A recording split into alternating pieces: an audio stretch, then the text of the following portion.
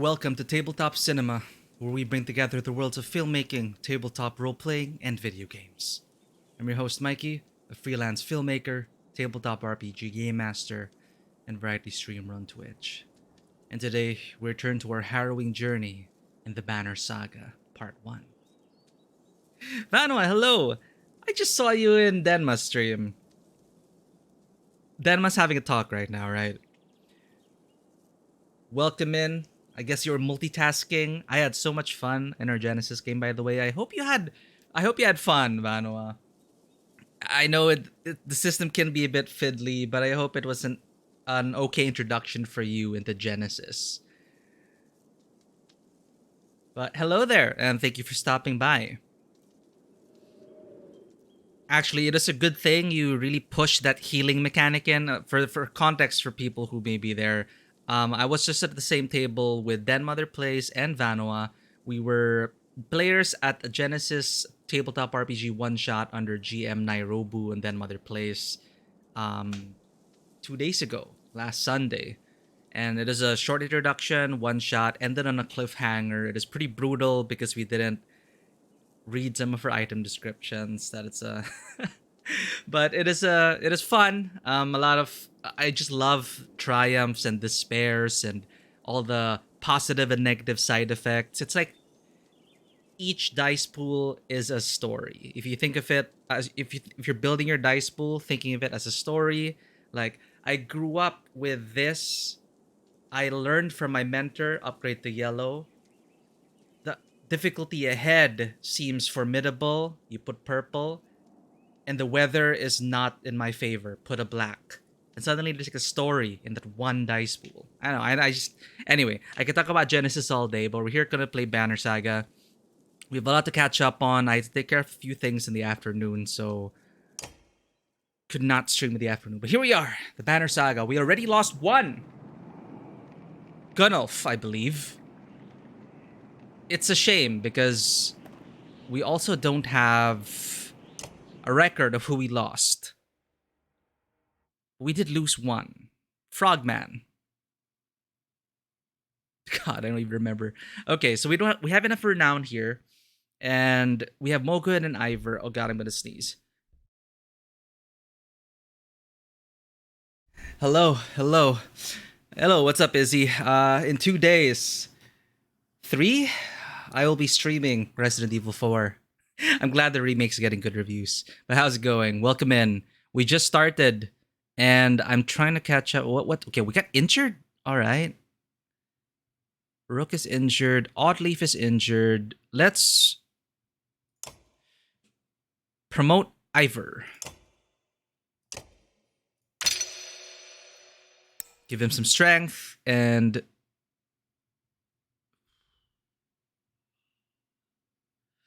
what do I do? It's what do I prioritize in these 3 stats? Yeah, I'm still in the first game.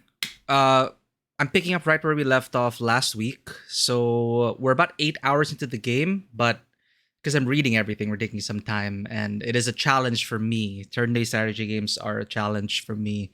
So we've been taking some time, 8 hours in, and I believe we're only halfway through the first game.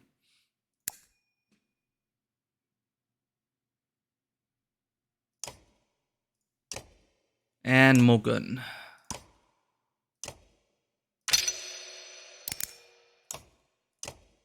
That should be it. Eagle, you can take the place of Oddly for now as she recovers.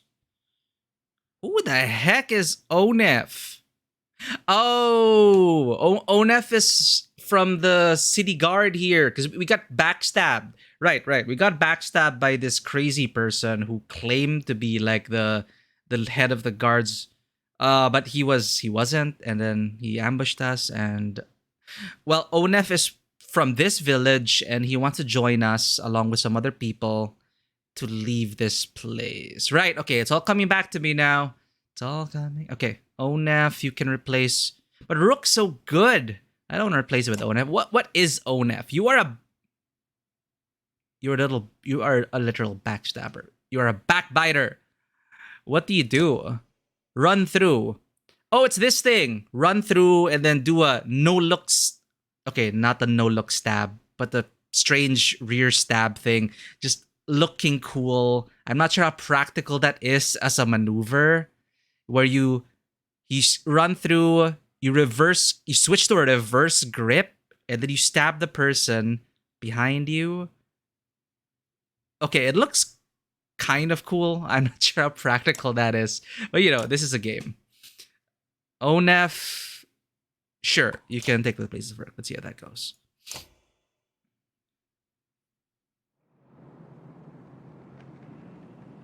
Yeah, and yeah, definitely it is challenging, and I'm not very good with turn-based strategy games. But the thing is, this is the first Banner Saga game. It is a product of like 2014. What I am getting slightly frustrated by, and I understand, is the lack of quality of life coming from Fire Emblem Engage. And I think we have talked about how amazing the quality of life features there are there. Like even in Three Houses, I got spoiled by that. Being able to see at a glance the enemy range, the dangerous squares, without having to click the enemy, click you, check for common squares, check for range. It just takes so much time that I just move without really thinking. But with Fire Emblem and stuff, it helps you make better decisions because everything's there summarized on the grid. It shows you where you might not want to move to and how to manage your range better. It shows the skill details, range of your skill for when you move, can you catch your people in your skill range, etc., etc., etc., etc. But aside from the quality of life, yes, it actually is quite challenging. It has been brutal, and that's what I heard about Banner Saga. So not only is the combat challenging, but also the narrative beats we were forced to choose. Though I have been spoiled by Scarlet Hollow, which had an amazing buffet of narrative options to choose from in any given conversation. Here, it's kind of like going back to, like Mass Effect or BioWare RPGs, where modern BioWare RPGs, where there are only like 3 options to choose from. And sometimes you don't have the option that you feel like you want to do. But anyway, it's been difficult as well. We lost someone. But I'm slowly getting invested in the world. I guess the stakes have risen. We found out that the capital of the Varl is on fire. And I was legitimately worried I would have lost my daughter, as in this side of the story, a couple of times already. So it's like, I just want to protect my daughter at this point. Nobody is safe. Yeah, okay, they're not as necessary. Would have been nice to have, for sure. But here we are.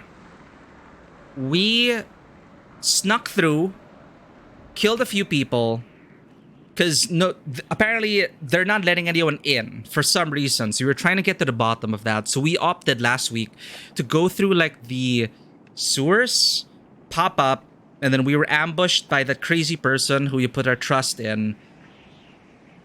And we're gonna find out what is truly happening inside the walls of this place. Are we? Or are we done? No, we're done! I think the headmasters... I think the headman or whoever's in charge of this village... Right. They were dead. They died, right. The guy who tricked us, who backstabbed us, he basically usurped the mayor of... he usurped the mayor of this town. Right, okay, that's what happened. And he just walked up to him, slit the headman's throat, and just took over, and it was hell. Which is why we have ONEF, along with other people who want to leave the town. So we are going to leave after buying some supplies. Slay the Princess demo update. No, I think I don't want to spoil myself. Slay the Princess, creator from the writers of Scarlet Hollow. Slay the Princess is something we're going to stream as well, but I will wait for the full version. For me, the demo already teased enough. I'm already sold on it. So, while waiting for Scarlet Hollow Episode 5, we're going to be playing Slay the Princess. Volcano Princess, you were right, Vanoa. The localization was really rough. I hope they were able to improve on that because it was interesting. I've never played a princess maker kind of game, or a raise your daughter kind of game. I have not played that unless you want to count Banner Saga as one of them. So that should be interesting. Stray Souls? No, I have not. Is that a Souls-like? All right, we're going to go to a market. We were going to buy supplies. We have days worth. Let's go for 10-day. A 10-day. Maybe a 10-day would work, right? Lightning Runestone. No, we want to save our renown for promotions because that gets really pricey. And my units feel like I'm not keeping up with the enemies. Oh, okay, we're not done here. Right, we agreed to take Onef and his men in exchange for information and supplies. So this is his part of the bargain. Onef leads you to an inconspicuous building.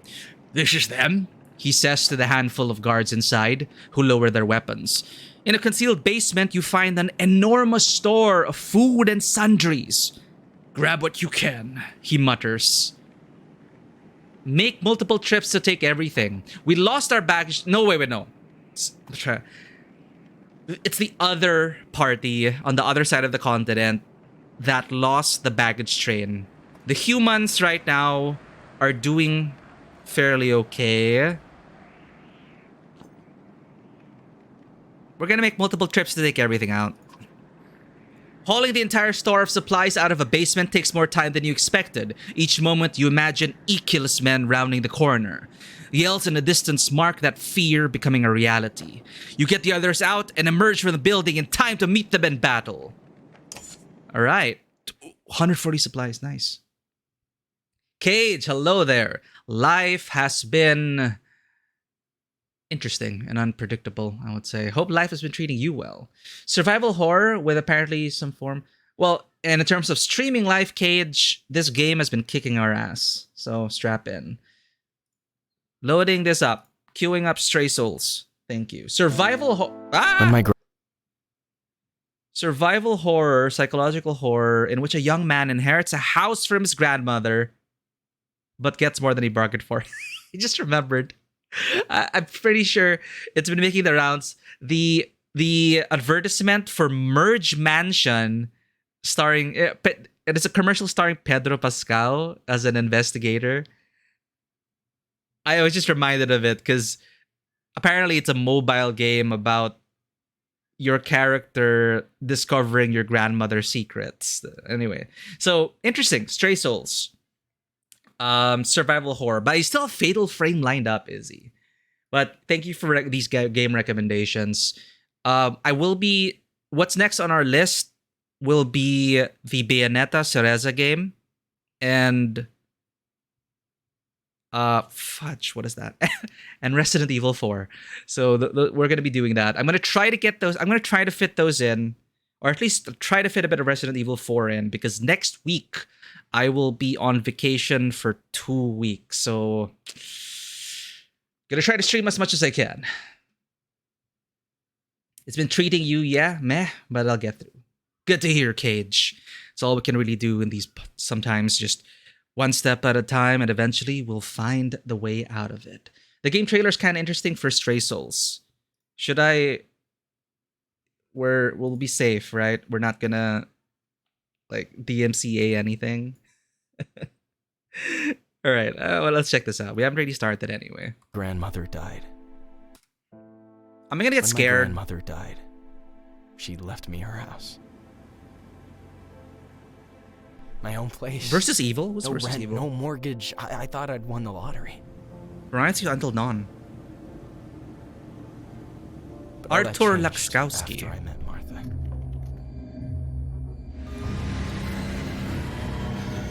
There's no way this is real.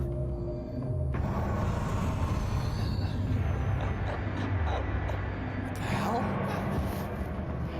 Look, I get that this is all really weird, but there are a few things you need to Sunshine understand. Town. I know some things about your grandmother. Best I can piece it together. Why is the It was quality so someone bad? pretty high up in a secret society. Martha says I'm not safe. That I should be prepared to defend myself in case those cultist nutbags come looking for me. Oh, it's cultists. I didn't win any lottery. I inherited a nightmare I can't wake up from.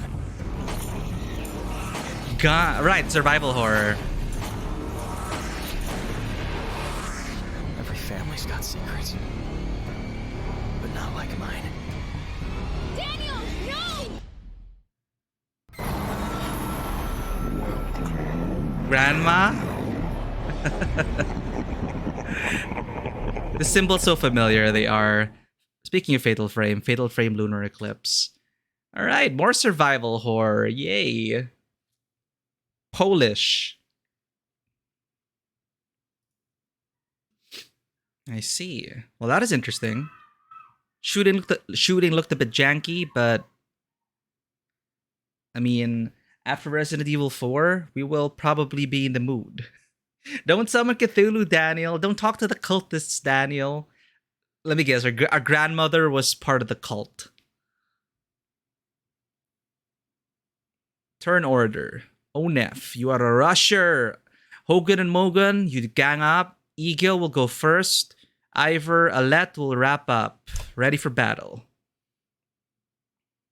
Definitely, Izzy. That's the first thing that came to my mind as well when you mentioned the Polish authors.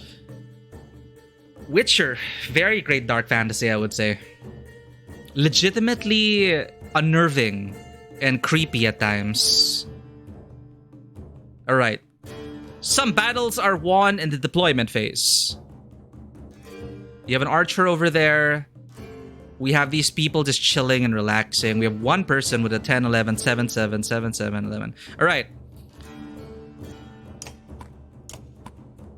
Twins are gonna go after these.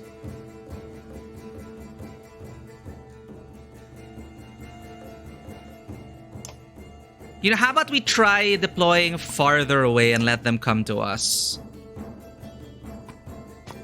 See, like, I want to check how far can they move. I don't know.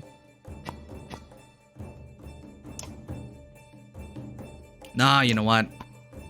I'm here for supplies.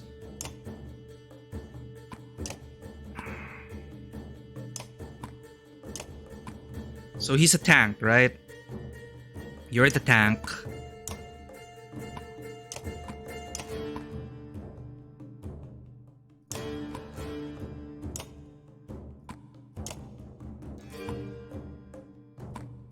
Alright.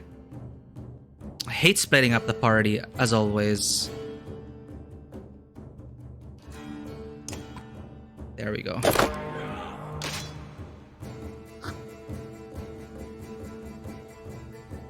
I hated that monster sealed in a tree quest. I hated it in a great way. I hated it because it is such a good quest.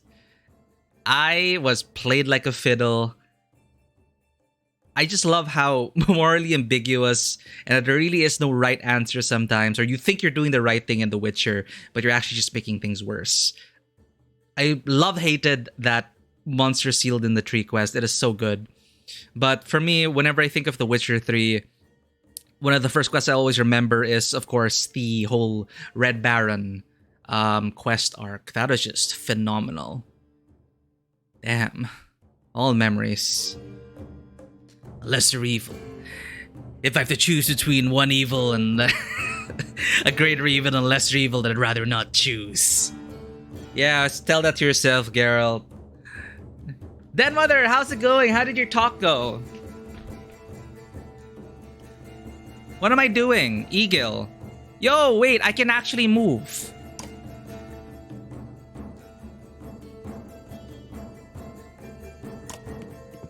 Stonewall. No one can hurt me. Why you got... Okay. It's okay. Archer, that guy. He can intercept either one. Alette will provide support. For this one... Let's just get rid of this guy already.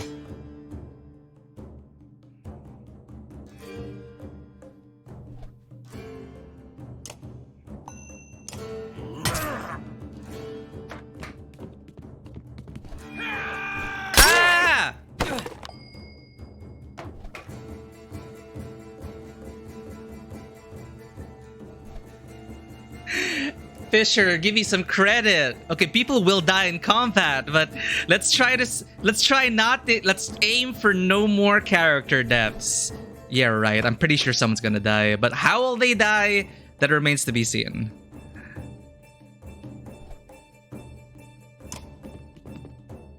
Bloody flail! Wait, no, I don't need to do that. I can just attack you. God damn it. Bloody flail it is. RNG, be good to me. That was not good to me. That is all armor damage. Jesus. Ow! He's doing the same thing. He's doing the same thing.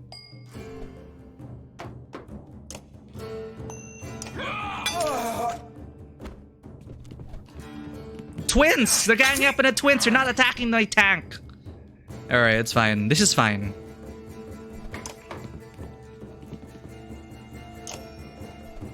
Run through 2 squares. Got it.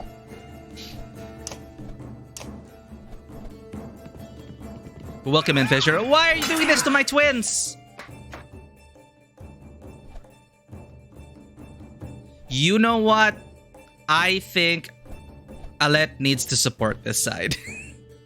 It's not looking good. Checking their distances. Yellow safely. I can go safely to the yellow.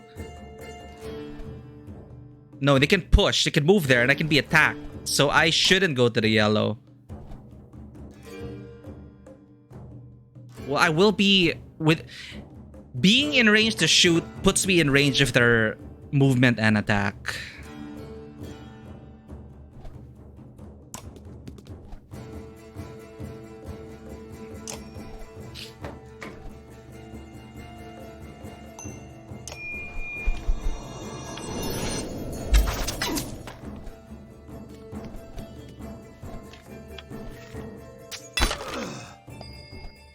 And I am... This is so awkward. No one touched Eagle. They're like, yeah, he put up stone shield. Let's just go around the tank.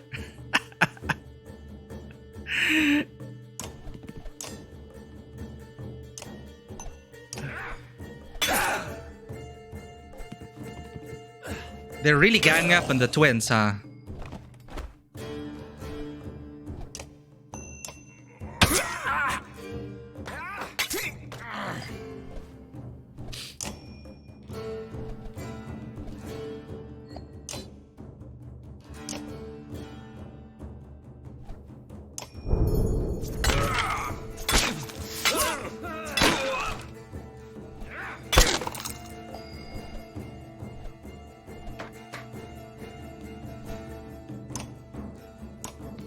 This archer did nothing.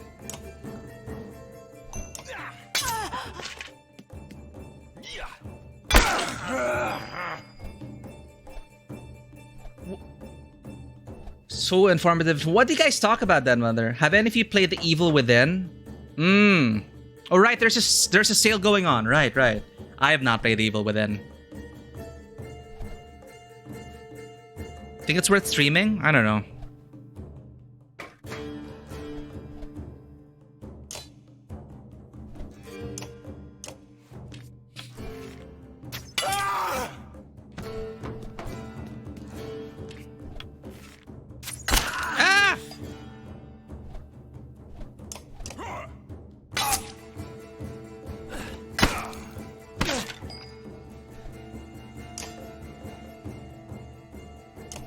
Bonk.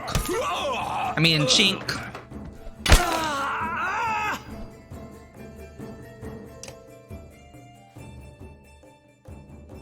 Bloody flail.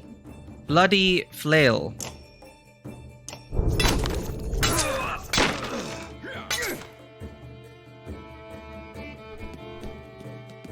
Oh, wow. Okay, you're shooting me now. Ow. Not getting away. A fancy ass backstab.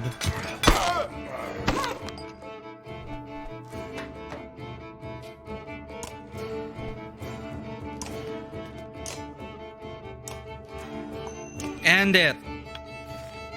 Shooter, send it.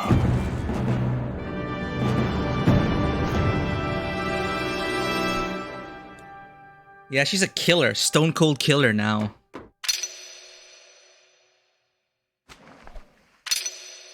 Yeah, honestly, like, after finishing Hi-Fi Rush, I did consider like, Evil Within. I'm trying not to fall for the sale though. So many freaking games. Before long, the last of the stores is cleaned out. As you're turning to leave, a valuable-looking necklace with a deep green stone catches your eye, and you decide to keep it for yourself. Onef leads you and his trusted fighters out of the city before more men show up. Bodies and dredge fill the fields in front of Frostviller. You consider the best way to leave. Yo, is it on Game Pass? Let me check. Actually, thank goodness for Game Pass. It's precisely for moments like, oh, there's a sale going on, but my backlog is like 1,000 games. Not literally. Oh no, what do I do? And hey, if it's on Game Pass, cool. It's free, quote unquote. Well, there's Wolong on Game Pass. That's new.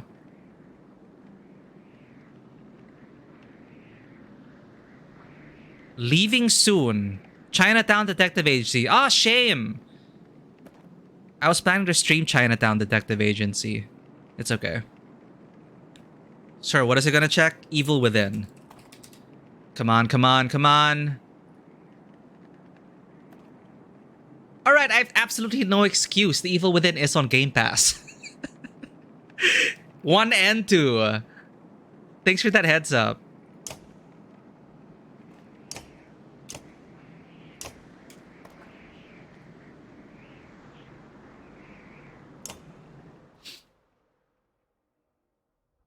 Who can promote? I'm sorry, Alette, but oh, look at that face. It's like, I have killed people. Oh no, Alette, I will protect you.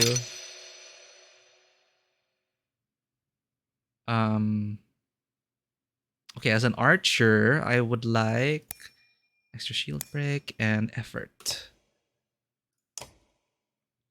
You are injured, Mogun. This is fine. What items did I get? What this? Nameji's ring. The ring was once worn by one of the great kings of Ben to symbolize the unification of his people. No one can use it though. Not even this. +2 strength, +2 aggro. Oh, okay. I need to put this on a tank.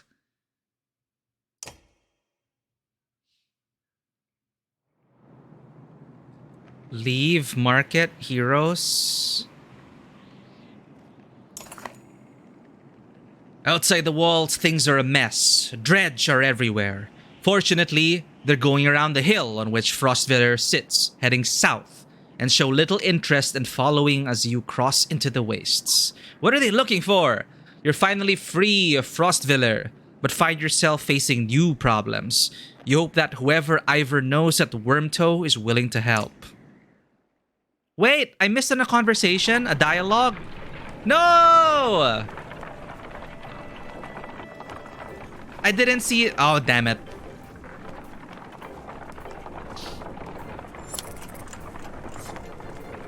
I think I could have talked to Ivor.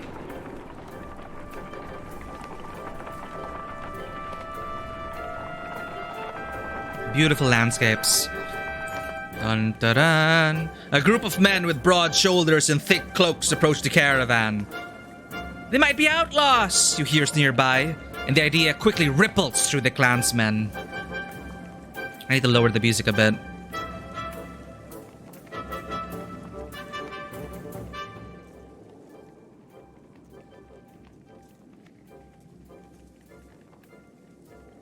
Don't say that. It is an optional dialogue, right?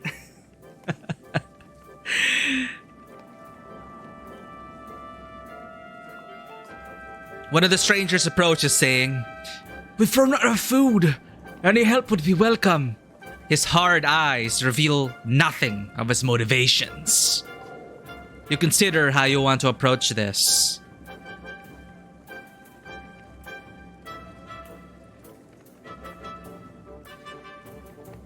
Okay, on the other side, we trusted people. On this side, sure, let's trust people as well. ask them... well, no. Let's see a bit... Let's at least ask them how they came to be here. The men get nervous and reveal sturdy weapons. Oh.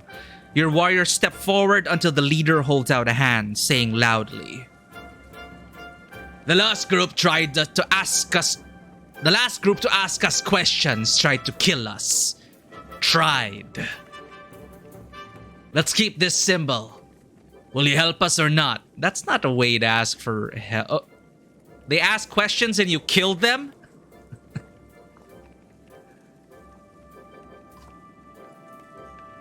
Well, why did they... I don't know. It's okay. Mess with us all you want. I'm always gonna assume any decision we make might lead to someone's death. Sturdy weapons. Then fight with us and earn your food. The men look surprised by your offer. In short order, they join the caravan and start sharing tales and drinks. Unfortunately, it is less than a day later that you discover they vanish along with a sizable portion of your supplies. Alas. At least he didn't kill anyone. Never trusting anyone again. The caravan is buzzing with worry. In the distance, someone has spotted a large number of dark figures following you. The dredge, cries one woman, but something about it tells you they don't quite look like dredge. Goods be damned, chokes Onef, standing on one of the carts to get a better view. Worse than dredge. That's Ikil. Ekil? Ikil? The news spreads throughout the clansmen like wildfire. Ikil? Why would he... starts Oddleaf. Unless he's after you, Onef. He's insane, interjects Onef. And unpredictable. That's a good number of fighters with him. Your mind races considering what to do.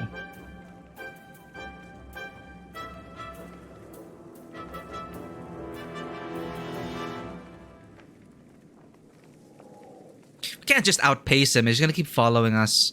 Dig in for a fight. Lead a charge, keeping away from the caravan. Dig in for a fight. Done with peace. Get ready! You shout, turning the wagons to form a wall. With weapons drawn, you wait. Eventually, you hear a shout on the wind. Rook, my good friend. We come to parley. He throws his weapon on the ground and approaches alone. Why would I believe a word you say? Rook, we were good friends. What happened? You tried to kill us. Just go back to Frostviller and leave us alone. Ah, Rook. It's your pretty girl. I'm glad nothing happened to her. With the dredge, I mean. My friends, how could I forget everything you've done for me? Broke into my city, took my warriors, took my food, and then killed some people so you could take more food. That was a nice touch. Took one of my best men. Well, I kind of believe Onef in that Ikil just killed the man in charge and took over. And he tried to kill us. I have no reason to trust him. How are you, Onef? Do they treat you well? Shove it up your ass, Ikil. If you came out here to kill me, let's get it over with. Nothing like that. You must think you know me, or people like me. What did Onef tell you? That I'm crazy? I haven't survived because I'm crazy. I did what had to be done to make it in Frostviller. The only mistake I made was you. Whoa! Whoa! Oh, was me. Okay, never mind. Thought I was talking to Onef. What kind of man are you, Rook? You look like an average man to me. A man worried about his daughter, maybe. Just making his way. But then look behind you. How many people is that? They follow you, fight for you. Why? What kind of man are you?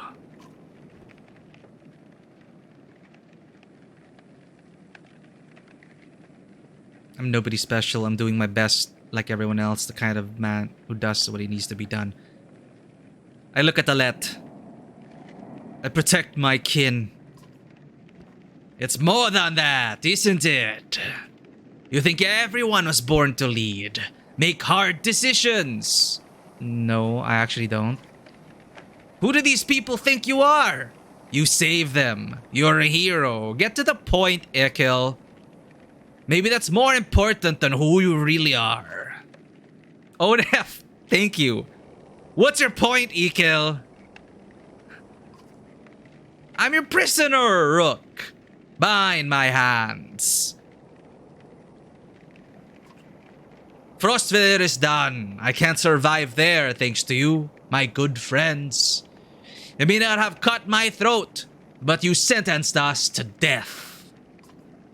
I don't believe that's who you are. Is this some kind of apology? A generic anime answer. I'm just a nobody with special powers. You can't trust me, I know that. Take me and my men as prisoners if that's what it takes. Ikil looks down at the ground and the words come slowly to him. I'm not above begging.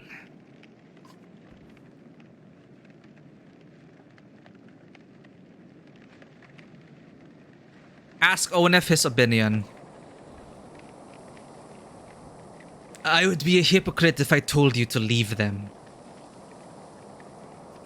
I don't know, Rook. You don't know me. How could you trust my word any more than his?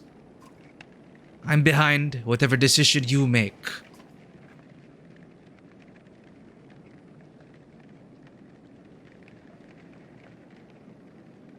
Leave them in the wastes.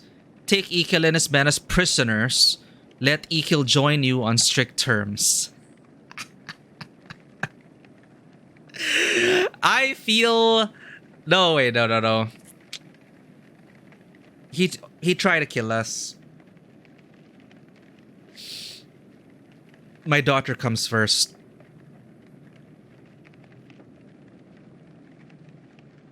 Take Ikil and his men as prisoners. Listen, Ikil. We'll keep you alive. But look at one man, woman, or child the wrong way, and every last one of you gets cut down on the spot. Do you understand? I may be reckless, but I pay my debts. These people are right to follow you, Rook. You're a good man. I twitch. You have each man's hands bound tightly and their bodies checked for weapons, making sure no mistakes are made. Things are certainly starting to feel complicated. Yay! Complications. I did it for the drama.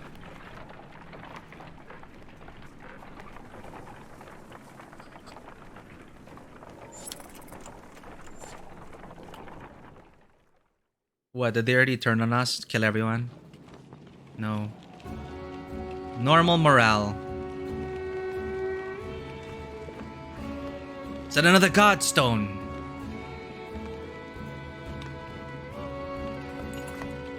You find a surprising number of people camped out at the godstone. They've been here quite a while, ever since the sun stopped. Apparently they think Radormir, the sun god, has come back, and they're worshipping him despite the bleak environment. They welcome the caravan, mingling and swapping stories with the others while you rest. They have almost nothing of value to trade, but their leader approaches you and offers to let you join in their tribute. I guess Rook is still...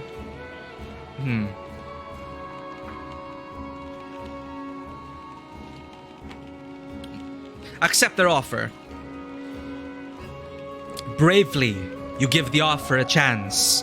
When you apply the oil, your skin starts to burn like a hot brand, but you bear it.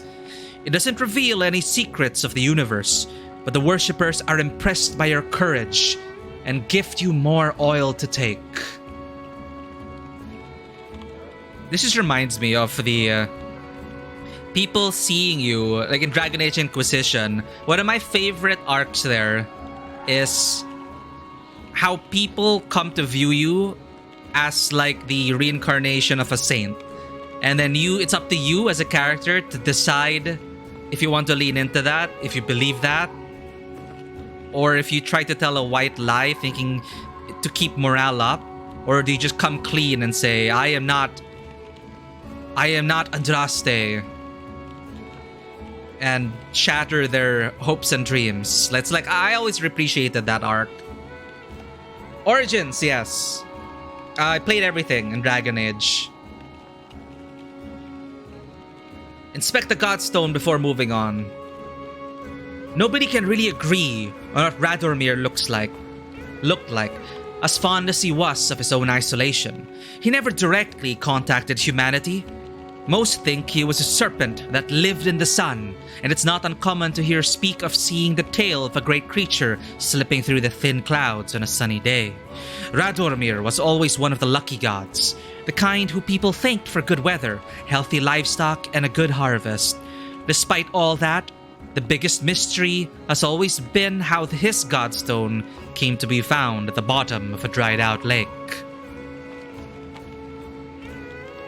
After some rest, you continue on. The sun god worshippers are keen to stay, so you pack your things and return to the road. Gulinfiri. What? Where's my item? Where are my items?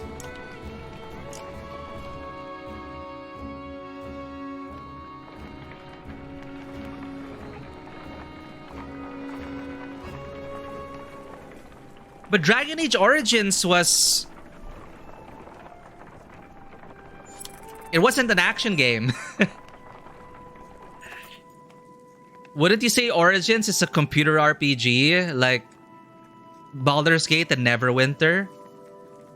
I mean, I'd be fine with that, rather than them trying to be a better action game than they try. Like Inquisition, I wasn't really... I don't know. For me, I prefer the tactical old school CRPG of Origins. Oh, sorry, I read it wrongly. Sadly, you don't think 4 will be any closer. Yeah, sorry, I read it wrongly. Sorry, I read it as... sadly, you think 4 will be closer to Origins. But yeah, I don't know. Again, I really have no hope for Dragon Age 4.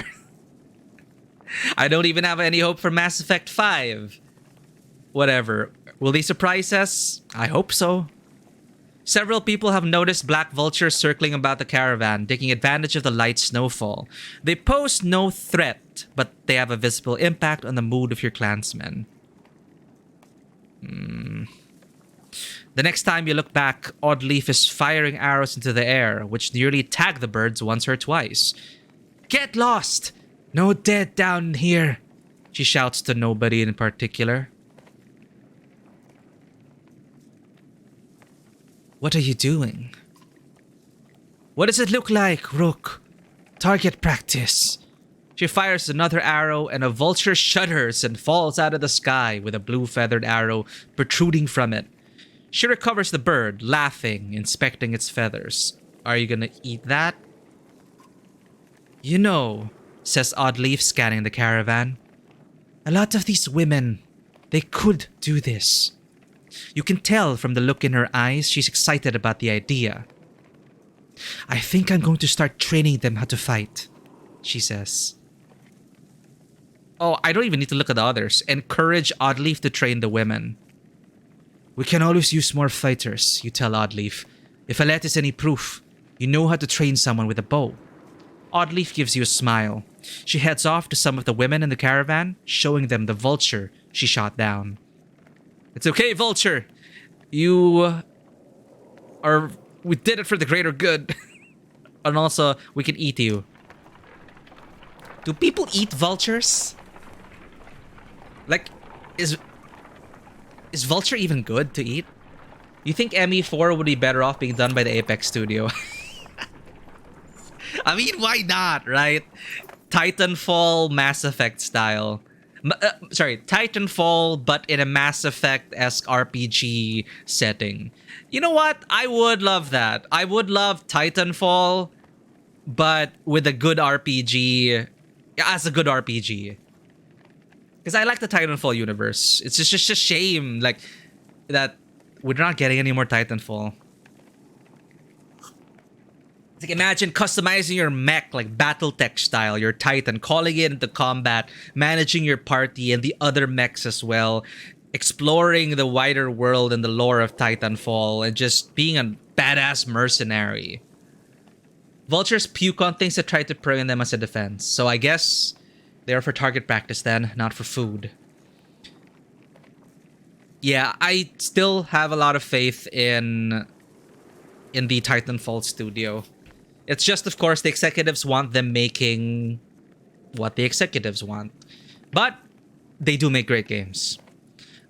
Ahead, you find what appears to be a good number of peasants surrounded by brigands. One of the armed men looks over his shoulder and says, "Gods be damned, this is all I need. Listen, don't interfere, and one of these supply wagons is yours." While remaining silent, the peasants plead to you with their eyes.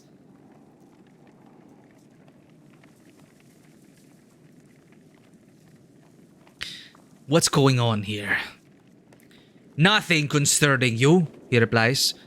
"And before you start telling me otherwise, these are my clansmen.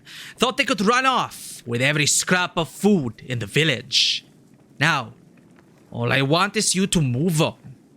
So take your share, or don't."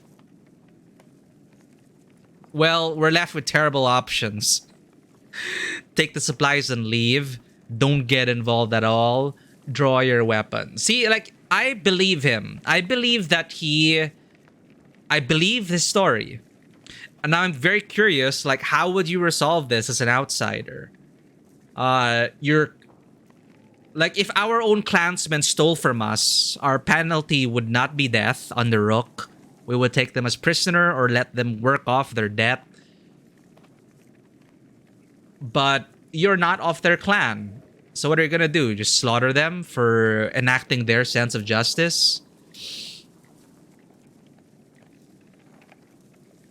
Oh, they're disgusting in general. They're scavengers. You'd rather eat one than starve. Well, you gotta do what you gotta do to survive. Do any cultures eat vultures? Yes, some cultures do eat vultures. Of course, there's Google to answer our questions. The majority of vulture species are scavengers, and so in some areas and cultures, they may be hunted, although it's controversial and awful illegal due to conservation efforts. Imagine, like, you cook your vulture, and that vulture, as you said, scavenger, probably fed on what? I don't know, the bodies of people. Fun times!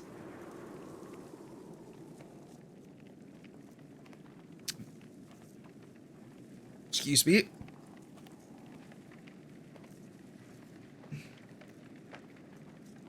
Sure, let's meddle. Let's meddle then.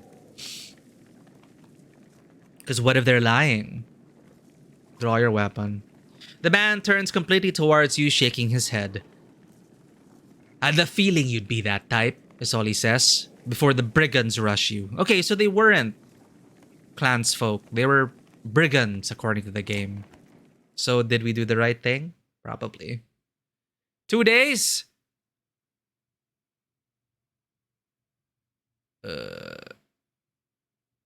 He's okay. Ready for battle. Exactly. The feeding on carrion decaying organic material. You don't know what they've eaten.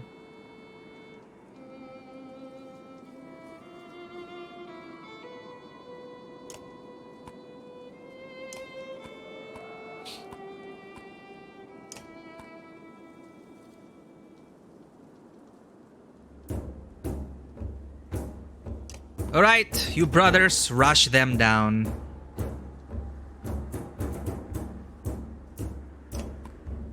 Ready! Who's next? That dude.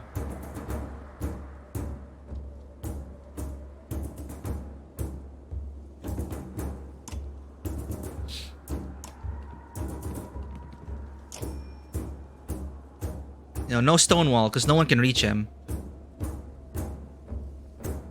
Unless he pushes to the willpower.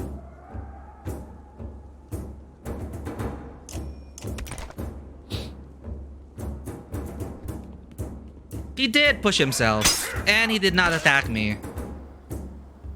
You messed with the wrong Varl.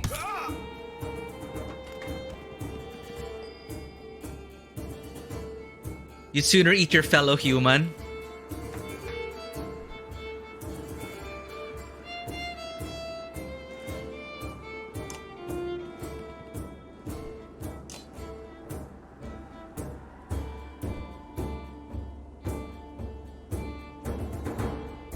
Who do I whack? Sure, I'll hit you.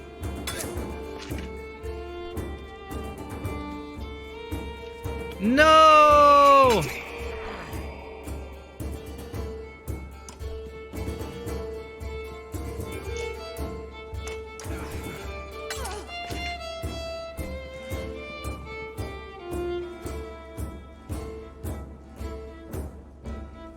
$12, $11. Okay, I think the brothers have that side. We're fine.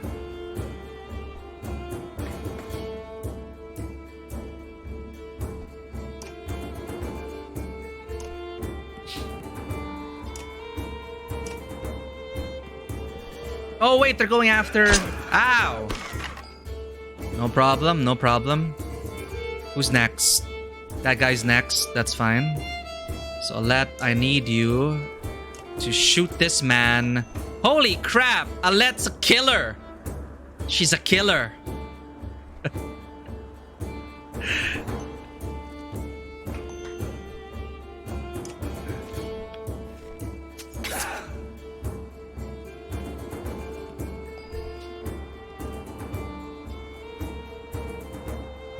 Well, what if this vulture was eating some humans who were quite healthy? Two archers. Archers are great. I just wanted Oddleaf to recover.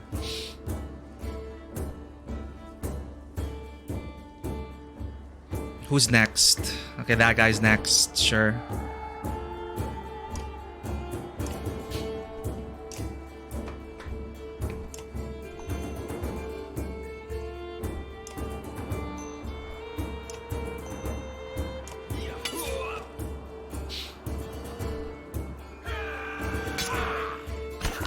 Why are you ignoring me?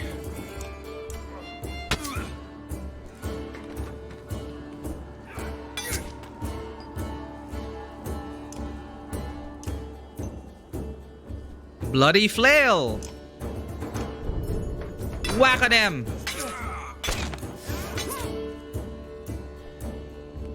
Yes, attack me. Ow, ow, ow, ow.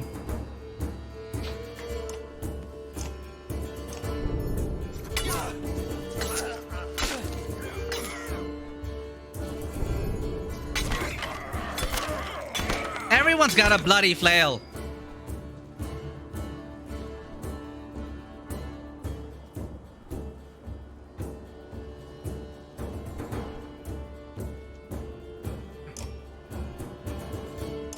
Run through. Stabby. Ah, you did the same thing. Stop copying me.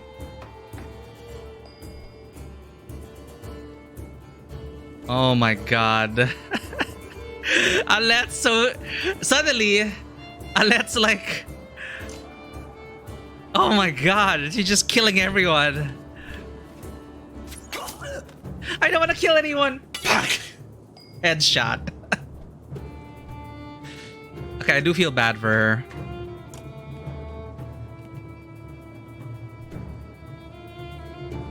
Oh, sorry. How long were they dead? I don't know. So we can never really tell. We can never really tell.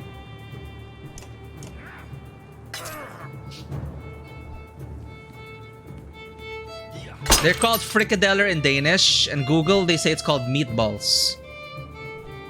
Oh, you brought this up before. I remember. Meatballs and potato salad. Most of the prep is already done as well. Nice. You're gonna make you're gonna make me hungry again, Fisher. No gravy for them today. Did he attack?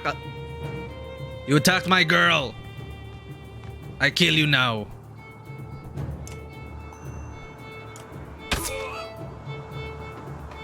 Why?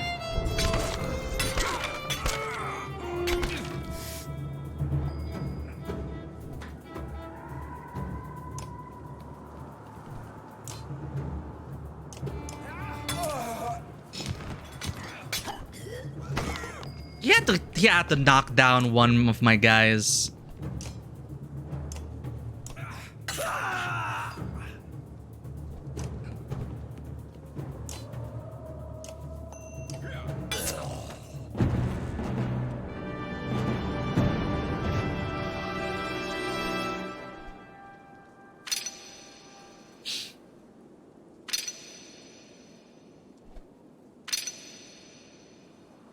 If it's seasoned well, I wouldn't mind eating that. But I could see it as a pasta as well. But I've never had frikadeller. With the brigands either fallen or fled, the peasants they left behind thank you profusely. It is true what he said, one tells you. We took the food and left. This is what they get for meddling in other clans. May the gods have mercy on me. I'd let them die. They hesitantly join your caravan.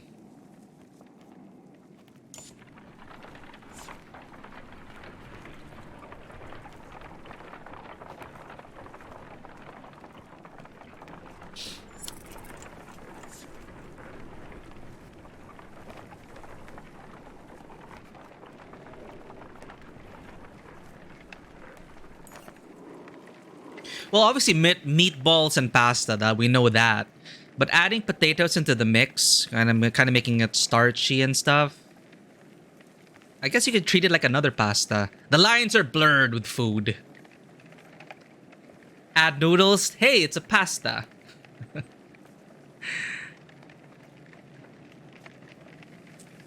No encouragement or tales of glory will lift the spirits of the caravan.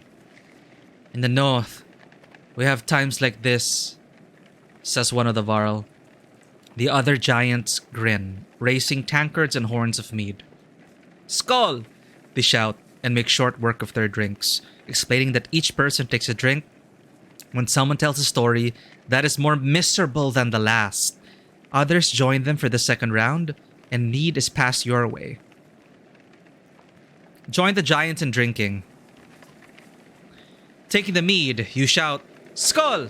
The crowd cheers and laughter echoes through the camp for hours as each person comes up with increasingly more absurd stories of woe. The Varl's remedy is a success and the caravan is in a much better mood the following day, albeit hangover and with much less mead than before.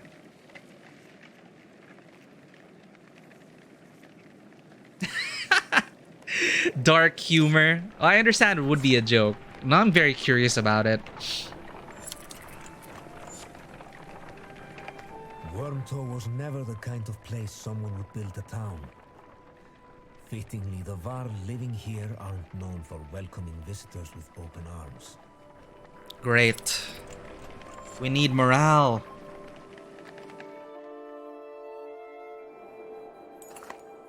The Varl find you before you see them. Not surprising with this many people behind you. With weapons drawn, they demand to know why you're here, but back down when Ivor tells them he's come to see someone named Krumer. Well, I'll be damned. Krumer, it's been a long time. Yeah, it has. So it brings Ingvar of Wormtow with his very own village of humans. Bad news. Dredge are coming down from the north. We barely made it this far. That is dire news. Come on, we have food. We'll discuss more in the mead house. As you follow the old Varl into their meager town, you catch him quietly saying, If it were anyone else. Lucky us.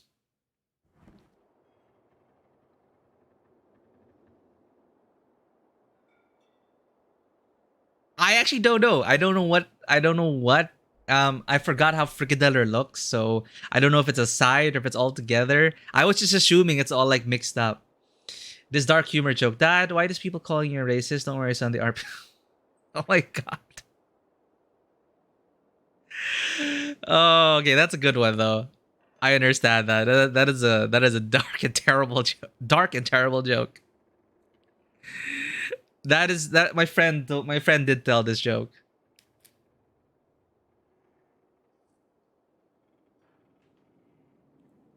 But we understood. Like there's in a TRPG, and then an NPC said that, and then we were just like, "Wow, this guy needs to die."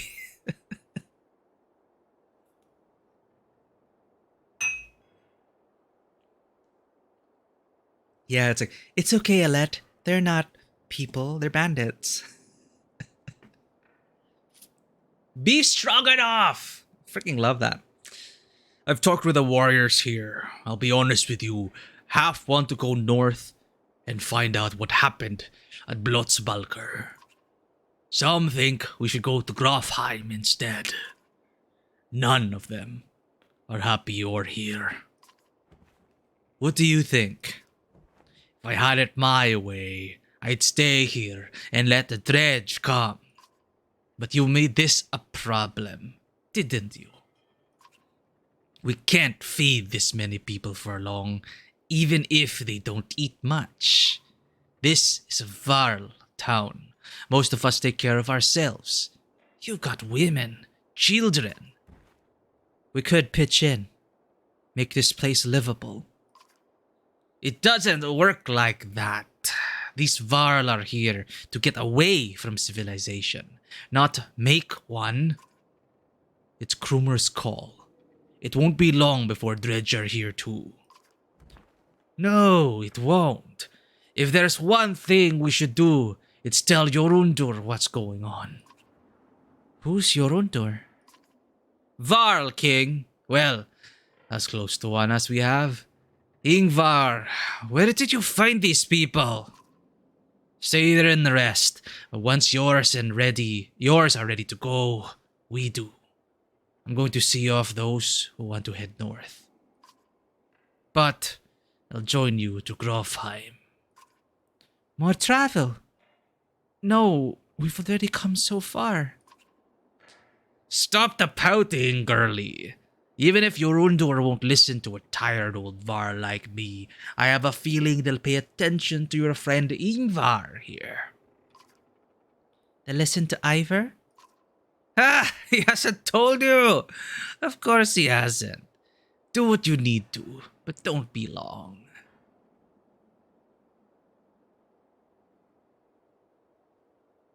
Oh, commuting again.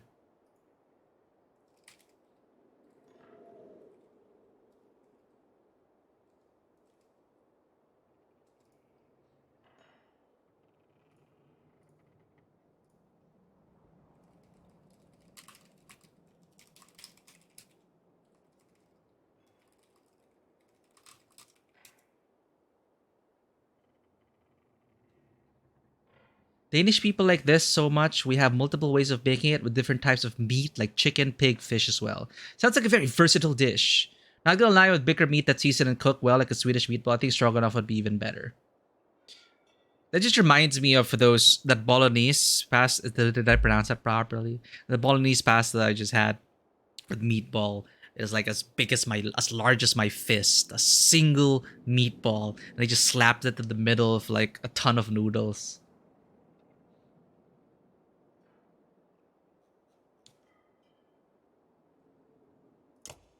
I bet Ivar's related to the king.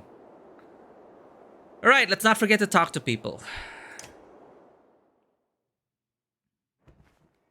Hey, Ogun! Just take it easy for a while. People are noticing. Oh, they noticed, have they? We're on the edge of dying daily, and you want me to take it easy? Gods, I should be plowing twice as many fields. You understand? Don't get us thrown out of this caravan, Mogun. It's not just you who suffers. Right, so you get married, have kids. Now I'm supposed to settle down too, yeah? What happened to... The two brothers clam up as you approach. That's right, I've got a kid to take care of. Cool your head, Mogun. Hogun departs, leaving Mogun looking awkward. So, okay. Mogun, no scar, kids. Hogun, scars, wants to plow. Rook, what brings you around? Just heard yelling. Come to check it out. You come running every time you hear yelling. Must be why you look so tired. Look, it's not secret. I like women, Rook. They like me. They like the scar. Forget it. Listen, all this death. Every night, half the caravan cries itself to sleep. Pathetic. Come on, Rook. Be honest. This is good living. Half the world just tilling soil till they keel over. What kind of life is that? We're lucky. You could go your whole life with no goals, no purpose, nothing to fight against but boredom and hunger. I'm glad for all of this. Well, I'm glad you're glad, but it's not easy, Mogun. I get what you're saying, but it's happy for you, but people have different needs. I get what you're saying. Look at it like this. We're fighting to the death almost every day, yeah?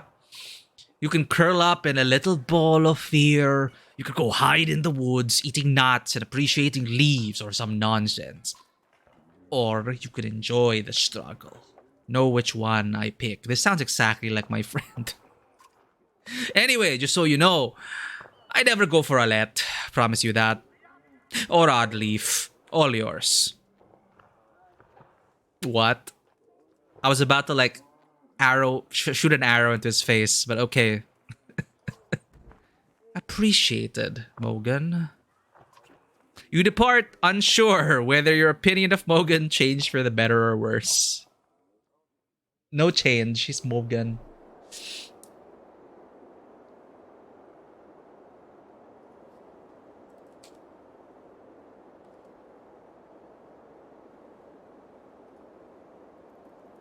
What's all your favorite anime openings from the winter season? Vinland Saga opening and the Automata opening.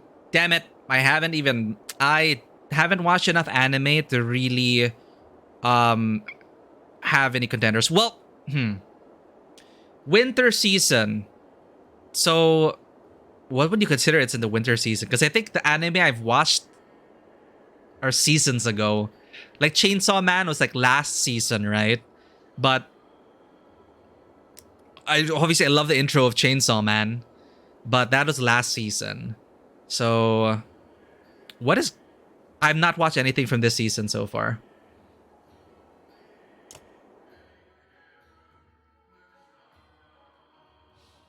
Slay the Princess demo is live. Are you gonna go ahead and are you gonna play it, Vanoa? I'm gonna wait for the full version. I already played the demo. It is so intriguing. But after Scarlet Hollow, I'm even more hyped for Princess Slay the Princess. You have like the two sides here. You're playing Slay the Princess, and another one is about racing the princess. Coincidence. Krumer, can you spare a moment? Mostly no, but I'll try. Never had a moment to thank you for your hospitality. Consider it done then.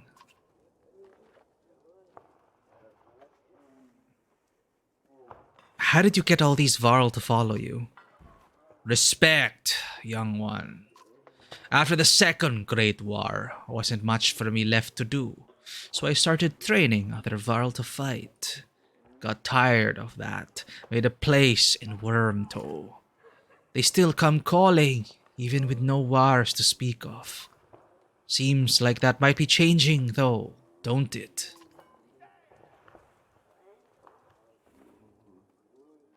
Any wisdom on fighting Dredge? Depends how much you know. They're all armor. Tap him hard enough though, and it'll shatter. Line up a whole row of slag, and they'll explode on each other all the way down. You get in a big brawl, half your time is spent setting them up for it. And if you see one bang his axe like a tuning fork, try to kill him quick. Sometimes the slag he's calling won't even show up. I bet you have some incredible stories. I might. Does demo have 4 brand new princesses? Right, because they're different kind of princesses. Oh, man. This year? Just this year? Anyway, is there an anime you would highly recommend to watch from this season? I'll be waiting though. Don't want to ruin by seeing it too much. Yeah, but same. Like I already tried the demo, but I'm gonna stream the full version. But enjoy the demo, Vanua. Or I could be the most boring Varl you ever met. Depends on how much you like killing Dredge. Ask me again someday. Might tell you about the time we filled the dead yolks with whale teeth. That sounds intriguing. And why? I was gonna ask, why would you do that? So, who is Ingvar? I'm not surprised he never told you. I'm just surprised he can stand being around anyone at all. Your friend was one of us long ago. I mean, the Dredge bashing type. He was called Ingvar then. And if you want to know why he changed his name, best ask him yourself. I'm too old to peddle in gossip. Fair. I best leave you to your business. I suppose you should. Take care, friend of Ingvar. I'm pretty sure he's related to the king. Somehow. We lost some supplies, so we're gonna have to buy some supplies. First, we promote. Did you ever watch Sleepy Princess in the Demon Castle? No, I have not. What this? Full opening theme? What is with all the princess games and now a princess anime? Is this just the music? Ah, it's just the music. Sleepy Princess in the Demon Castle.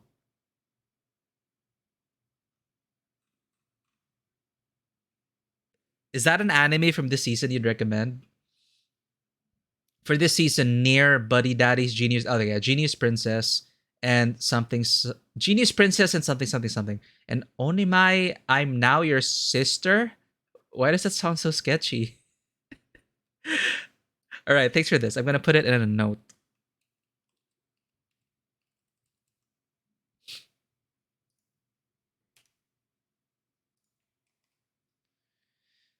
Oh, definitely Near.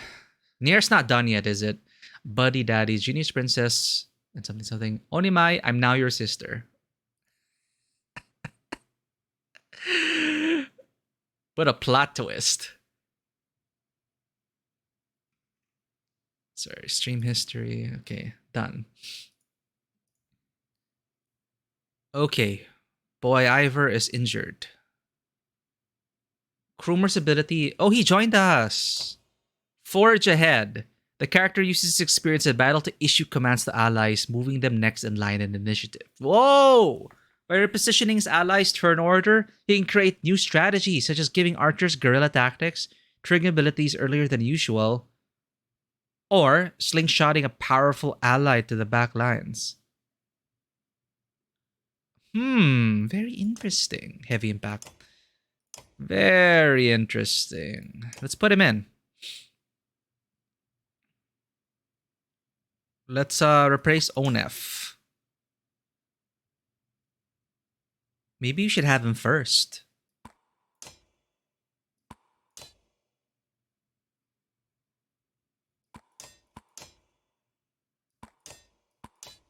No, I think having them a bit later. So they know who to gang up on in case people breach our lines. Krumer, in the beginning, you can assign someone to rush.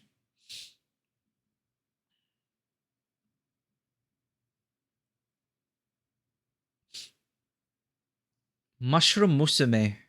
Grow a mushroom from a spore to a fine young woman. Isn't that an orc? A Warhammer orc? Oh, it's so old school looking. How cool.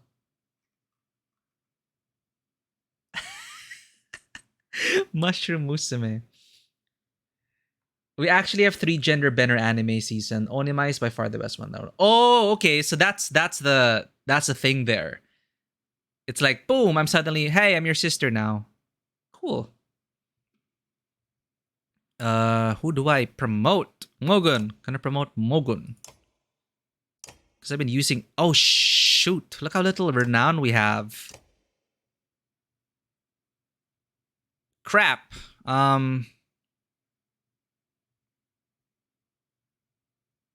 Let's buy supplies first. In this episode, the writer's barely disguised fetish. Silly monster girl anime. It reminds you of an orc. Because in Warhammer, orcs are supposed to be are essentially fungi or something, right? I'm not familiar with like 40k lore. But the orcs are like fungi. We have 19 days worth. I think we're fine. School. A ceremonial dagger commonly carried in a hidden place, so it's -1 aggro. This one is 10% dodge strength. Let's just buy one. So we can afford to promote someone.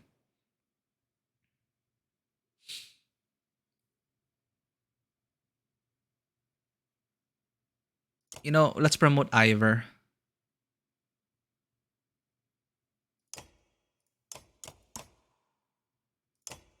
Requires 15. Okay. Mogun it is then.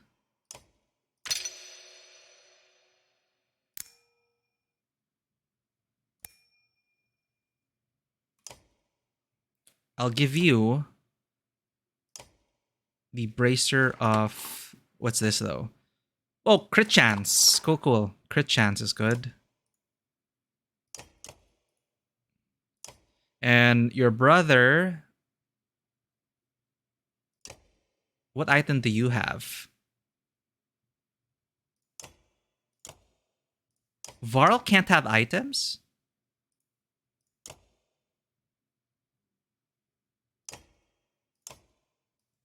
Oh, they can. It's just not when they are... Not when they can be promoted. Who do we want to avoid? Or do we want to give Alet the... What does Alet have? +1 armor, +1 strength, and +1 will. Alet's bracelet. I'm sentimental like that. Let's leave that. Crit chance, Gulin Fury. That's good. Hogan, since he's always in the front lines, sure, let's get some dodge strength in there. They're not as beefy as the Varl, and they don't have Egil's Stonewall ability, so I'm fine.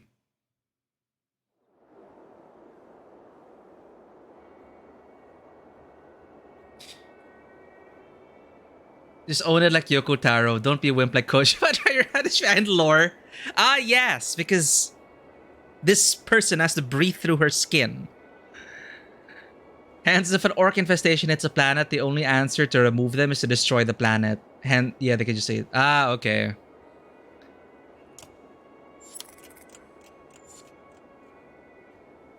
Okay, we bought items. Upgraded our heroes. Let's rest for 1 more day. Improved morale. So we're good. How many days do we have left? 17. We're good. Leave. Can you hear us now, 05? Or are you still... Are you still... No audio?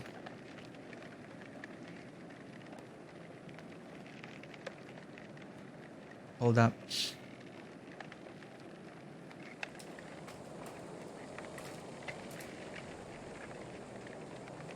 Solo leveling teaser trailer. Is that an anime?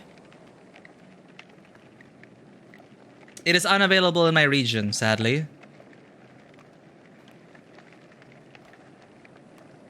But I'm gonna put this mushroom musume and other stuff on the list as well. Thank you for these. Mushroom musume. Yeah. And Sleepy Princess in the Demon Castle.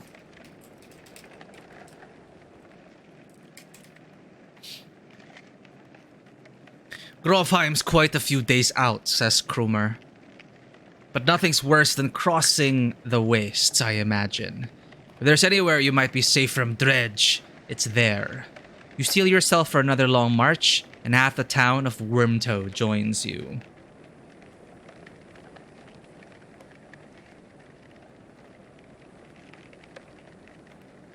Hold up.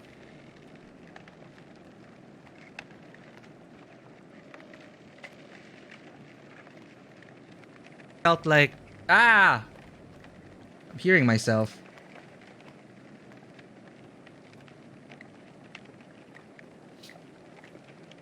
Glad you made it home safe and sound, 05. Thank you again for hanging out. I guess you could always be new here.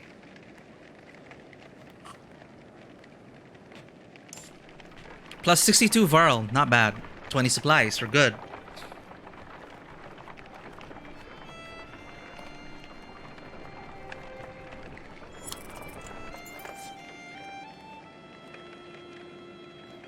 A1 Pictures, other anime have been delayed. Yeah, seems like the studio is under a lot of stress right now. But hey, it's about the quality. For this series I'm following now, it's not anime, but I'm currently keeping up with Mandalorian at least. A woman's stifled screams fail to overly concern anyone. It's only a matter of time before the expectant mother gave birth. The caravan is simply excited by this first sign of new life since the trip began.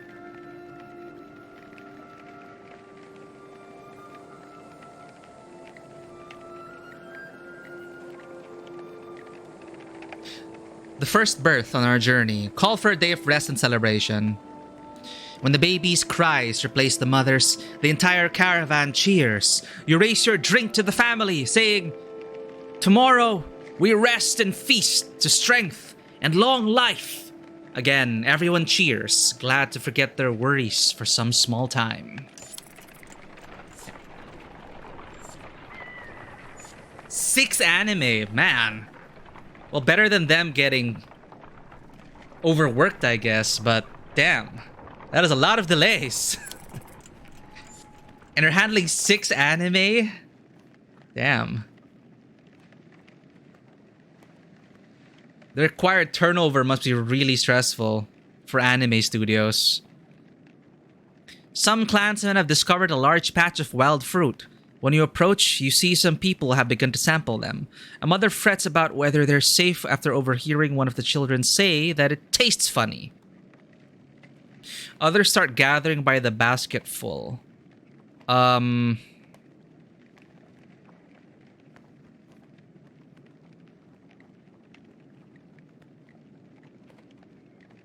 Sorry.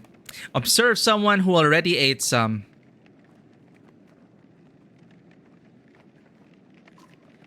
After a short time, you notice the slurred speech of a young man partaking of the fruit.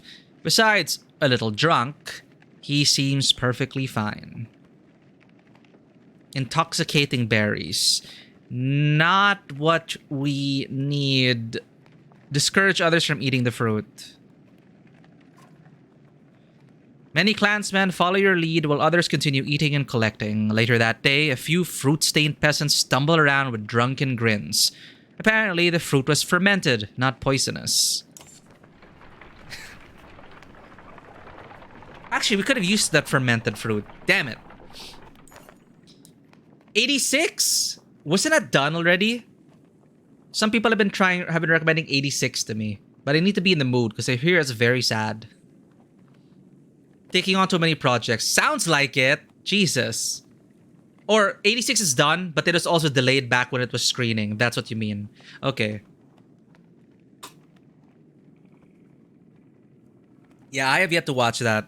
I'll watch it once I'm in the mood for a sad anime. Yeah, super sad. You haven't seen Alette for much of the day. I think it's because I think the game is tracking our kill count with Alette. You haven't seen Alette for much of the day. And I think that's an interesting thing. It's so easy to kill people with Alette because she's a powerful archer. And that makes it, it's like it's easy to kill these people, but morally, it's heavy on Alette. We haven't seen Alette for much of the day. When you do find her, she's returning to camp alone from a fair distance away, looking rather sullen. She keeps her eyes on the ground as you approach. Sit quietly beside her. I feel like things are changing so quickly, she eventually confides. It's not just that. Everything is going so wrong. I've been talking to Ikil a lot. This gets your attention. Threaten Ikil immediately. I'm surprised. What has he been telling you? He told me how he and Onef are kin. Ekil had a sister who married Onef. Okay, Ekil had a sister who married Onef, but she died a long time ago. They've been bound since. But then Onef left without him. Just left him behind without a word. That's why he came after us. Don't trust that man. I don't care what he says. Stay away. Confirm Ikil's story. Threaten Ikil.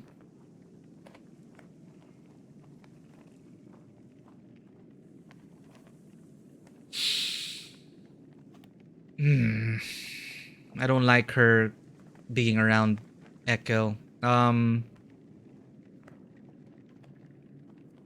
Of course, my dad instincts are like, don't trust that man. He tried to shank me in the back.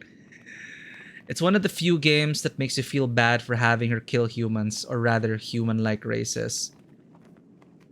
Yeah, and that's good. That's good because she is an effective unit. But if you do step into the roleplay a bit and invest in the story and treat these people as actual human beings and get involved in the story rather than just look at them as powerful units and numbers and trying to kill everyone to win the fight, I like that. I like understanding that Alette, it's like Frostpunk. Like you gotta do some terrible things if you want to see the next day. But how far can you go? That is a slippery slope. And soon Alette will be so used to killing people, and who knows how that'll change her.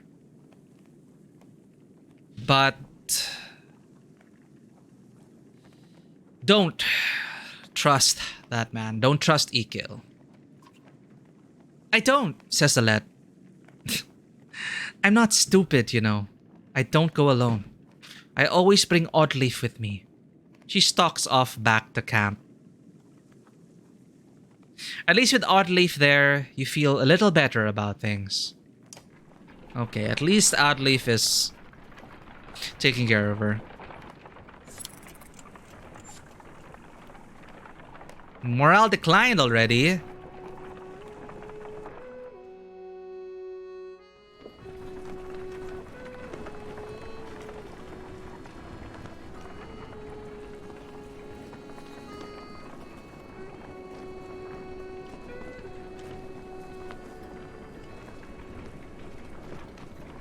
There's an achievement for having her not kill anyone. Interesting. Thankfully, I'm not much of an achievement hunter. And we've crossed that bridge a long time ago, but it's good to know. Kind of like pacifist runs. There's going to be so many such amazing anime coming up this spring season, like the anime where the elf girl is basically immortal and has also has almost no concept of time and saves the world with a hero in his party and goes to chill for 5 decades and comes back later and finds out most of her party passed away. No. Yeah, actually that sounds interesting. I rarely see, you know, the lifespan of these beings. It really does warp your sense of time and perception and mortality. That's why I appreciated that moment, even like in Rings of Power, when that became an issue. When to Elrond it is like 50 years or whatever. And like, oh, 50 years. But to a dwarf, it's like, I didn't see her for 50 years. That's a lot. Imagine for a human, I didn't see you for 50 years. It's like, damn.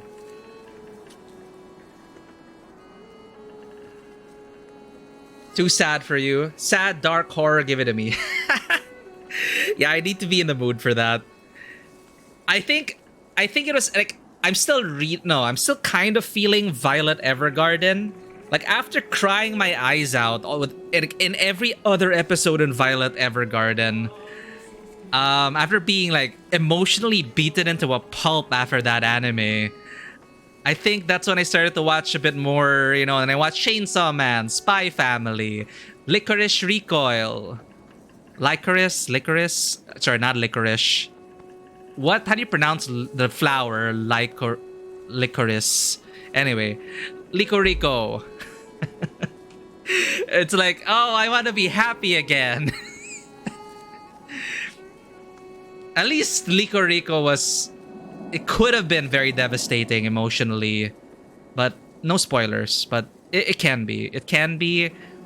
But I'm glad it didn't like kill me like Violet Evergarden. Season 2, they announced it. Awesome. Jobless Reincarnation Season 2. I have not watched that. Hamburger. You hamburger? I'm gonna put the hamburger bread in the toaster, 05. What'll that do? The toaster, if you know what I'm talking about.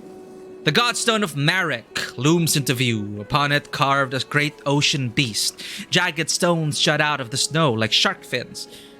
It's hard to imagine the Nordfelling wastes being filled with water at one time, but the Godstone stands as a reminder of the vast lake it used to look across. A blessing! Shouts one of the men in your caravan, holding up what looks like a silver coin. It's a fish scale, he says, pointing out the rainbow pattern that shows in the sunlight. Soon, a curious child has found another hiding in the snow. And then a third is discovered. Perhaps they'll bring us luck, you overhear, and before long the caravan has become obsessed with gathering the shining scales.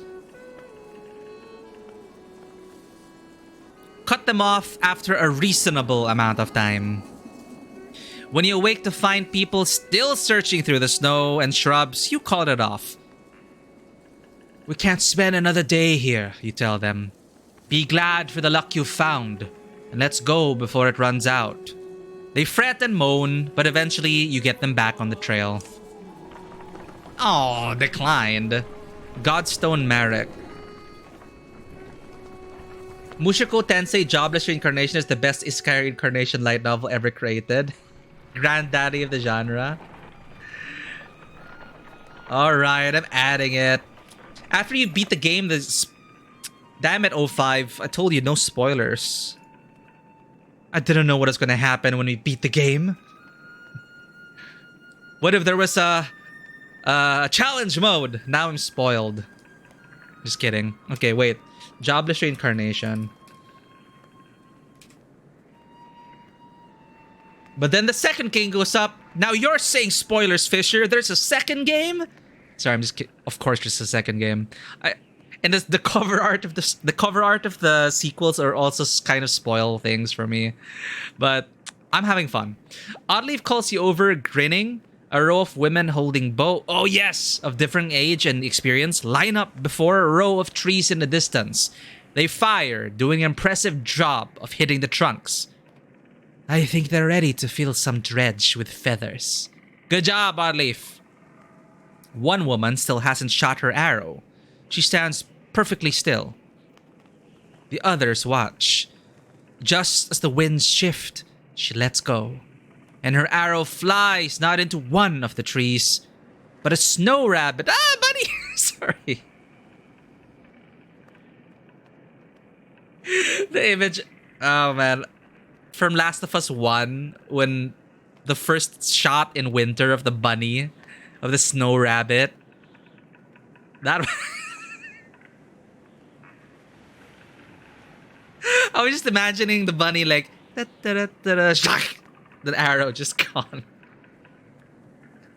Oh no, buddy. I know you have to eat though. But a snow rabbit that has scurried out from underneath. Dinner, she says, smiling. You know what's sad though? For some reason, Japan lacks excessively generic isekai anime. What do you mean by that? Go look up in another world that's somehow popular over there. Maybe it speaks to the subconscious desires of a lot of their target market. I mean, like, just thinking on my surface level thoughts about it, that, you know, on a surface level, it is about escaping into another life. I can't speak. I'm not Japanese. I can't speak for how the target market is or what they want. But I wouldn't be surprised if that's the subconscious reason why they like that, and it's fine for them if it's super generic. I guess it's like, you know, those generic brain off, just enjoy the junk food nature of it because it's better than what we have now or something. And something that takes too many risks or something that is too complex, maybe, you know, there's a time and place for that. I don't know. I'm just like theorizing why, but that's surprising. I didn't know how popular the genre was. 13-year-old boys who are horny. It could be as simple as that, which is why they make a ton of that. Like in the Philippines, you also have a ton of like telenovelas, which are admittedly very, you know, very campy, very trashy, but people still devour it because they just keep it in the background. It's just there, they're consuming it. And it's also about escaping to better lives. It's a lot. That's a lot of our stories here in our media, especially in the mass media with all the movies and stuff. It is usually about a person in poverty who is able to escape that fate and change his life and turn his life around. That's usually it. That's usually the core story of a ton of our local media. I don't know, O5. Sorry, I bounce from topic to topic. Graphics, gracefully cut plot, voice acting. They create two whole language and made the actors learn it, so it'll be authentic. What is this? What is this? Wait. Are you talking about the Jobless? Target market procedure, yeah. Isekai element here. Very good plot relevance in context of character growth. We also need Tanya Saga of Evil 2. Talking about Isekai. Okay. It's okay, 051. I also am not very well versed when it comes to Isekai anime. I honestly have not watched any Isekai anime. I don't even think Dot Hack counts. Because that's the MMO. That's a different thing, right? It's MMO. Online game. That's totally different. Sword Art Online. It's not Isekai, really. But I have not... Yeah. You know what? I have not watched any Isekai. That needs to change. I need to expand my horizons and watch an Isekai anime.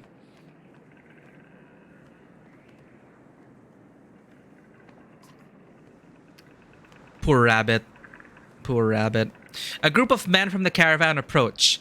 "Listen here," says one. "Practice all you want. My wife is in fighting dredge."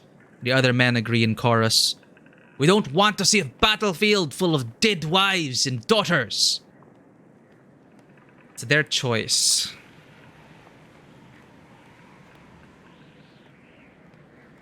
Stand by the women becoming fighters. The men argue their point, but eventually relent.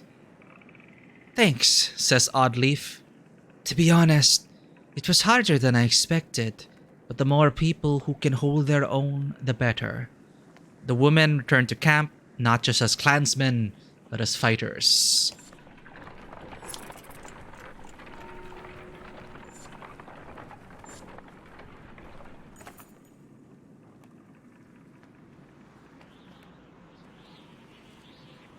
Actually, if for someone who has never watched anime before,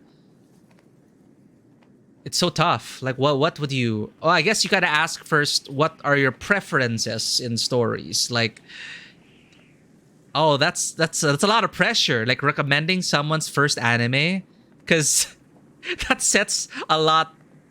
like some people, their first exposure to anime was really bad, so they basically swear off an entire genre because they didn't have a good early experience, which of course is unreasonable, but with so much content out there, it's easier for people to just say, this bad. I'd rather stick to the shows I know.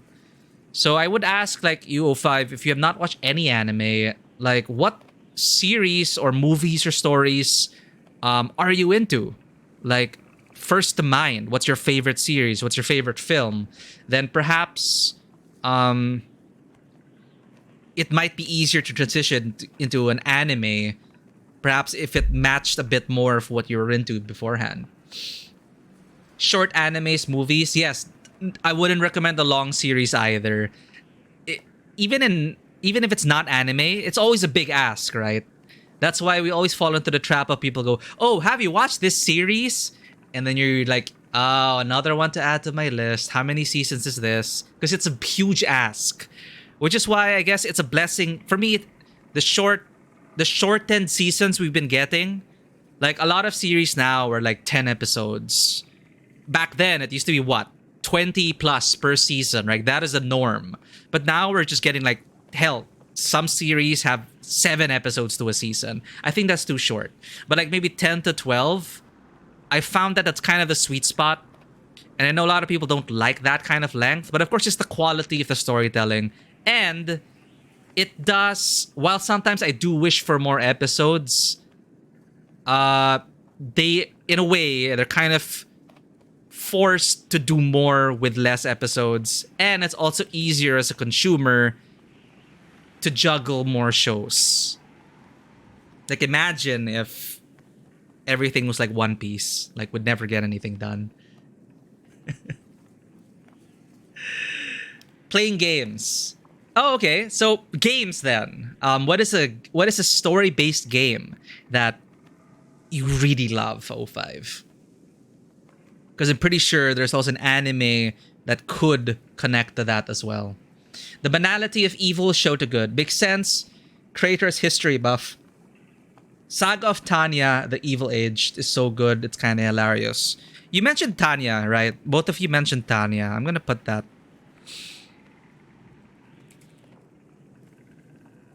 See, like, no promises. There's so many recommendations. No promises that I'll be able to get to them. But yeah, thanks for making me realize that I actually never watched I've not watched an isekai. So I should probably try that.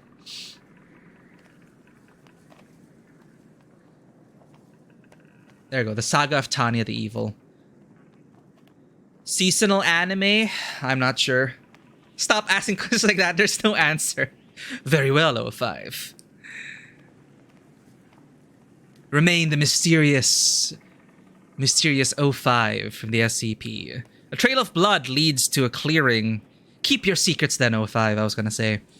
A trail of blood leads to a clearing where you find a large wounded Varl. He's gnawing on his shield, swearing at no one in particular, and occasionally slamming his cudgel on the ground. If not for the heavy bleeding, you'd leave this one alone without a second thought.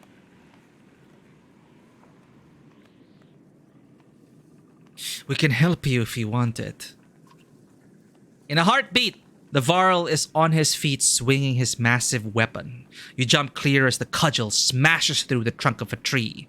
Your party scatters to avoid the falling lumber. Once you recover, the Varl is long gone, leaving only another trail of blood, which you decide against following this time.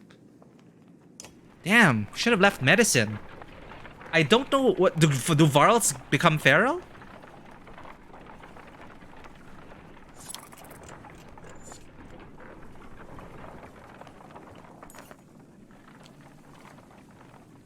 Okay, that's another one. J.K. Haru.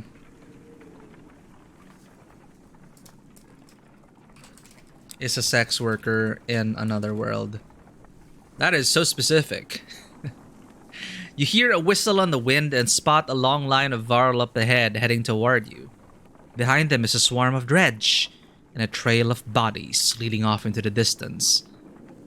Get down there! Barks Krummer.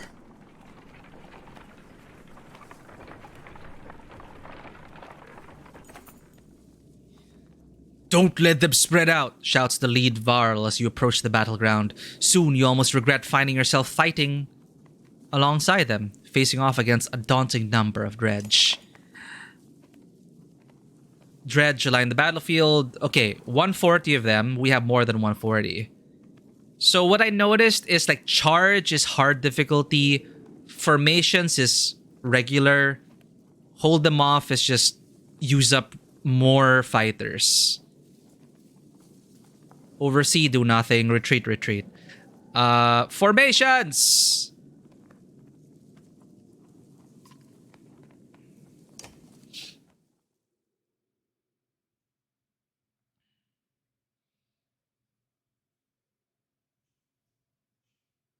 Theater shows? I do like theater. Do you watch a lot of stage plays, O5? Is there something you've watched recently? Who do I use? Okay, Rook's back. So basically, if you want the Alet achievement, people just don't use Alet. Is that it? They just like stuff her in the roster. Krumer, Eagle, Ivor. I'm not really getting much out of Eagle. Hogan and Mogan, it's like I want them to come as a set. Okay, Ivor's injured. Let's let them rest. Let's put in Rook.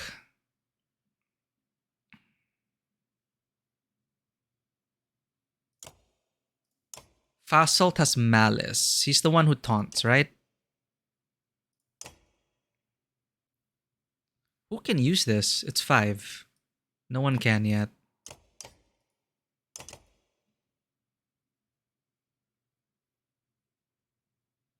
Okay, I think I'm okay with this.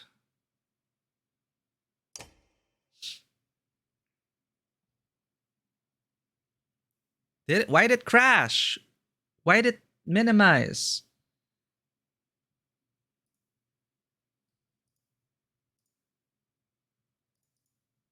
What did I do to deserve this? I think it crashed. It's not responding.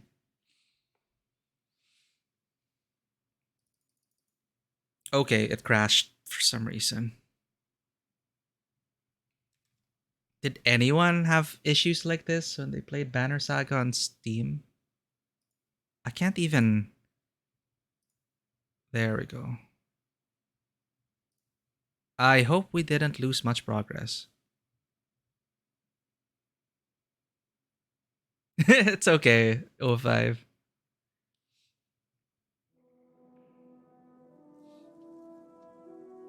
Well, I'm always for encouraging people to expand their horizons because you'll never know until you try it. But, of course, I wouldn't force you.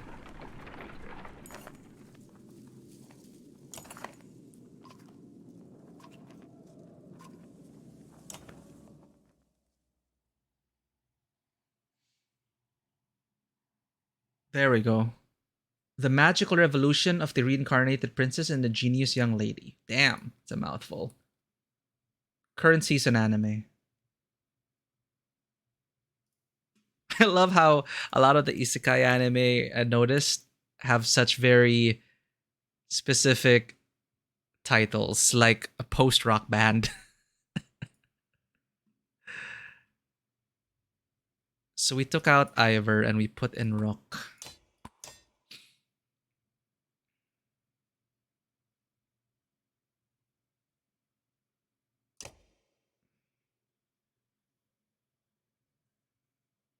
Don't crash, please. Hey, we're actually not sandwiched.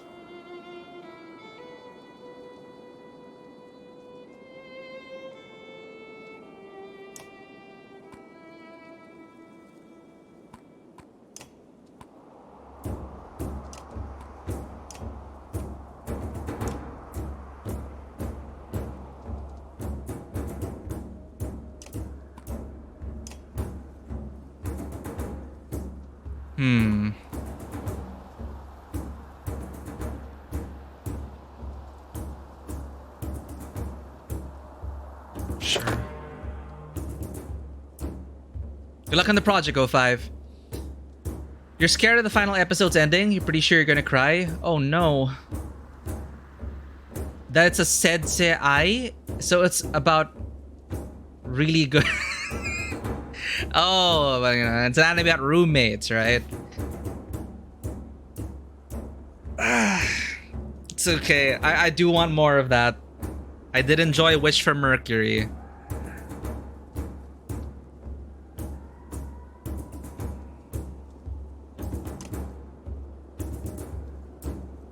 I can kill this guy already, I think.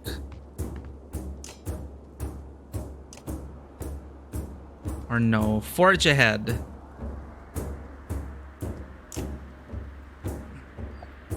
Oh. It's only for adjacent units. Duh, read it. Select one adjacent ally to move in next initiative.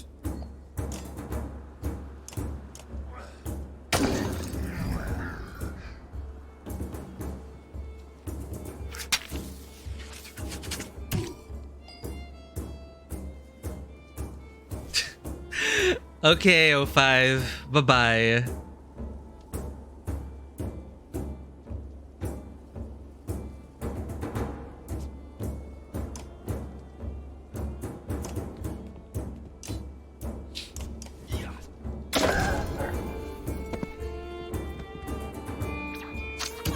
Ow, why would you... Oh, you bastard.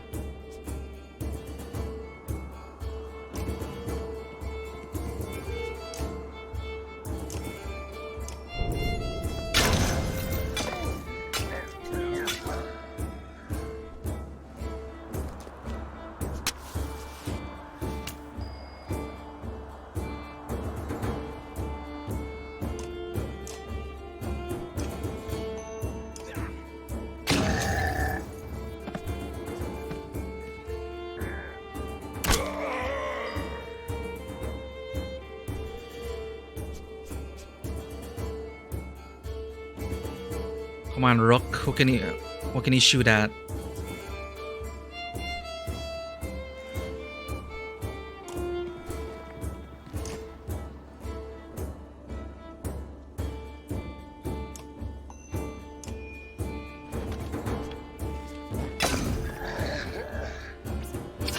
The shard's gonna explode, right?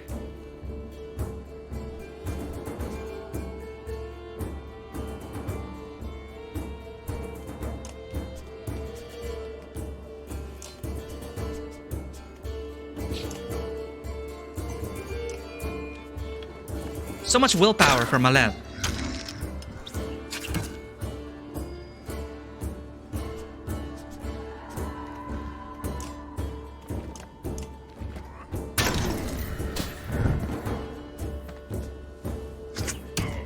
Really beating up on him, huh?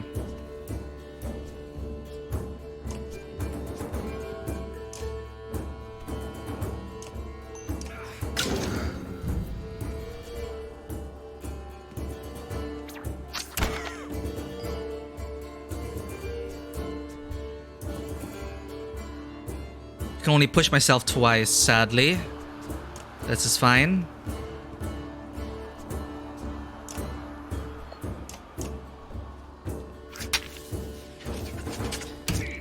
Well, we were off to a very rough start.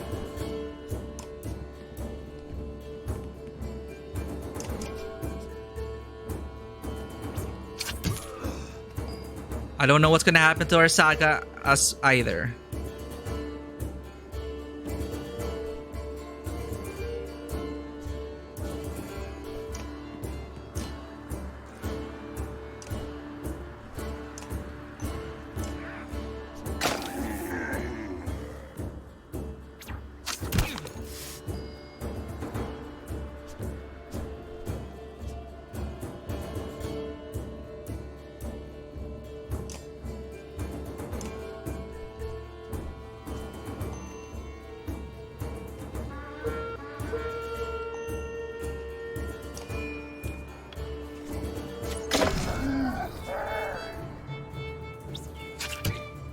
Oh god. Get out of there.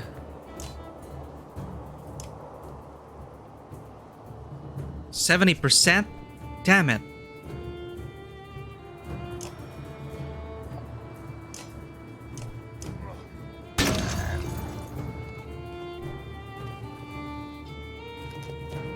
What are you doing? Oh. Well, get out of there then.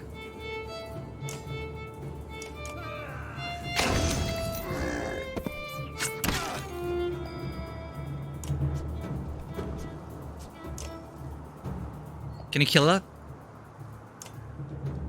What's your chain? There we go. Pillage! He still will have to kill my guy. Ah, they're just sniping at them.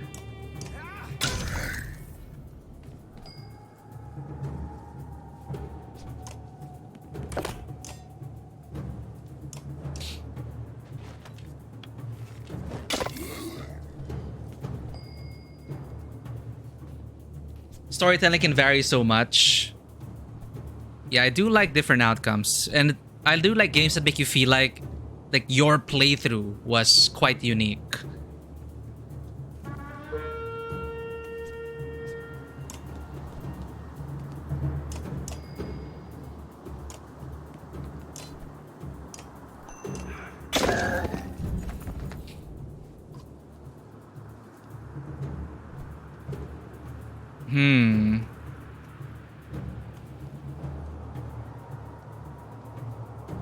Should I chase? Pull back. We already lost one.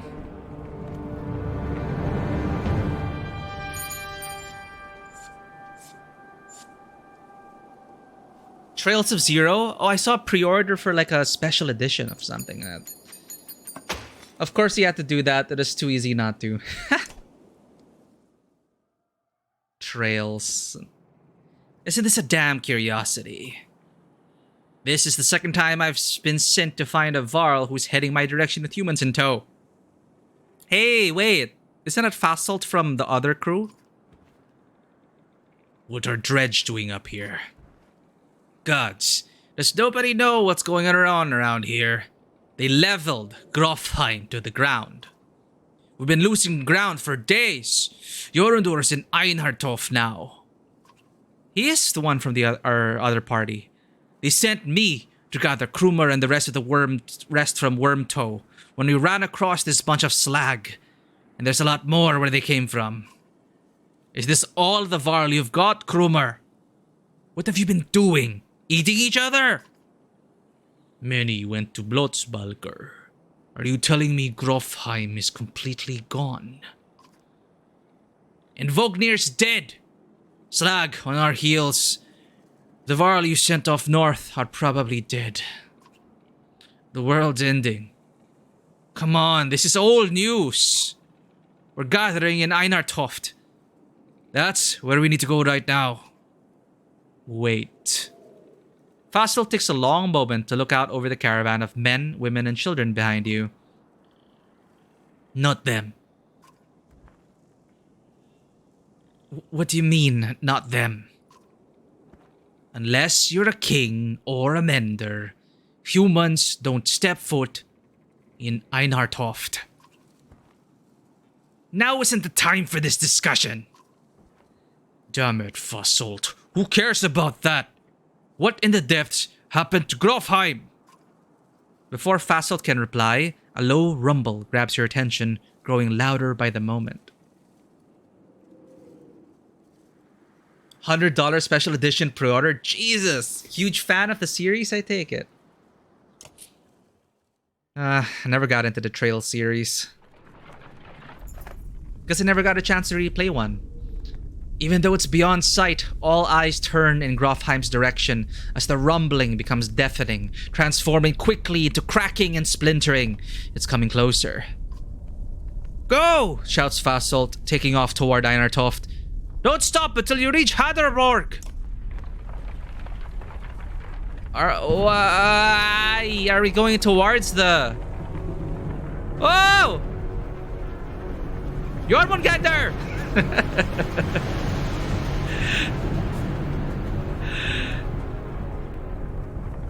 Maybe it's that serpent god from the Godstone.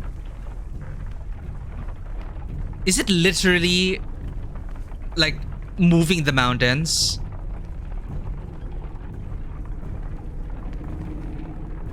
We gotta have a look at this Godstone, from this Godstone. I saw that huge serpent in the back.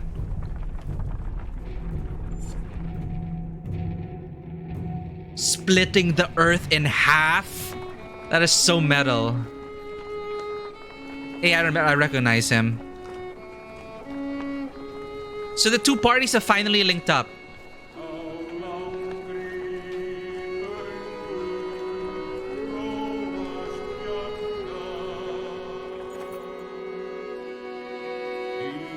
Same model, different character. Actually, I did notice that.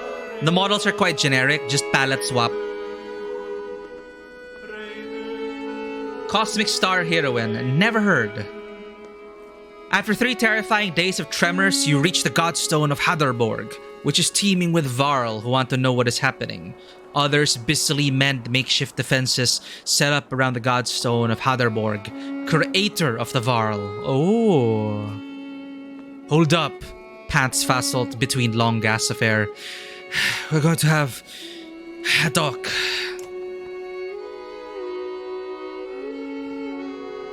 You're still standing. Well, most of you. Rest up, then move on. A mountain just sank into the earth, and something is out there. You're just going to send us away? I don't know who you are, but you're not going to Einartoft. There's a couple hundred Varl here who will back that up. Where are we supposed to go? Back the way we came? We're stuck between 2 mountain rages. In one direction, a few thousand Varl. In the other, an army of dredge and whatever caused that quake. Einartoft is a Varl city. They shouldn't be news to a Varl. Give it a rest, Fasselt. Don't you recognize who you're talking to? Surprise suddenly flashes across Fasselt's face. The other Varl are starting to come closer now. You hear Ingvar being whispered between them. I think this might be the one person you want to let into Einartoft. The humans come with me. All of them. Alright, so he's kind of now he's kind of the replacement for I keep forgetting the names. Vodnir. Because he's probably royalty. Or obviously person with influence. Fasselt glances between Ivar and Krumor before stalking away, pushing past the mob of curious onlookers. Ivar, who are you? Some other time, Rook. Indie JRPG in the vein of Chrono Trigger before that became a normal thing. Very heavily comedic, super funny, only like 10 hours with $3 in. Wish listing.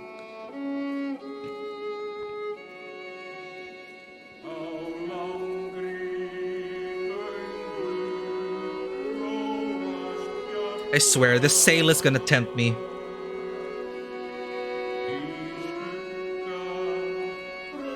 cosmic star heroine.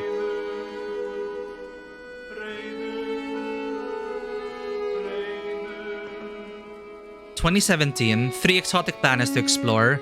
Aliens, robots, magic, forbidden technology, ruined worlds, ghosts, long-lost secrets, conspiracies, a galactic threat, and 1 brave hero to make the trend." What an elevator pitch.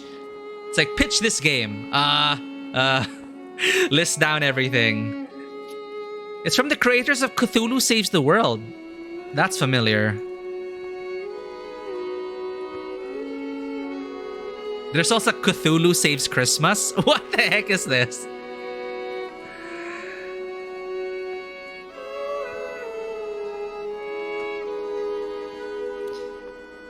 Yep, we're gonna find out. I know nothing about a Varl yet. Sailor Moon-like JRPG from the same studio. Seems like their wheelhouse. You spend the rest of the day recovering. Varl come and go in packs, and most of the chatter is about the quake that just sank mountains into the earth, or the dredge that are still on their way. You hear rumors that a massive chasm opened where the earth split. I always investigate the Godstone. The little you know about... Why is the music so loud again?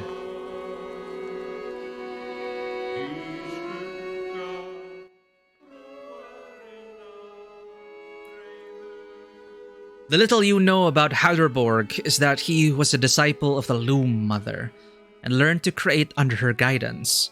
He created a few beasts but soon became bored with simple animals and began combining man and beast, ending up with Varl. That's the myth anyway. One thing is certain, each Varl alive today was created by Halderborg, and now the god is dead. The Varl here now are the last ones that will ever exist. Oh. A profound sadness washes over you. Yeah, I think they mentioned that in one line, like the Varl can't have children. That is why they feel each loss very strongly and why they really protect their own. Krummer is already here. "It is good to pay respects," he says, and you both stand there in silence. "Give this to Ingvar," he says, turning to leave. "It was once his, and that stubborn ass refuses to take it back." Krummer hands you a massive studded bag.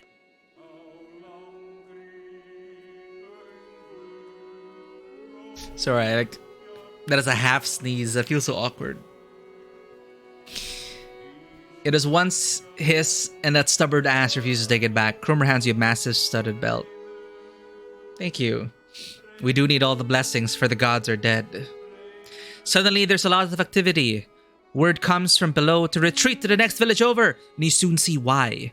A black shadow is sweeping down the valley from the direction of Grofheim, where the quake, or whatever caused it, has obliterated the mountainside. It's like we're experiencing Ragnarok all over again. On closer inspection, it's a veritable ocean of dredge, more than you imagined possible. In their midst is a towering giant of a dredge, blood red from head to toe. You gather your things in short order and join a good many Varl, leaving the Godstone behind. My god, they have a mecha!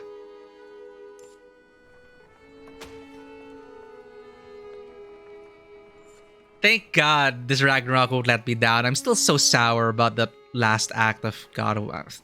Really not. I wasn't really happy at all with the last act of God of War Ragnarok. Still, I had a great time with Ragnarok. Just didn't like the last act. Someone's been nicking extra goods from the supplies. God damn it. Problems. A concerned woman tells you, this is now I understand the pressure my party was on. Because, okay, like this whole setup, like if you like, actually, it just dawned on me now. If you loved Banner Saga,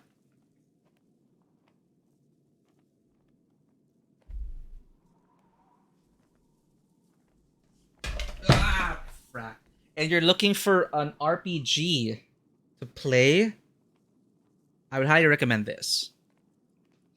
It is called Band of Blades. The touchstone is like, one of its major touchstones is the Black Company. I've not read that, but it's basically dark fantasy military drama, and it is a campaign of attrition against undead. So the undead are perpetually at your feet, and the whole game is about getting to Skyhold, I think. Basically, it's starting from one side of the map, and the campaign is all about getting your people to the other side, away from the undead and the end of the world. So that's what's reminding me of Band of Blades now. And a lot of the decisions you make as a party, you have to assign roles. So one of you will play as the commander, one of you will play the quartermaster, and there are some board gamey elements, like in the campaign phase,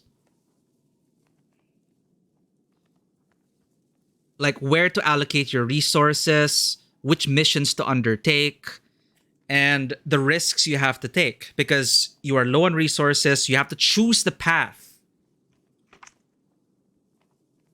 See, this is the map, Aldermark. You start there on the southwest and you make your way all the way, choosing your path. So no one table will have the same journey because yes, there are set locations and it is about getting to the other side, but the state your party is in, if they make it to the other side, away from the undead, that is your story. I don't know, I really love it. Band of Blades, one of the most memorable campaigns I've ever run. And I'm getting a lot of the same shades here in this story, and I'm really enjoying it.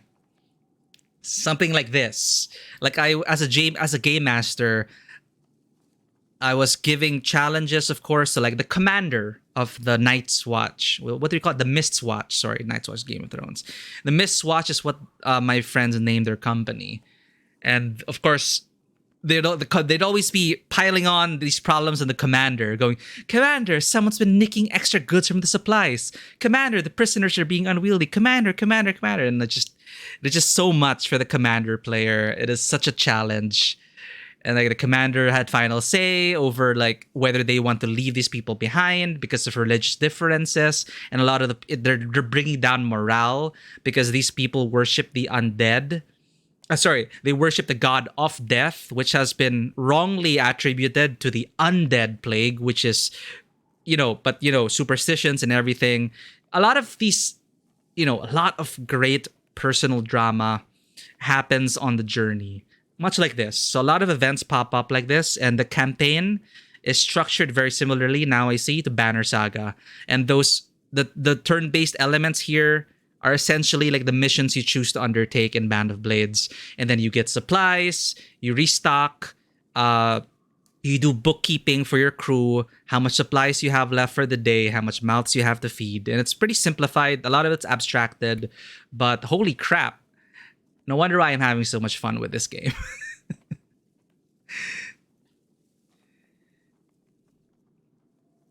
Anyway, sorry, I just wanted to talk about Band of Blades. Go play it. It's also based on Forge in the Dark system, which is one of my favorite systems, which came to life in Blades in the Dark by John Harper, published by Magpie Games. And Forge in the Dark is their Creative Commons rule set, and a lot of great RPGs have spawned from that system. It's like a great combination of, it's like kind of like PBTA but crunchier, which I like. I'm not a huge fan of PBTA, to be honest. Powered by the Apocalypse. Someone's been nicking extra goods from the supplies, a concerned woman tells you. Counted these myself yesterday, no mistake. This keeps up, we'll be starving before long.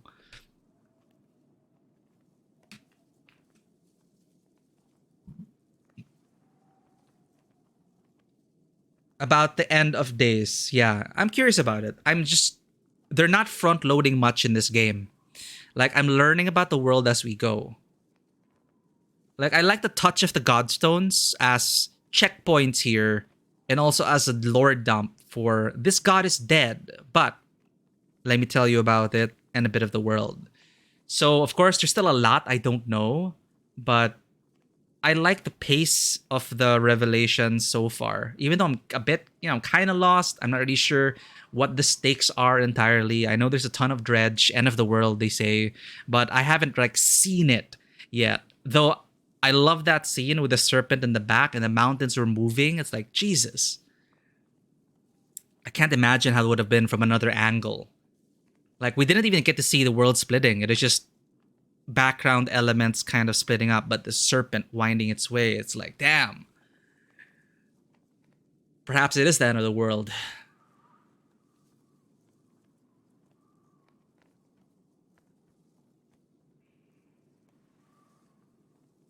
Post a few extra guards to watch the supplies. To deter any further theft, you discreetly place some trusted guards by the caravans. You hear a few people casually point out the extra manpower, but nobody seems to raise an alarm for now. For now.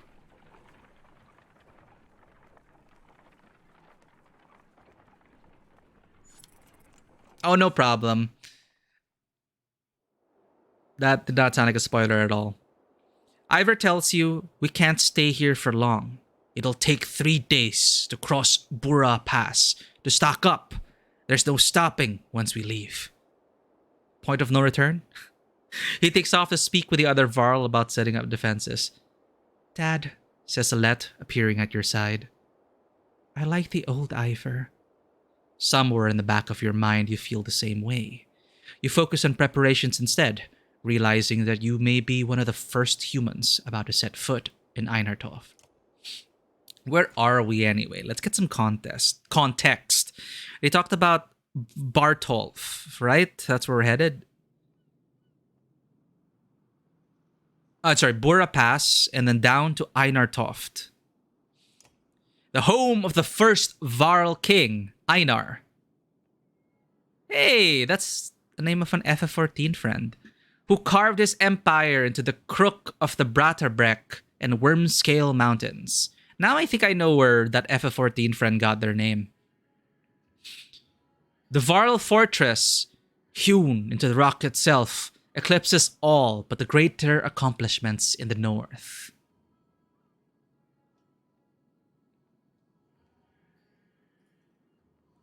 We'll be crossing Bura Pass.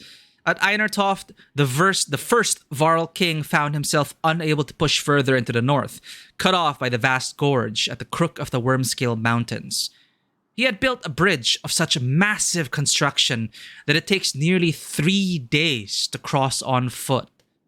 And I thought the bridge in Shadow of the Colossus was huge.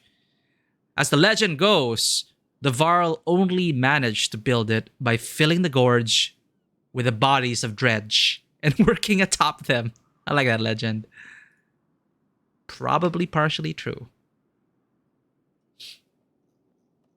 Damn, so we really did meet in the middle and are going to Einartoft. All roads lead to Einartoft. But this world! So much to explore. Okay, now the volume is too low. What's up with the volume? Okay. Market. We need more supplies. 12, sure. +2 willpower. Let's promote first.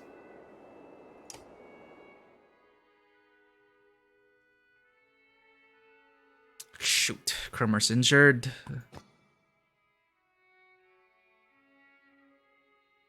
Fasolt then. Egil, should we promote him?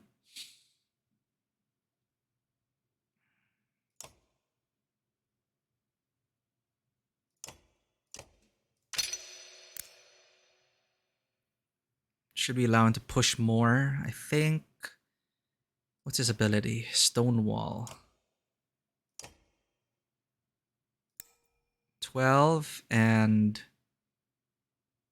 we add some more shield breaking. Fasolt. Okay, everyone's clean. No injured. Let's go. What's this? +3 break. Oh, an elaborate belt first discovered around the waist. of a Varl who had somehow frozen himself deep within a glacier. Damn. Give it to Alette for even. Alette's the only one who can use it. What does she have? +1 armor, which I don't really need too much. +1 strength is always good. +1 willpower. Should I trade that for +3 break?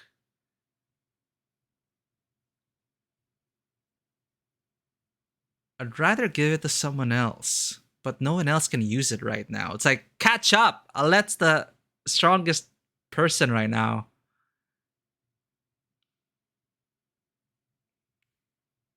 Okay, Ivor will recover soon.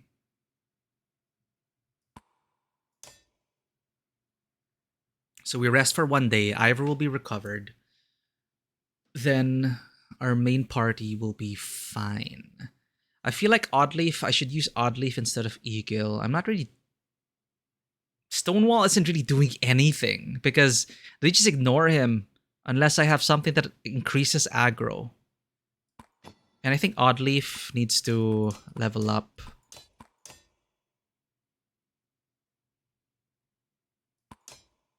Set the trap early.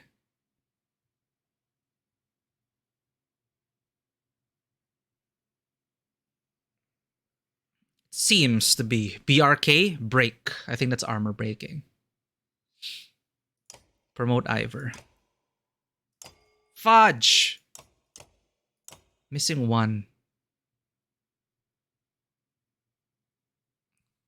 Could have promoted him and then I could have used this item on him. This is fine.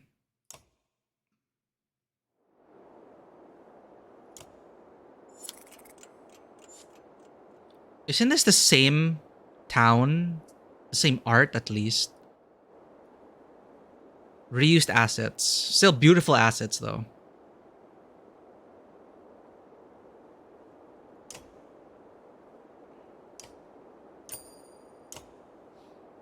No chats. Rest, we're good. Leave.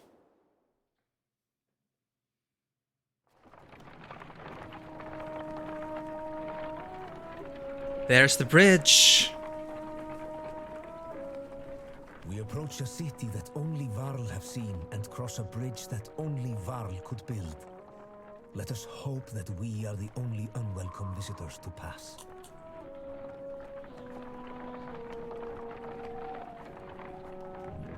Damn. Shivering in the cold.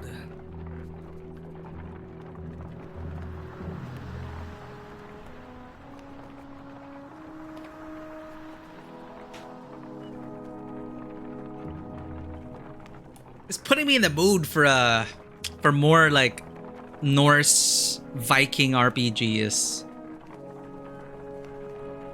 Maybe it makes me want to watch Vinland Saga now. That's another anime my friends have been trying to get me to watch.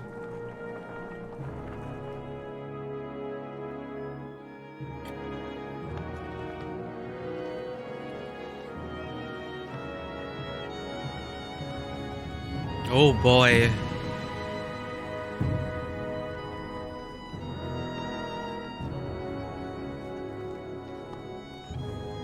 That's a lot of Varl. But wow, it's like their god is dead and they are the last of their kind. Damn.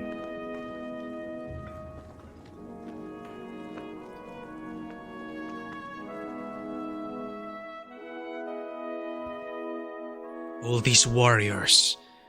Another great war is upon us. It is the 3rd time I have seen such a thing. There are far fewer of us now than there once was. Krumer heads up the stairs to the Great Hall and returns shortly after speaking to some Varl. This is Ivor. What did they tell you? By all accounts, the Dredge are coming here. Looks like they plan to end the Varl for good this time. This place will become a killing field soon. They say the Prince of Men is here. They've got a mender too. Prince Ludin is here, from our Berang. In any case, we'll be given no audience today. You remember the last time you were here, Ingvar? It's Ivor. Yeah, I remember it. What now? We find somewhere to rest. I recommend keeping your people out of trouble while you're here, Rook. In fact, keep them invisible. Jorundur won't be happy you're here. You're shown to quarters, but could wander the city while you wait for an audience. You feel like you could sleep for a week straight. Get some rest.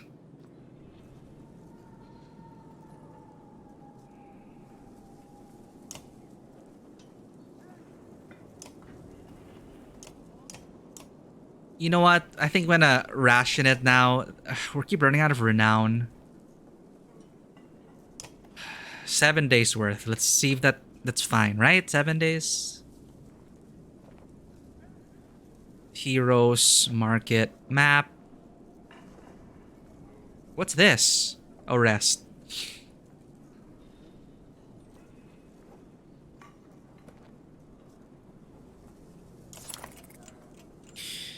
As you settle in, you receive word to come to the Great Hall the next morning. Ivor suggests not speaking unless addressed, and even then, keep it short. In your dreams that night, you see Varl kings fighting with Reg lords. An ominous feeling lingers as you prepare to enter the Great Hall.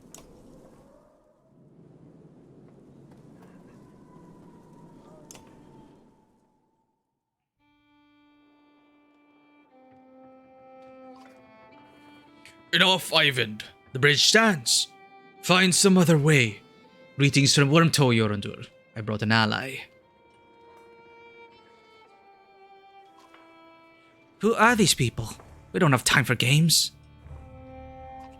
Wait. I know you.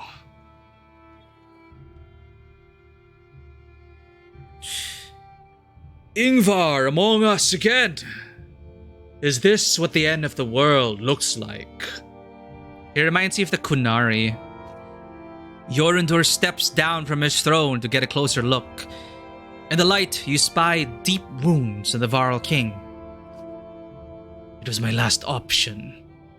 You look like death, Jorundur.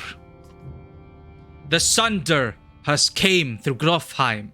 All of them. Or we would still be there.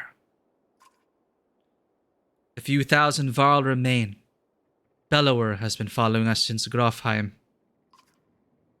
That is what he does. What will you do? Remain. There is no better place for us than here. We make our stand in Einartoft. But even if Einartoft falls, the Varl won't be wiped out. Hakon is taking our best warriors to Arberang, as we were discussing. I'm not going, Jorundur. We're needed here. This is not a debate. Messenger bursts through the doors, cutting the tension. He says a stone singer has been cutting a path across the bridge. Gods, can we not have a moment's respite? They should not be here already. A stone singer is to them. Let me bring down the bridge, as I said. It will buy us. I said the bridge stands, Mender. I say it again to you, and the Prince of Men, and the whole Mender Council, were they here. I will not say it again. Hakon, you go to Arberang. Eyvind, do not even touch that bridge. My understood. You are? Then I'll confront the singer myself. Nobody tries to stop Eyvind, but many follow as he leaves the Great Hall.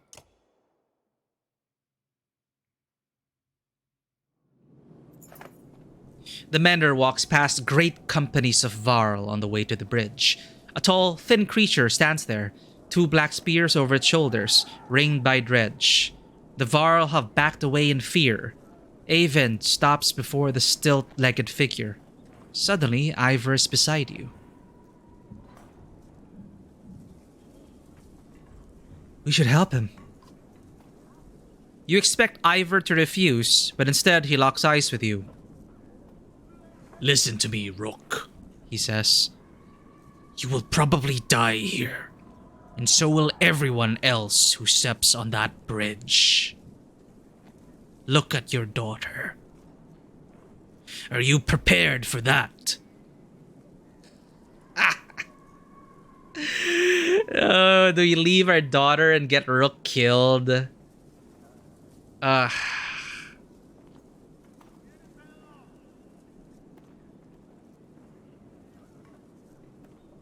See, this is surprisingly difficult for me to make.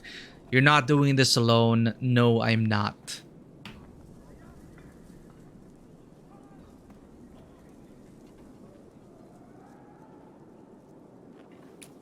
You're not doing this alone. I won't stop you, says Ivor. Fight like it's your last. You're not sure what to expect, but you draw your axe and soon find yourself standing behind a vent on the bridge, wondering if you made the right decision. Did we? Let's try. Damn, Avon's 5. And I can promote him. I'm not promote him. I cannot promote him. I can't afford the promotion. Who should I give the 5 to? +2 strength resist, +2 aggro, +2 strength resist, +1 will per kill. Or +3 break. What are you? What are you? Arc lightning. Avon pulls fire from the sky onto an enemy and onto any enemy within a range of 6. The lightning strikes each unit diagonal to the target until it runs out of units to hit. Each time the lightning arcs to a new target, it does 1 additional strength damage. Be careful not to toast your friends. Mend. Mend on the field of battle, restoring the armor of any ally within 6 tiles. The amount of armor stored is half of the mender's current willpower. Okay, we want more willpower. Oh, I have 8 points available. Okay, first is strength. Push. I want a lot of willpower. And maybe some break. This is gonna be squishy, but sure.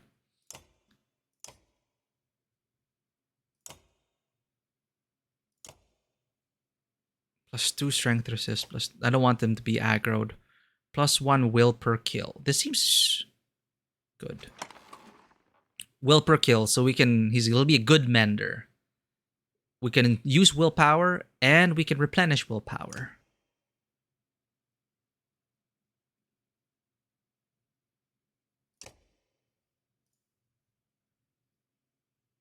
Need my strongest fighters. Hogun, Mogun, you ready? Rook, you ready? Alette is gonna join as well. Okay, let's go. Maybe I need to give this to Alette. 3 break. We're dealing with them. We're dealing with the armored people, so +1 strength, +1 will, +1 arm. Okay, and I can afford to lose that. I can afford to lose 1 will, I guess. Shoot. Yeah, we need a shield breaker. Let's do that.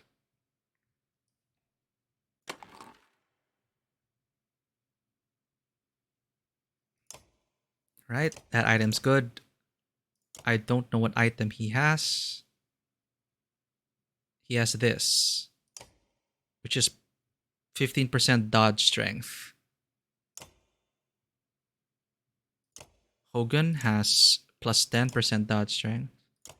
Mogun has +15 crit chance.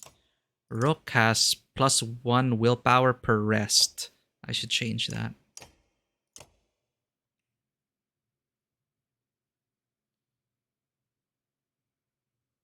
Like, lore-wise, it doesn't make sense for Rook to I know.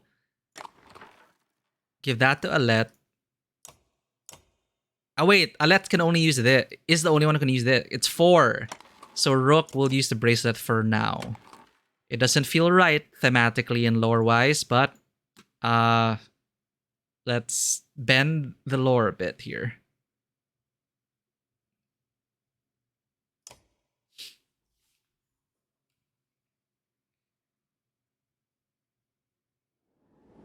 Jesus.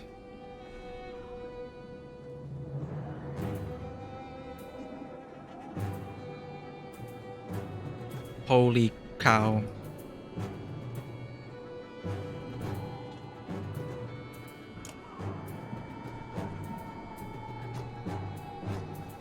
What is this? Disease strike.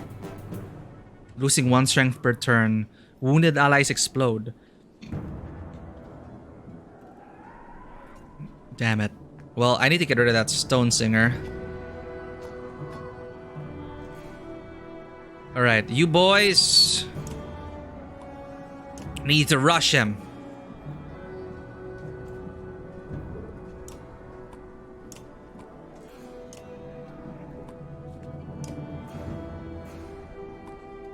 Follow up straight behind. Get the mage.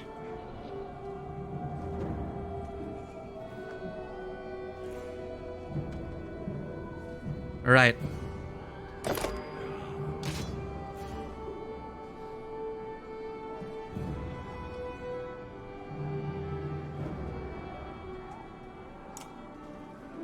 All diagonal units, huh? Okay. All diagonal units. How do I check first?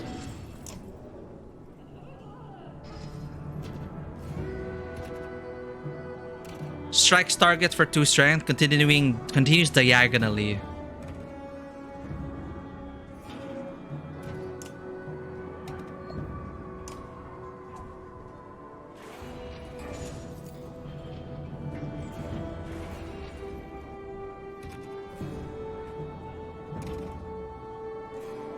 Shouldn't have made him go first. Damn it.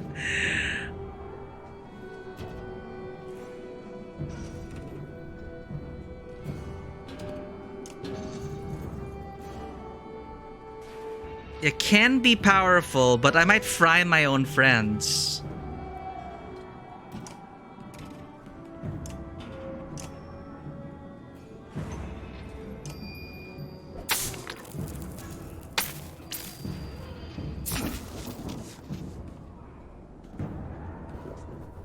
What are you doing? What are you doing?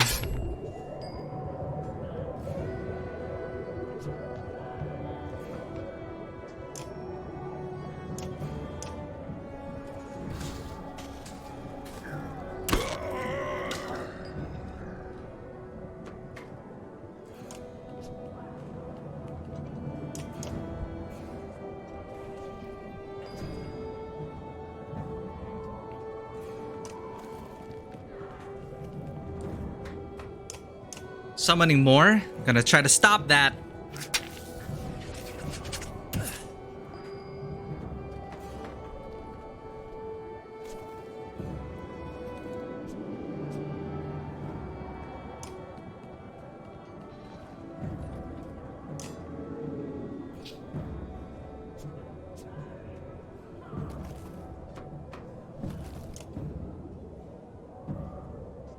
I can afford this. No. Can I afford this?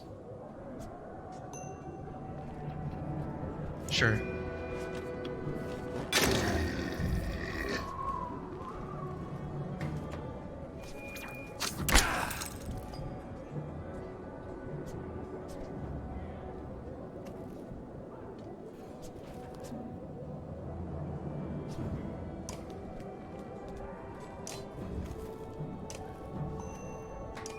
Shield break.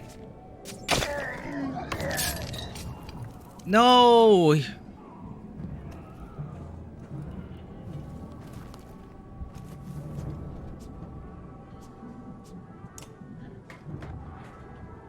Who can I mend?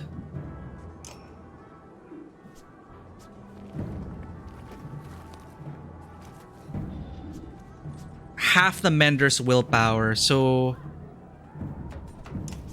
fix you right up. Ow.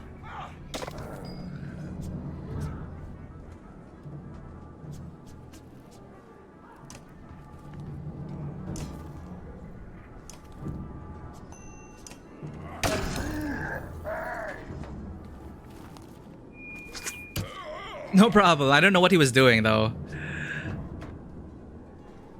Why do you have 0 chain?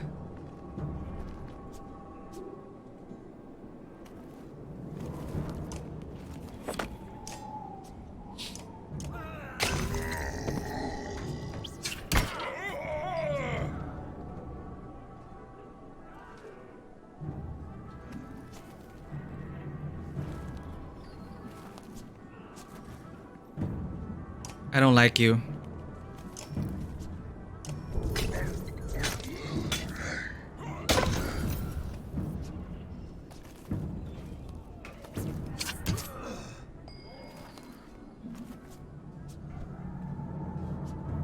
I can get 6.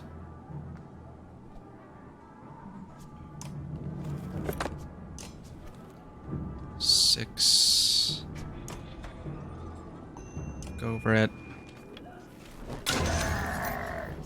Alright, you're crippled. Ah, he's poisoned me.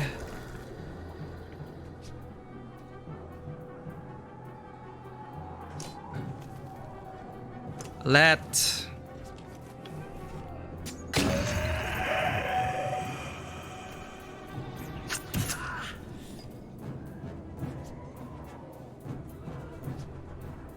Now I think it's a good time for chain lightning.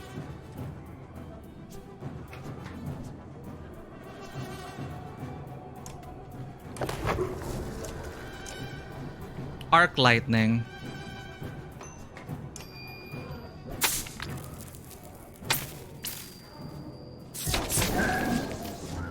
Perfect.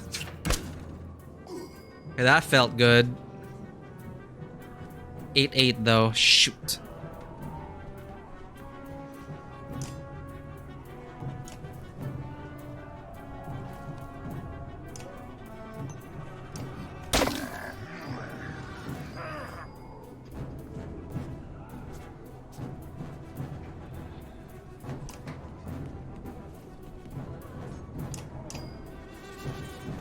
Kill it!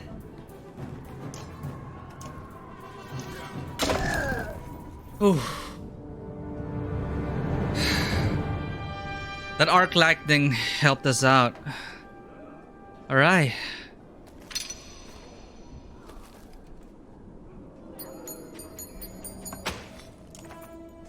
A stone singer falls hard. A howl like a hurricane sweeps across the bridge. The dredge part like a black sea. From their depths steps a crimson behemoth, and a wave of sheer terror hits you like you never felt before. Bellower. Get the mentor out of here, Ivor hisses, and run! Your legs move, almost with a will of their own, though you can't pull yourself away from watching what happens next. One-on-one. You gotta be kidding me! The pressure! I can't even redeploy. What were you thinking?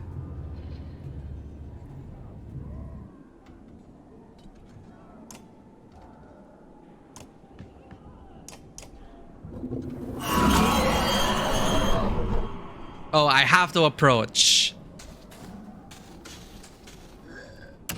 Hey, I got out of range of you. How did you move that far? Well, this is depressing.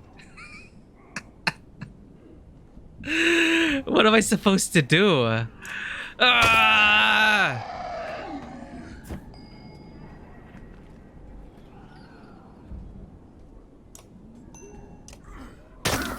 I will soften you up for my allies! Jeez.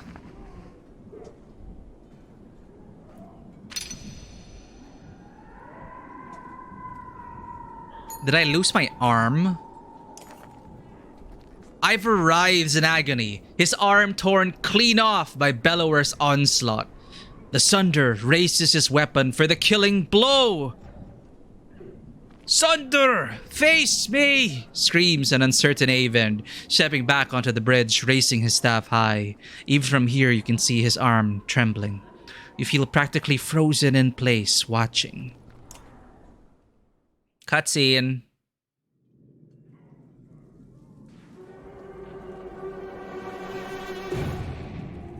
Oh.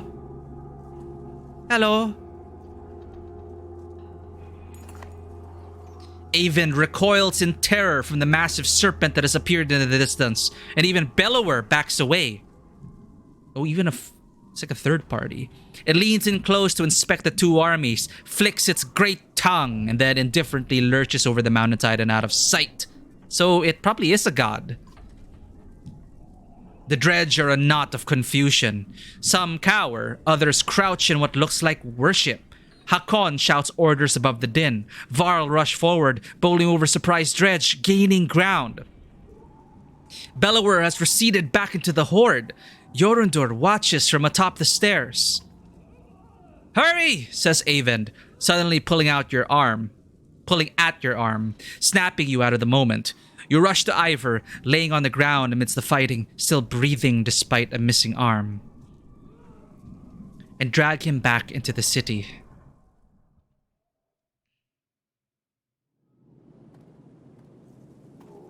Alright, I'm gonna take a look at that food. Because that was stressful.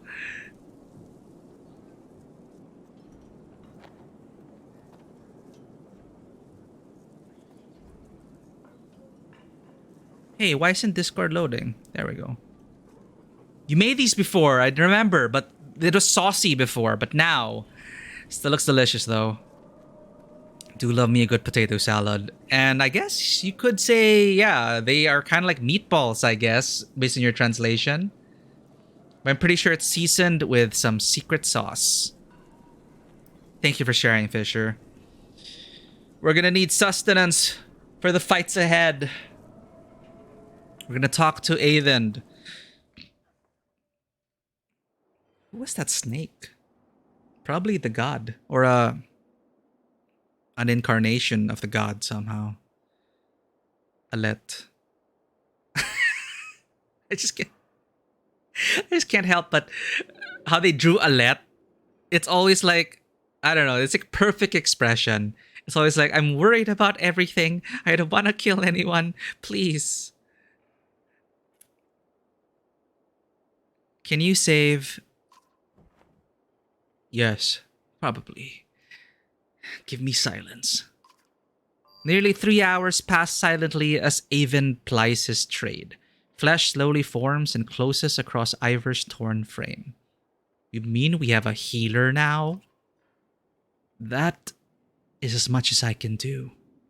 He should make it. Thank you.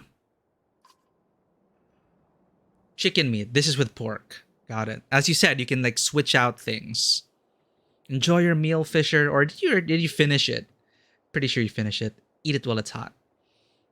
The mender looks exhausted, leaning heavily against the bed. When was the last time you slept? A couple days ago? I'm okay. Just need to sit. Before you can catch him, the mender crumbles to the floor. Chapter 5. Wary the weight of the sun. How many chapters are there? Holy snap.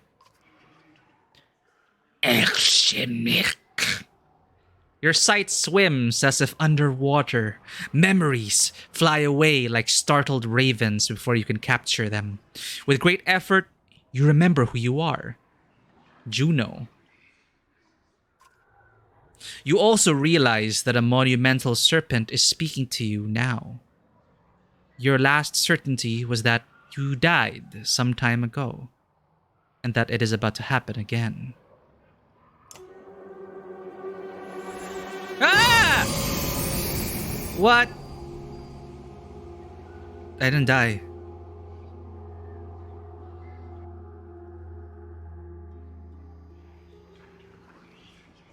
Frustrating. You are slow to understand the serpent. It speaks in a language that recalls very ancient memories of words you learned long ago. I'm reminded of how Jormungandr sounds like in God of War.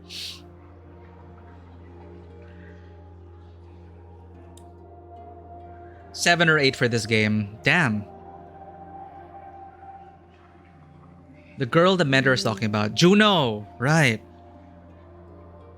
Thanks for the reminder. He did mention Juno. Juno, where's Juno? So apparently I died. If you are not going to die, I suppose we must speak instead. Who are you?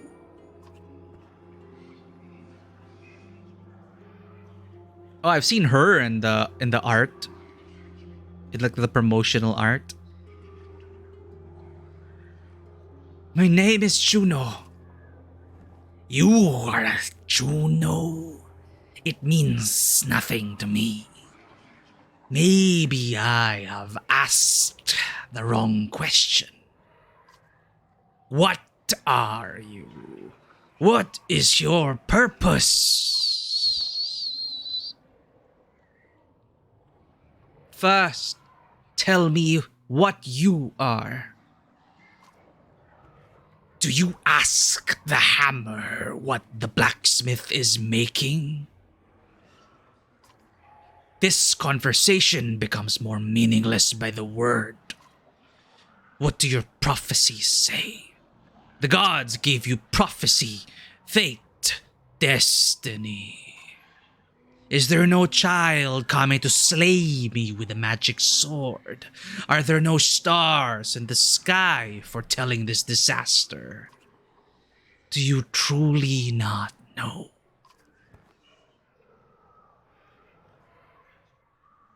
The gods are dead. Dead? How is that? Are you a god? No. The gods are silent. And before me stands one who knows not what they have done. Listen carefully now, for I will give you a prophecy. Oh no, not a prophecy. I am the end, do you understand? This world and this tapestry I would devour. It is my purpose. But I cannot. Instead, now comes a wall of night to consume your pitiful world. Wall of night. The dredge. Dredge. Stone men marching across a long bridge. No. It is darkness. The egg white that has turned black. I am meant to devour the tapestry itself, not idly witness the dusk's mother this rock. I am incomplete, a worm crawling through a dung field. Because of you! Who are you to take my destiny? What are you? Return what is mine! Wow, we just like, sorry bro, no destiny for you.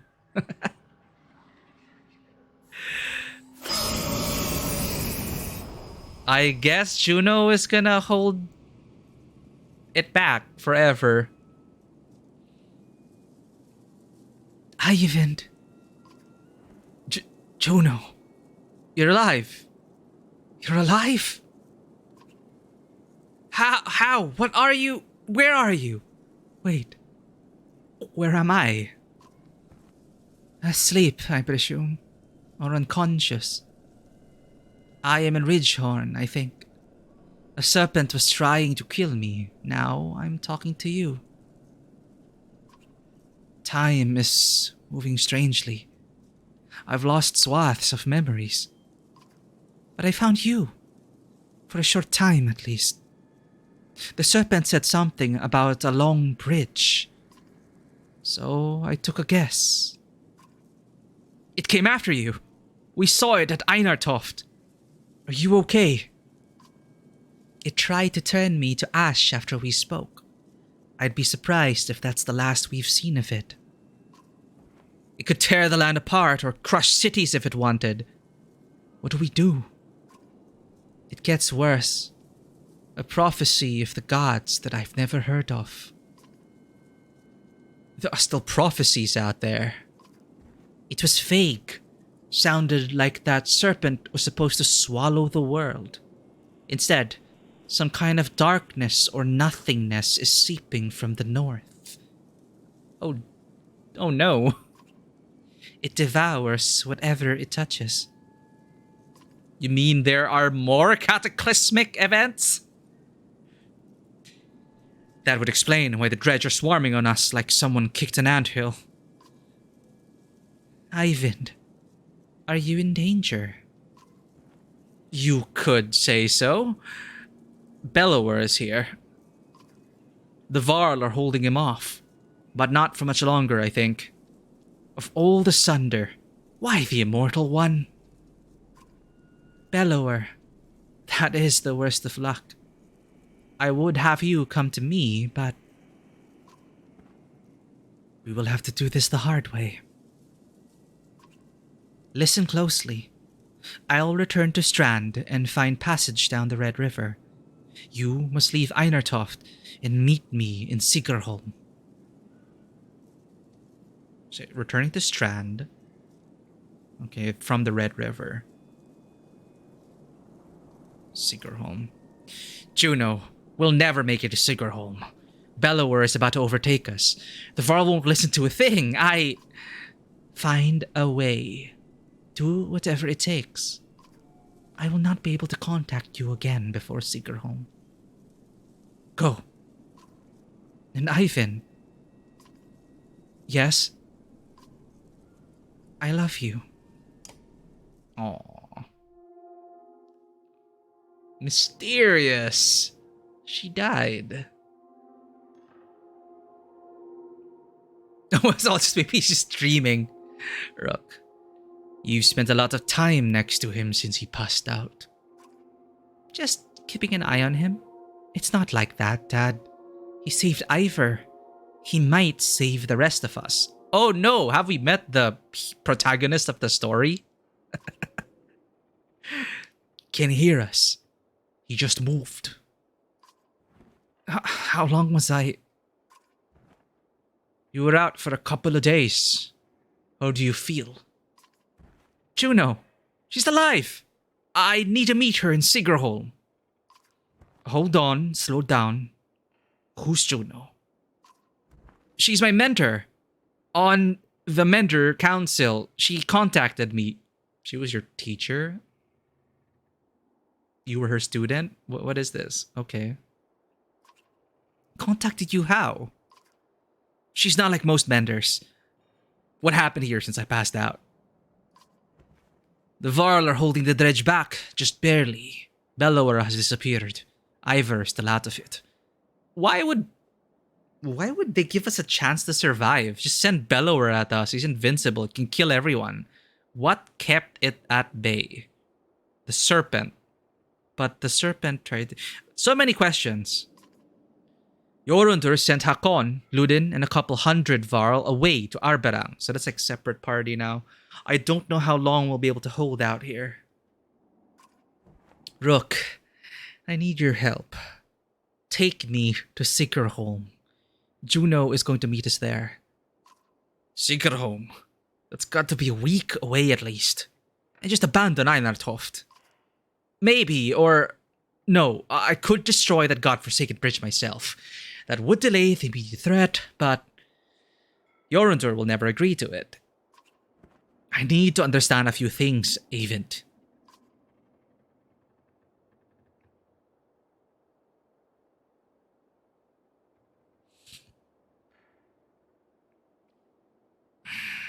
What is going on around here? That serpent! Bellower! Look, I know things are... It's a long story. How well do you know history? We're from a very small town in the woods. I'll keep it short. Here we go. GM introduced a PC with all the lore that we need. You know how men and Varl were made the Loom Mother, the other gods? In the First Great War, the armies of men and Varl hated each other. They fought bitterly for land and dominance. Then one of the gods created the Dredge, and they were such a threat that unless Man and Varl set aside their differences, they threatened to wipe out both races. Okay, so they did. They ended the war, pushed the Dredge into the north, and formed an alliance that has held ever since. The Second Great War began generations later. The Dredge rallied their forces, defeated the Varl, who watched the borders, and laid waste to unsuspecting settlements throughout the world. They were led by Sunder, a powerful Dredge warlord, and weavers like Bellower. He was there in the Second Great War. Humanity was on the brink of extinction when the inner circle of Menders went forth and finally sent the Sunder and the Dredge deep underground. Damn, so Dragon Age. For the most part, the Dredge haven't tried to return since. Well, until now. Because something drove the the Dredge, up. Those Menders were called Valka. Juno wasn't there herself, but she's from their bloodline. She's a... What, are they based on Valkyries? What is this? So another great war has begun. If I didn't think the world was ending, it would be incredible. Ancient history playing out before us. Oh, what about the serpent? Alette always looks perpetually worried. I want to protect. That's another story. There's nothing in the Menders libraries about that thing. It must have something to do with the Dredge returning. That seems likely. Yeah, if it's splitting up the world, the Dredge are like, hey, thanks, Serpent. Then they're free.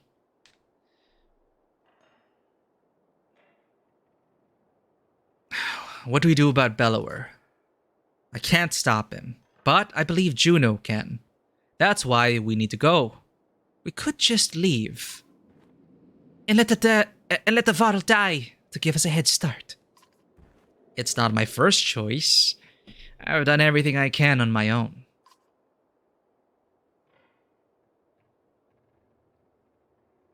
How would you collapse that bridge by yourself? Not by myself. I could blast it apart, but this bridge wasn't made to fall. It'll take time and concentration. That's why I need your help. And the Varl will try to stop me. It could mean holding off both the Dredge and the Varl. I don't like this. And why won't the Varl King destroy the bridge? I can't completely understand it myself. The last time I mentioned it, he made his mind very clear. He'll let the city and the rest of the world fall before that damn bridge. I need time to think about this. I understand. Be quick, Rook. There has to be some way to... I can't believe that Varl would be so stubborn. Speak to Jorundur yourself. He's in the Great Hall. Maybe you'll have more luck. Or maybe you'll put your head on a spike. Rook, I hate to put all this on your shoulders, but I've got a few friends here. Come to a decision quickly. Either way, we can't stay. Hey, that rhymed. We have to make it to Sighorholm. Juno will know what to do.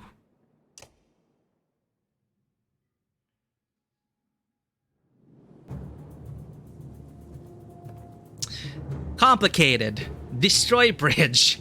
Is that our only option? We can talk to them at the Great Hall, right? Alright. Heroes first.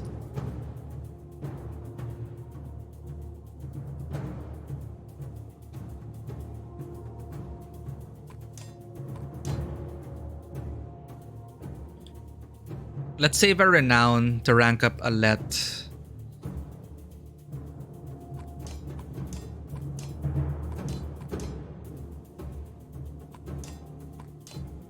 Or left Hokun Mokun. Have the enemies move, and then maybe I'll get them diagonal. And then Rook will go. Alright, alright. Rest, Cromer. Fast Salt. God, Oddleaf is so behind. Hogan, level up.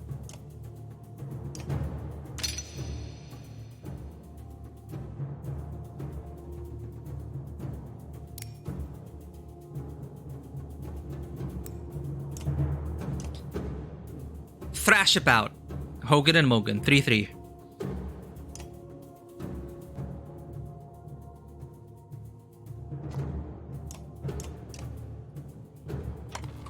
Nothing for now. All unique ideas has already been made, as they say. Oh yeah, for sure. It's the execution that counts. I just like seeing the similarities in these stories. I mean, easier said than done, though. It's like, yeah, ideas are easy to come by, but execution is really the problem, the challenge. Which also shouldn't stop you from creating something if you really wish. Because the timing is important. Does your audience need this story right now? I'm sure there are some people who will need your story or want your story in this particular point in time. And perhaps you also need something. You also need a story to tell.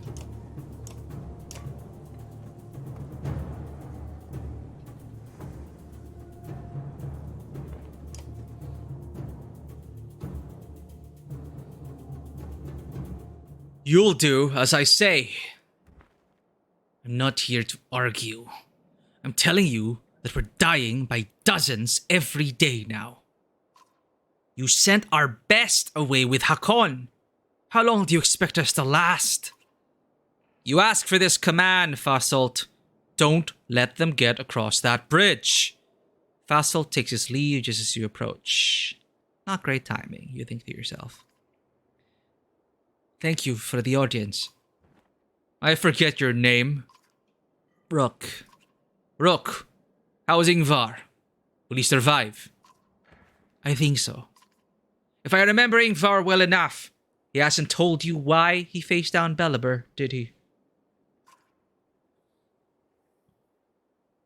No, he keeps things to himself.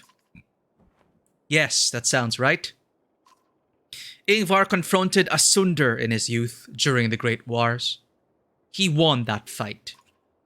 None other but the Menders have done that. He proved us stronger. Maybe he thought to do it again. Ivar killed Asunder? How did he end up in Skogar? You'd have to pry that from himself. I don't know. He disappeared when the last king tried to name him Kinder. It occurs to you that Jorundur would not be on the throne now had that happened. But why are you here, Rook? Be brief. I'm sorry to waste your time, I should go.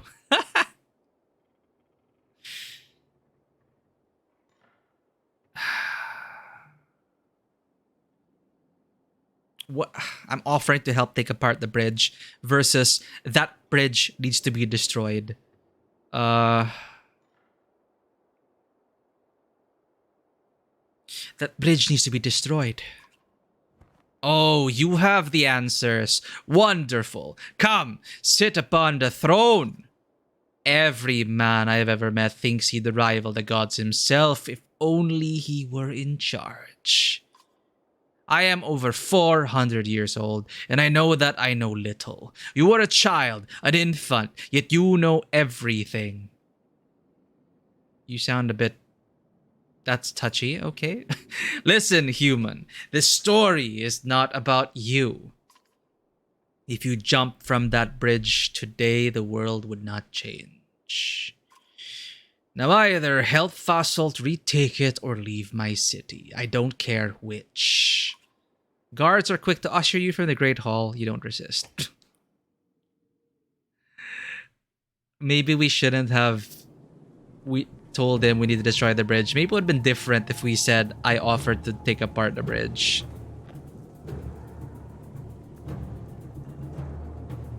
Fight on bridge or destroy bridge?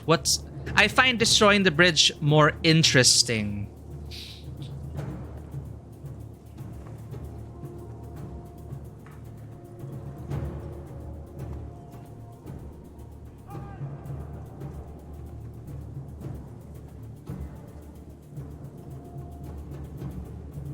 Destroy bridge! Hell yeah!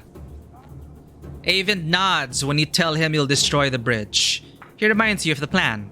Get him out onto the bridge and give him time to strike it until it falls. Hold off anyone who comes to stop him, Dredge or Varl alike. Are you ready? He asks. We're ready. You follow Avon to the bridge, where the Varl are lined up to join battle. They readily let you step in for the next group, curious to watch the men there fight. When you've killed a few, I'll begin, Avon whispers. My god, what are we doing?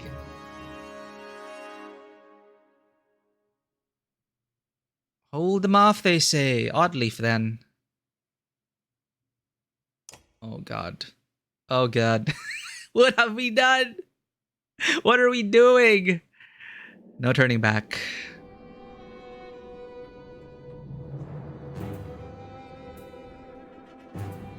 Hey, I feel like we're lacking someone.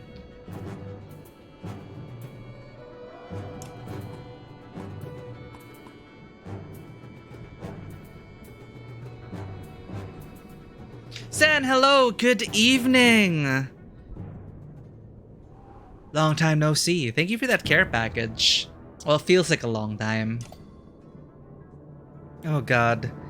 Alright, I'm gonna use the bathroom and then I'm gonna get that care package. Should welcome in Zen. BRB.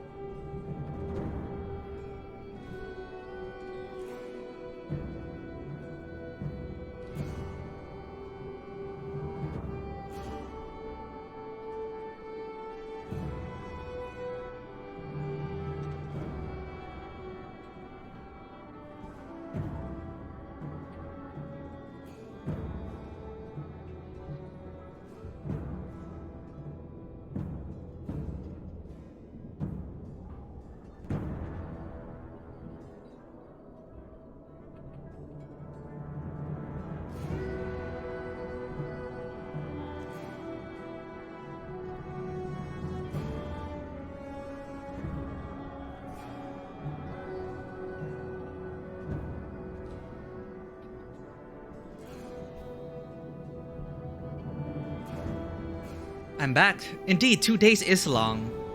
Right, gotta get sure posture is good for battle.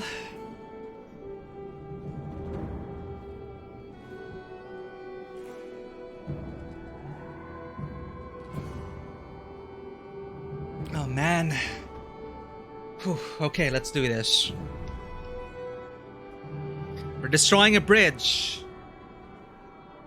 Fun times.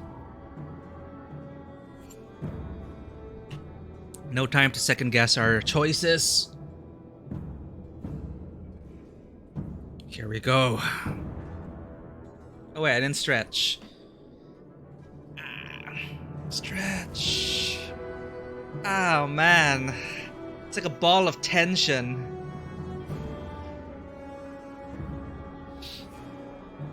Alright, I'm glad there are no 18 people here. You need to stop them.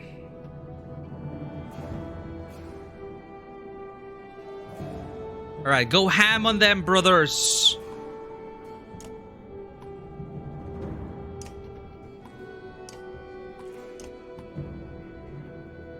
We're missing one person. Was it because we weren't supposed to have Varl on the team?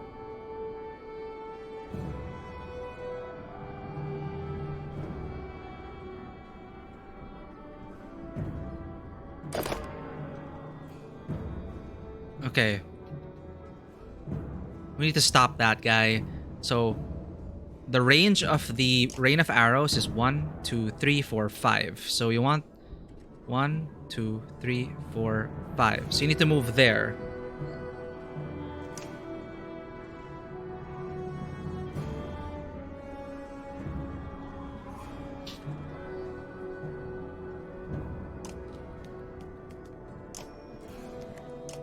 Close enough.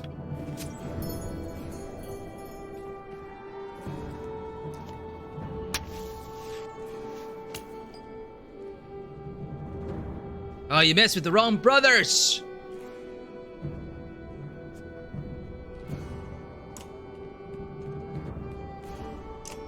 Bloody flail! Thank you for the subscription! What the heck? Ah! Wait, what's going on? How's it going, pal? Thank you for the subscription. 5 months. That is insane. And welcome in. We are starting on another Norse mythology journey here. Or we have started. We're in chapter 5 right now. Haha!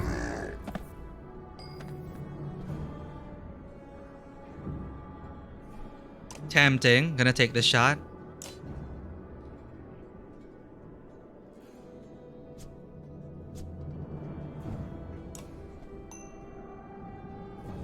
Who do I want to hit first?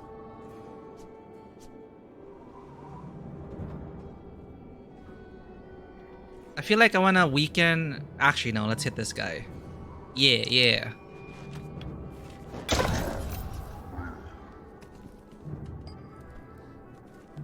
Oh, you haven't gotten this far? Well, spoiler alert. This game has been very challenging. Where does this explode? Like, what's the range? Shatterstone.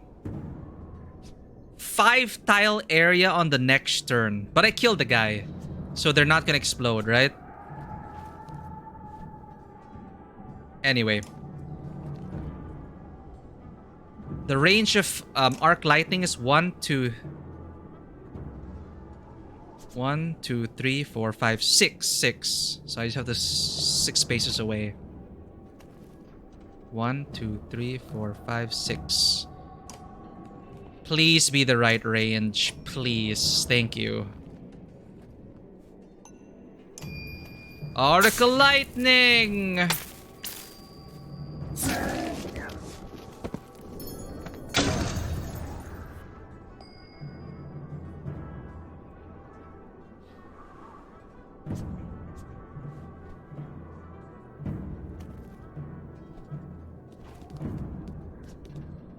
Oh, what are you doing, Alette? What are you doing? This is risky.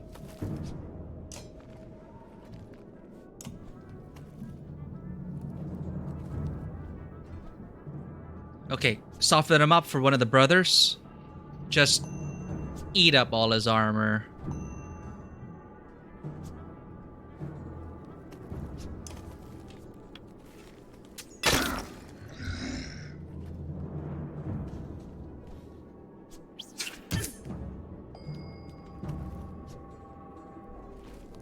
Three games from Denmark's TTRPG talk stream. Remember the old PSP game was Jean d'Arc? Oh wow, my friend was addicted to that game. Jean d'Arc? Yeah, turn-based things. Oh wait, I just got shot. Ouch!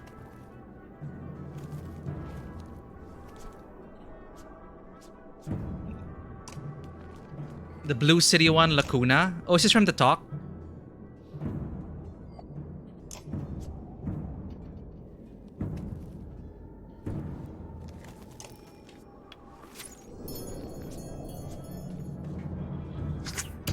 Is Lacuna kind of like the... That's like kind of like the Matrix, right? I remember playing it once.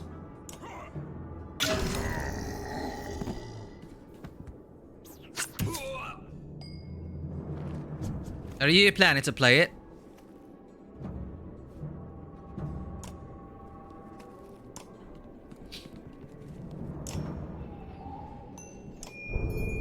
Boom, boom. Come on, get some. That is all armor.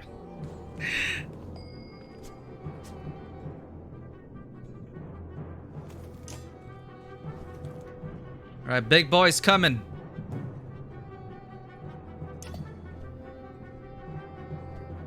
Yeah, I can't see.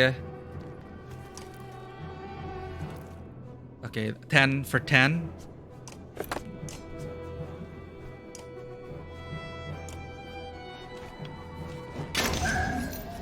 I don't know why I'm doing better with this team. I don't want to jinx it, but I am doing better with this team.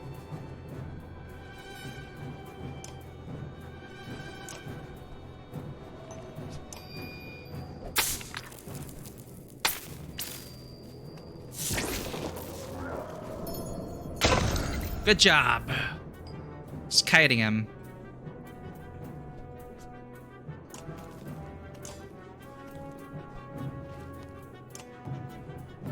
Take out all his armor.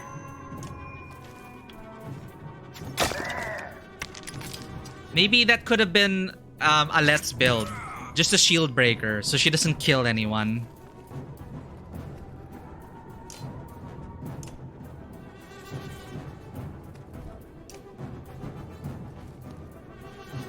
Shoot, I want her to get a kill. But I hate this. You only get XP for killing. Or you can only rank up if you kill the unit.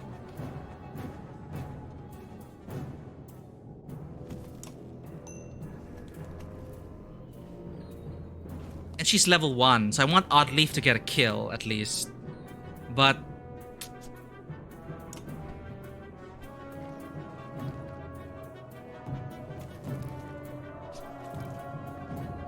well, it's moving next, so I need to stop it in its tracks.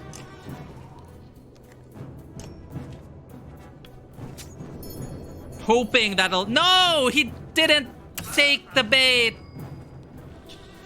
Oh, you bastard.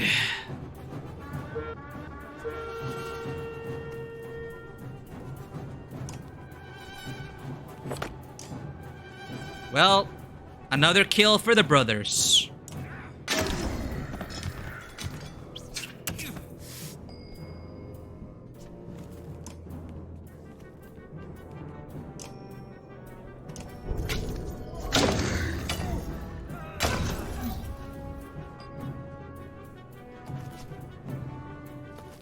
More like Inception with some SCP sprinkled in. Oh, interesting.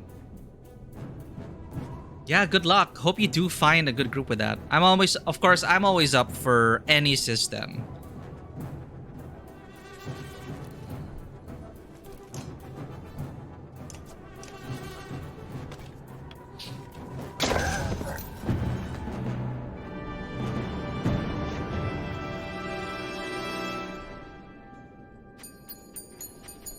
Yay!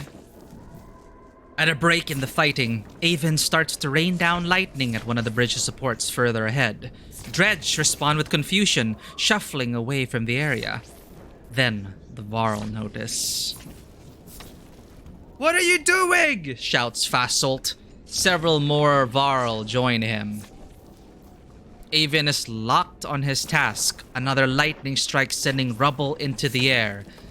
"Stop!" shouts Fasolt, drawing his weapon. The other follow suit, ready to attack. We're gonna have to kill Fasolt. "Stay close," you tell the others, drawing your axe. Alette is shaking so hard that you can see it from a distance. With a shout, Fasolt attacks. My playthrough, as you can see, we're about to kill another friend. It's going great. Oh no. We already lost 2 people.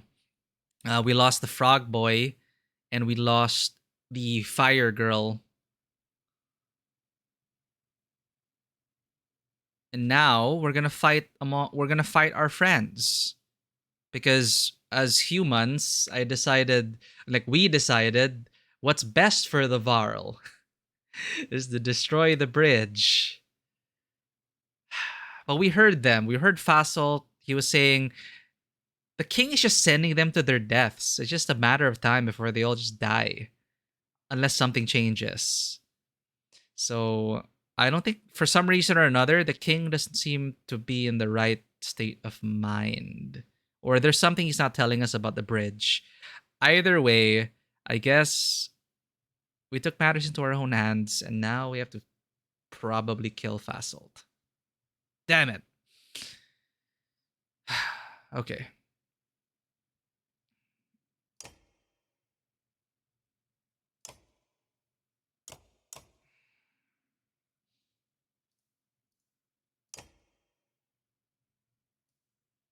What do you have equipped? Nothing. May as well put that on you.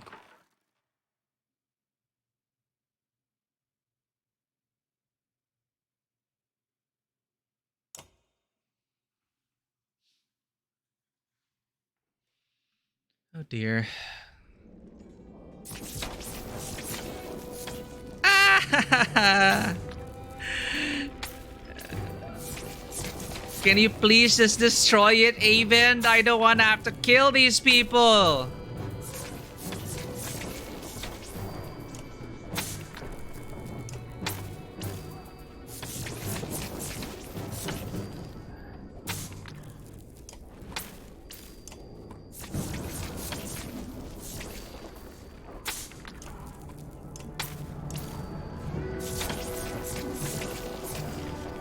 Close formation.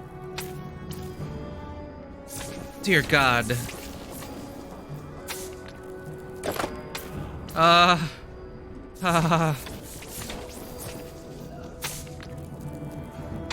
Don't let them in. Get there.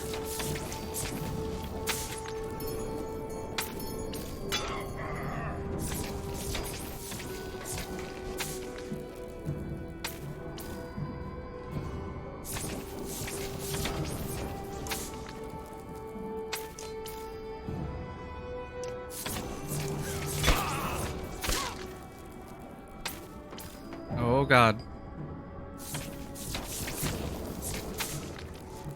Oh God. Bloody flail! I'm sorry, Fasolt.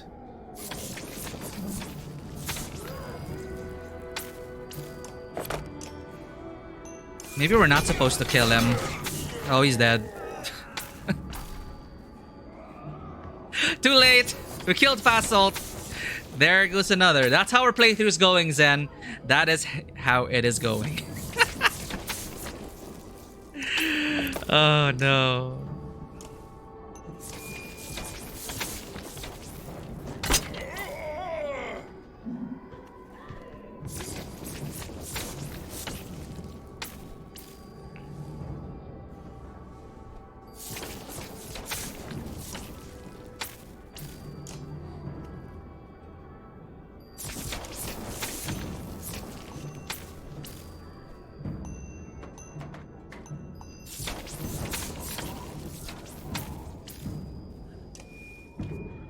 Man, that shield breaking archer is crazy. You go, Alette. Here they come!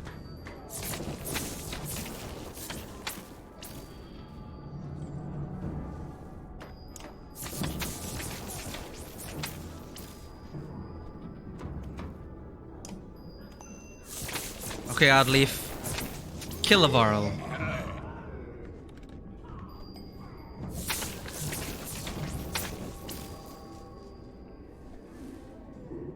Yeah, maybe we should have just broke armor, left them at low health, but well, here we go.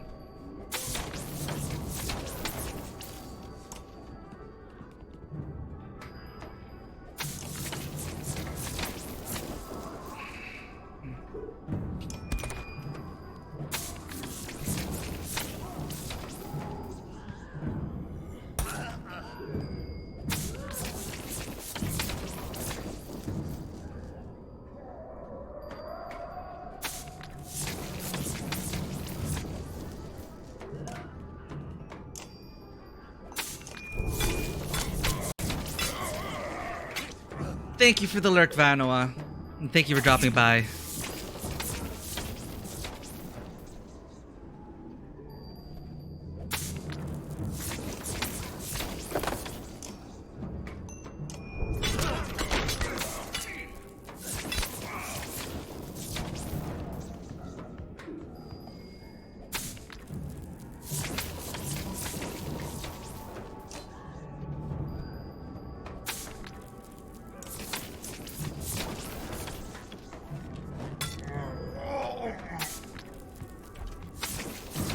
That's gonna hurt.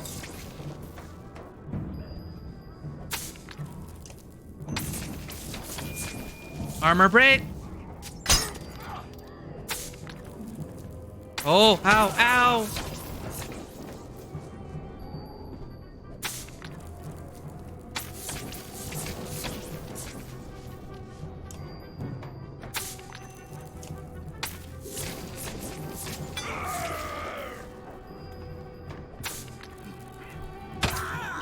Yep.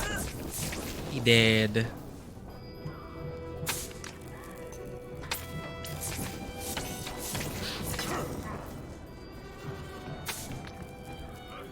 Ow!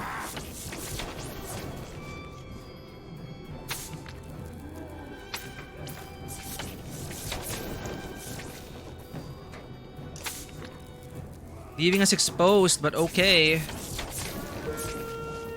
80% chance to kill him.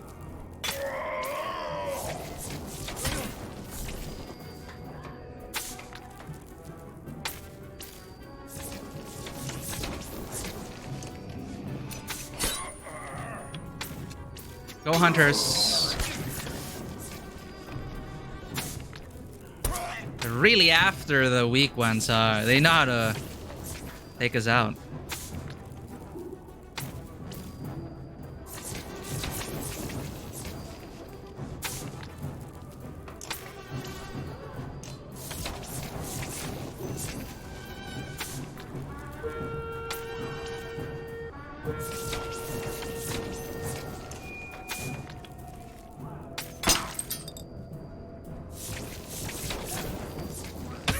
Oof.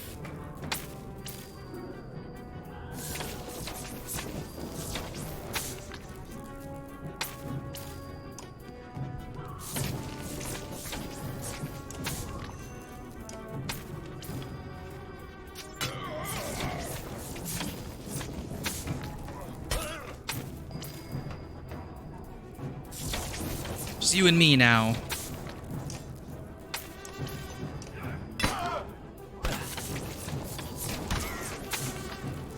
Hunter's mark before I die. You will not get to my daughter.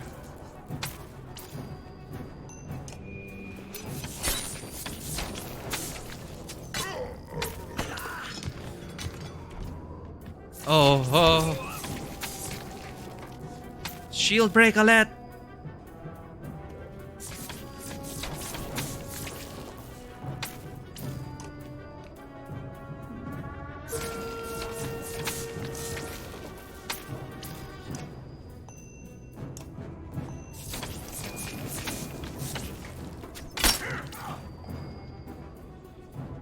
Come on, come on, come on, come on.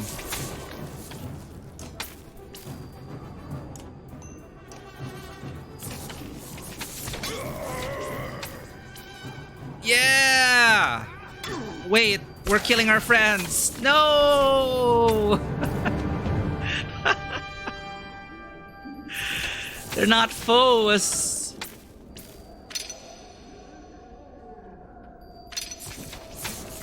God, that is Oddly's first kill.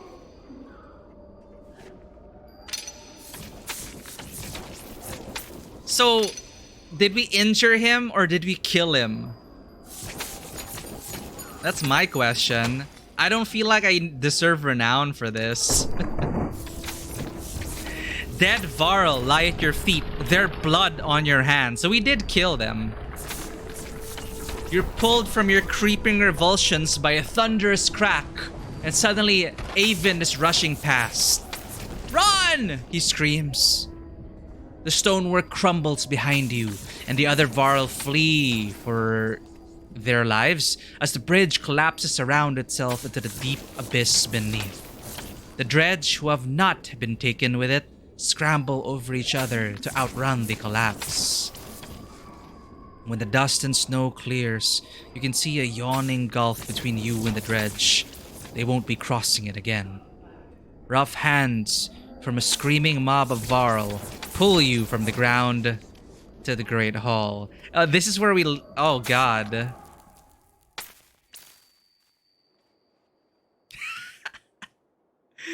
Oh, no. I can't I can't orphan Alette at this point. Anything can happen. Was there not just one thing I demanded of you? Yorundor launches from his throne, pointing an axe in your direction. You've broken this alliance, human. Man and Varl are no friend to each other anymore. This is my reward for allowing men in Einar Toft. Do not blame all of humanity for my... There's a bustle from the back of the hall. The Varl part around the shadowed figure entering the room. Yorundur, enough. This fight could not have been won. They did what you were unwilling to do. Damn. Enough of this insolence! I want these people out of my city! You'd gladly let our whole race die. There is nothing glad about it. There are no more Varl being made tomorrow, or 1,000 years from now. We are all there is, and we will all be gone someday. You've destroyed what we have made. What else is left of us? Will we leave no trace behind, as if we never existed? He's losing it. For a bridge. We have nothing left but ruins. Now get out of what is left of my lads and my city, and never return. The guards pull you roughly from the great hall where your caravan has been hastily gathered together. The Varl are not your ruins. The Varl are your people. What did he say about where home is? Of course, I understand where the king's coming from. He wants these bridges and ruins and fortresses left behind because he's already resigned to himself that there will never be any more Varl. But we have player knowledge. The gods are not dead. They are simply silent and they have done something that we are not aware of, which is exactly what happened in... Cool, I like this. It feels good because that's exactly the story I put up when I ran my campaign of Band of Blades. More similarities. It's like people had either thought the gods were dead, but the gods were just silent, and there was just something that the players had to discover about the reason for their silence and absence. And/or absence.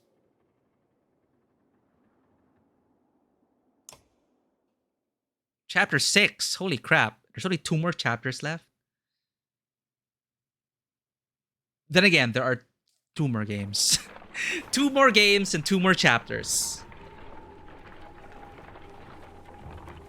The journey has just begun.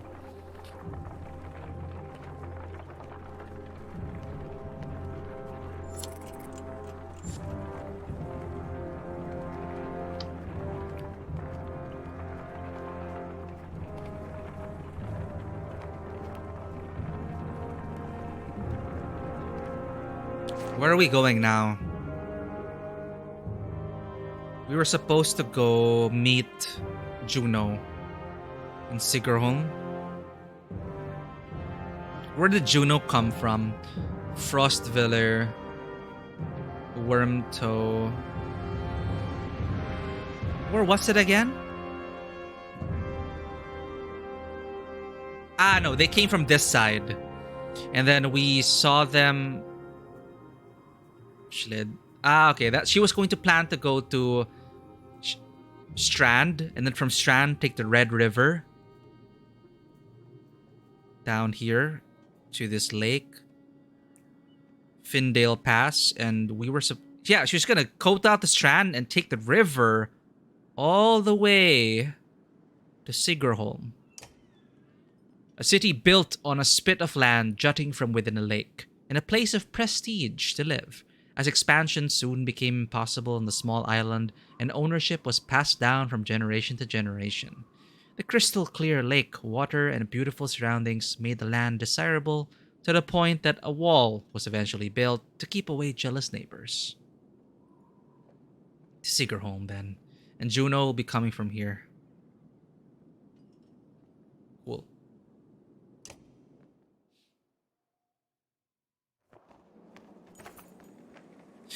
The sounds of a skirmish alert you to a Varl surrounded by a half-dozen armed fighters.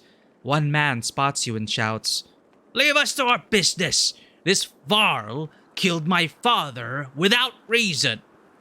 The Varl is about to respond when a man attacks. The giant swats the blade aside and silently watches for the next assault. Here we are again, meddling. Let us hear what the Varl has to say. The Varl shrugs as if unconcerned, saying, "This one's father and I had a business deal.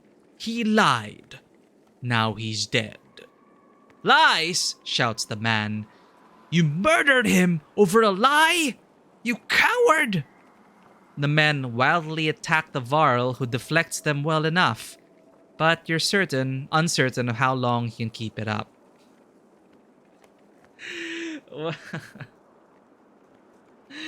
No. Is it normal for Varl to kill people over bad business deals? Should his father have known better? Why are the choices so hard? I know why it's so hard. And now I realize why. Because I'm used to being a charisma character. I'm used to always being able to talk things through with NPCs due to a powerful persuasion / deception / intimidation check. Here it's just, do you defend the Varl? Do you defend the humans? No in-betweens. Well, it seems like this is a normal thing for Varl. And the father probably knew. I don't know the culture here. If the father knew that a lie in a business deal is a severe breach of honor and allows a Varl to kill another, defend the Varl. Why not? Ivor, you say. We could use any Varl with a good sword arm, couldn't we? He nods, readying his weapon. Ah, the men immediately back off, the prospect of fighting your entire army suddenly unappealing. They watch from a distance, shouting obscenities and something about injustice. The Varl turns toward you.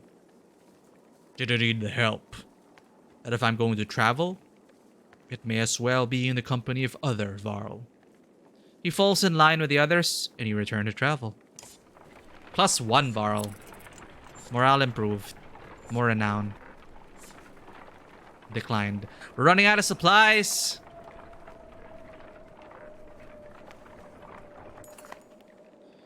As you're nodding off to sleep, shouts of "Fire!" pull you back to attention. Flames quickly consume a supply wagon and a few tents. A woman cries out, "My boy!" and points to a burning tent closest to the outlying Varl. Two of the giants are motionless, staring at the spreading fire with terror in their eyes. Varl are afraid of fires and no. Command the Varl to help. Organize the peasants to put out the fires. Go in after the boy yourself.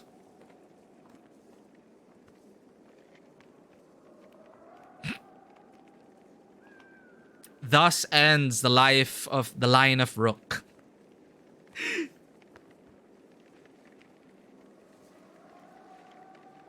Go in after the boy yourself. Wrapping your cloak around you, the smoke, flames, and tent become a blur as you grab the boy and slice through the back canvas with your hunting knife. You meet the ashamed look of the older Varl, while the crowd cheers on your heroic act. Unfortunately, the supply wagon did not make it. Oh my god, we have no more supplies. What in the depths was that about? You mutter to yourself.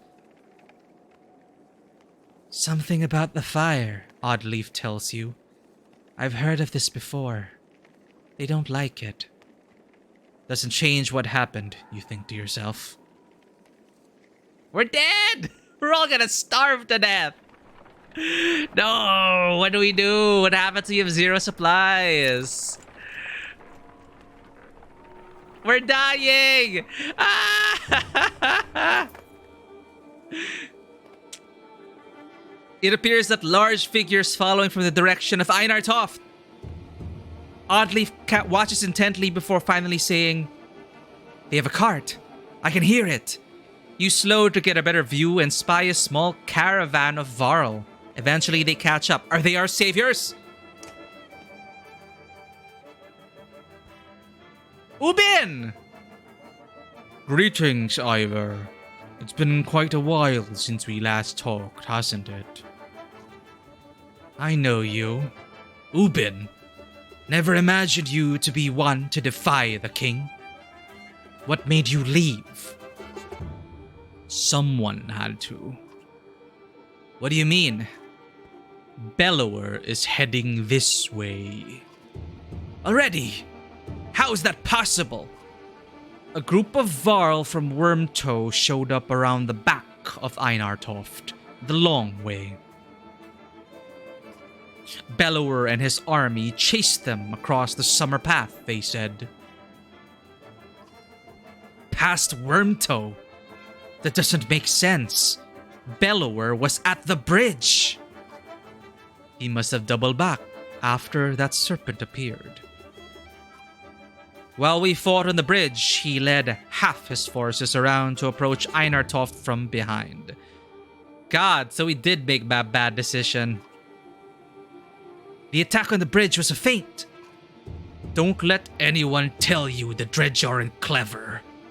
Einar Toft will fall within a day. Maybe not. He's following you. I thought one of you might know why. You exchange nervous glances, but nobody speaks up. Oh, thank God. Must be me, then. Is there something I don't know? That's quite a grudge he's holding if he's coming for you, Ivor. It doesn't matter. Our only chance is to get to Sigerholm. Juno will know what to do. Why do I get the feeling that Juno will not know what to do? We'll join you. I come bearing supplies and warriors who would be happy to kill a dredge or two, I believe. Haha, we have supplies again. We're saved.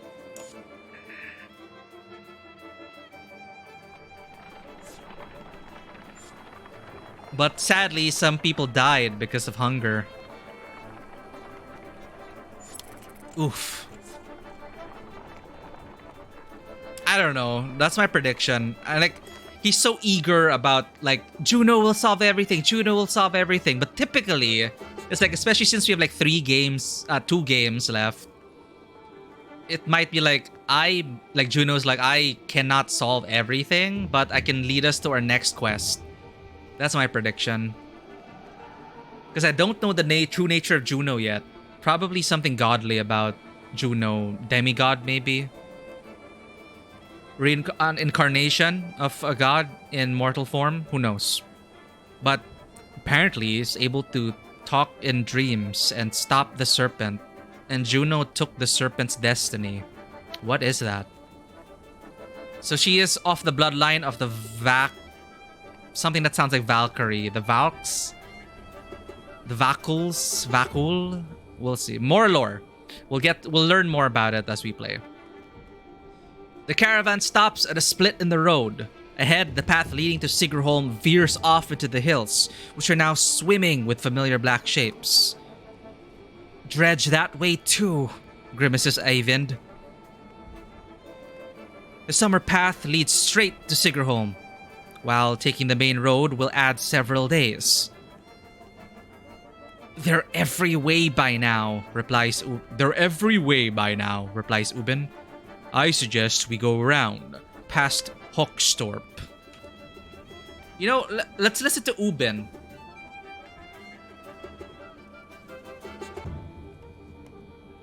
Go around, past Hockstorp. I hate to say it, you tell Eyvind, but I'm not willing to walk into swarms of dredge anymore. Juno will have to wait. You turn toward the long round around Hockstorp instead, hoping you've saved life in the process. We also need to restock. Please, can something go right? Ah, 4 days. Weak morale.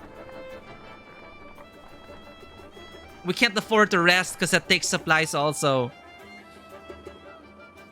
The caravan consists of more clansmen than you ever expected. Accusations of stolen chickens, missing heirlooms, and concerns over daughters' virtues are the sorts of thing you hear relentlessly. Even fighters complain of spreading too thin to protect everyone.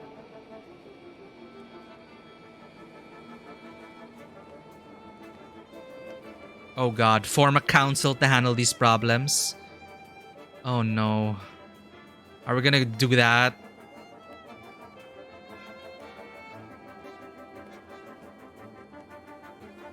Maybe a council will grant us some buffer room. But everyone's gonna be like, who said we could form a council? We didn't vote for that. I don't know. Oregon Trail, yeah, it's one of those journeys, right? And I have fun with these kinds of games. Like, it's all about the journey, right? Not the destination. Try to address the major issues. Animals are now split evenly amongst the caravan, you say. And everyone will maintain closer quarters to minimize the efforts of our fighters. Most everyone have trouble adjusting to the edicts, but overall the issues become less petty. Poor morale! No supplies! Day 94. Oh god. Oh! You enter a village of miners who want to know what has been happening recently between the rumblings of the quake and sightings of dredge in the distance. As you look around, you see a lot of elderly and children and know that these people will only be more mouths to feed.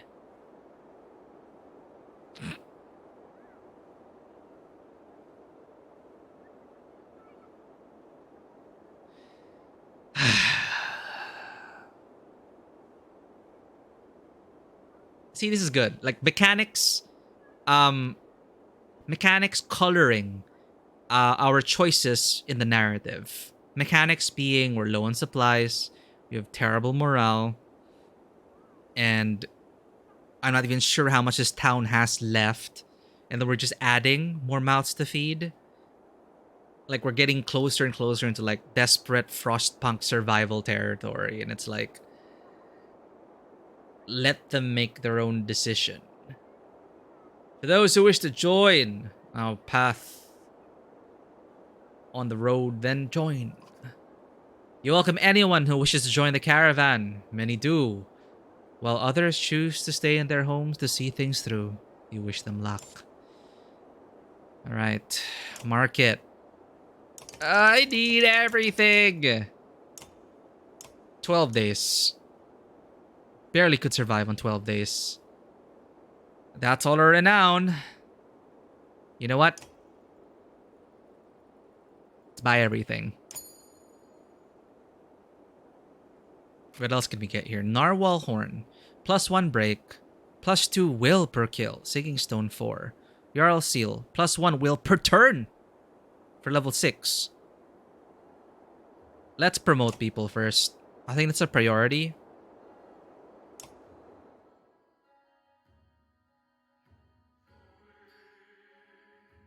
Oddleaf. Promote.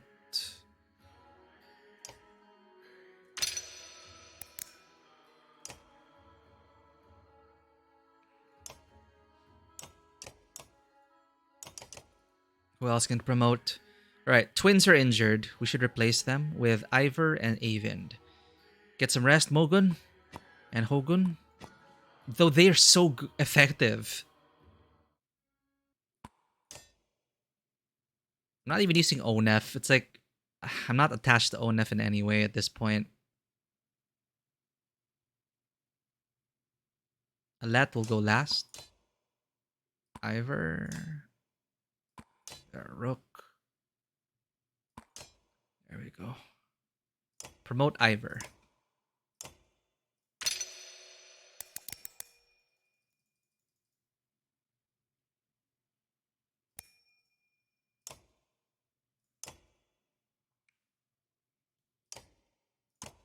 Shoot! One more. What do you have? +2 strength resist, +1 will per kill. +2 aggro. No one can use that yet. We need one more renown. Rest for 1 day to get Krumer and Hogan and Mogun at least a bit, feel a bit better, then set off. We can afford to buy something, I think. +2 will per kill sounds pretty good. +1 armor per turn. Holy crap. Damn. Do I want to invest? Like, it takes so much renown just to level up now, and it's like, I feel like it's not, I don't think I can afford this investment right now. Like, to level 6 and to level 8, we don't even have anyone at level 5 yet. So, let's get a Singing Stone. +2 will per kill.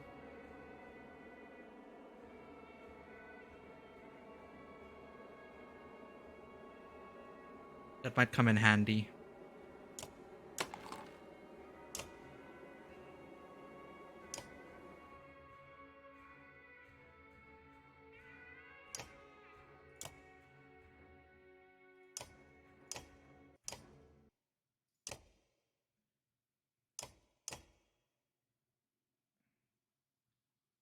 What did I give him? +15% dodge strength.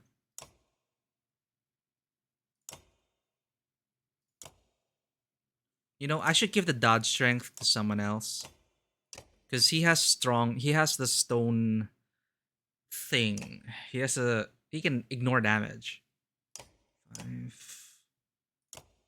How do I see your item without the promotion?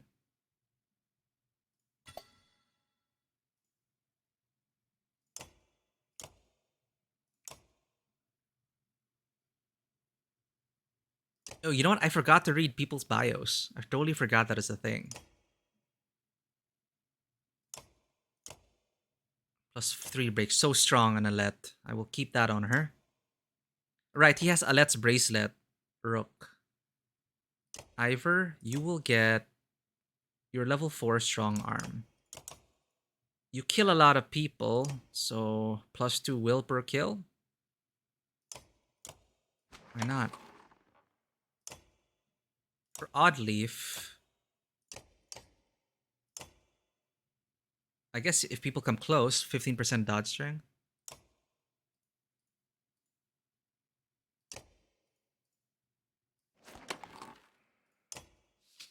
An Eagle, well, I don't have many good items. I just have this, better than nothing. Alright, we're good.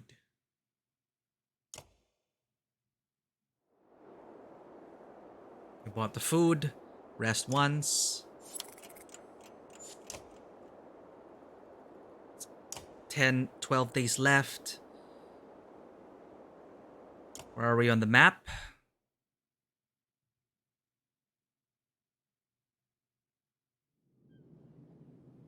We're on the Summer Path, cutting straight southward from Wormtoe to Sigerholm.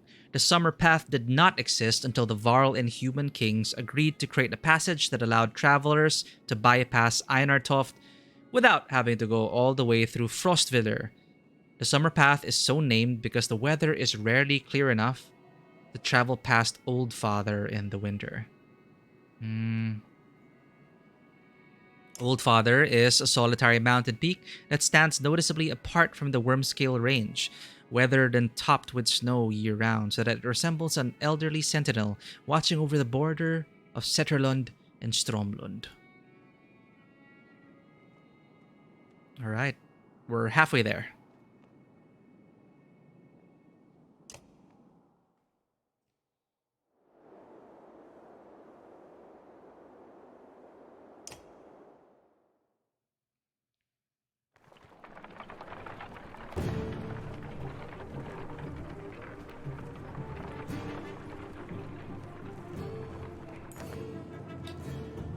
Look at that! Shouts one of your clansmen. The caravan stopped to watch dredge pulling into the village you just passed through.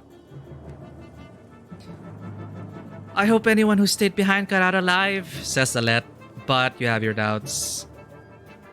"They're coming," says Ivor, pointing out a line of dredge leaving the village and marching toward you. As you watch, the dredge in front falls over. Then the one behind it falls as well.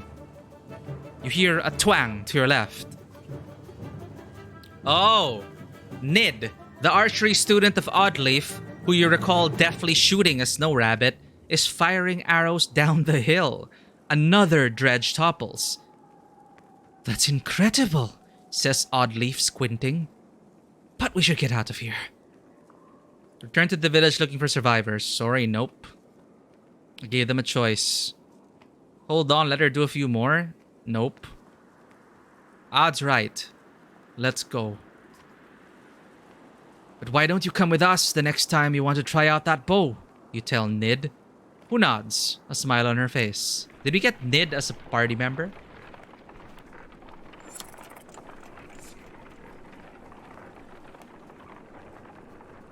We have poor morale though.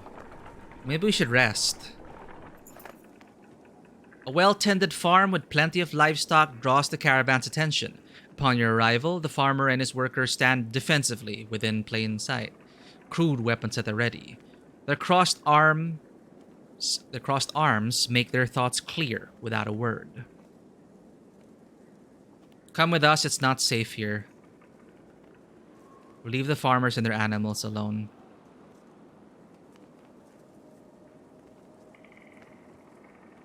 Shoot. Well, I probably know what they're gonna say, but let's try. "Come with us, it's not safe here." You warn the farmer of the approaching dredge, but the man spits and says, "This land is my life. I lose that, may as well be dead." The farmhands slowly nod their agreement, neither joining you or lowering the weapon. Hey, why did we lose the option to barter? Now let's just threaten the farmer, leave the farmer alone, take the livestock by force. What happened to offering a trade? Leave the farmer and his livestock alone.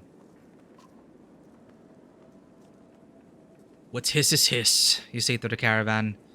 "No sense fighting those trying to protect themselves." Grumbling bounces around through the clansmen, but the caravan is once again moving. Stop! We're already at poor morale!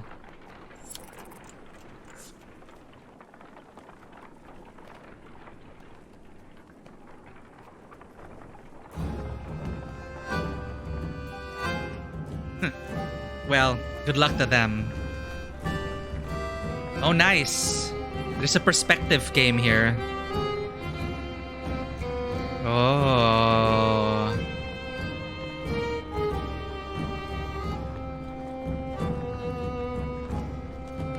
Interesting.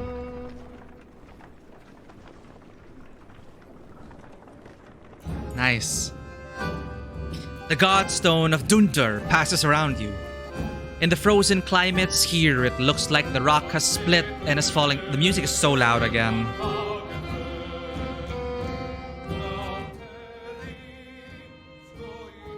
The Godstone of Dundar passes around you. In the frozen climates here, it looks like the rock has split and is falling apart, held together only by the deep snow. Curiously, when standing between the stones, the wind drops off completely, picking up again once you've passed through. I almost wonder if we should rest here for the night, says Ivor, who seems to have noticed the same thing. With all the snow around it. Oh, it's missing, shoot, I'm losing my words. Quotation mark. With all the snow around it, Dredge might not even be able to find us.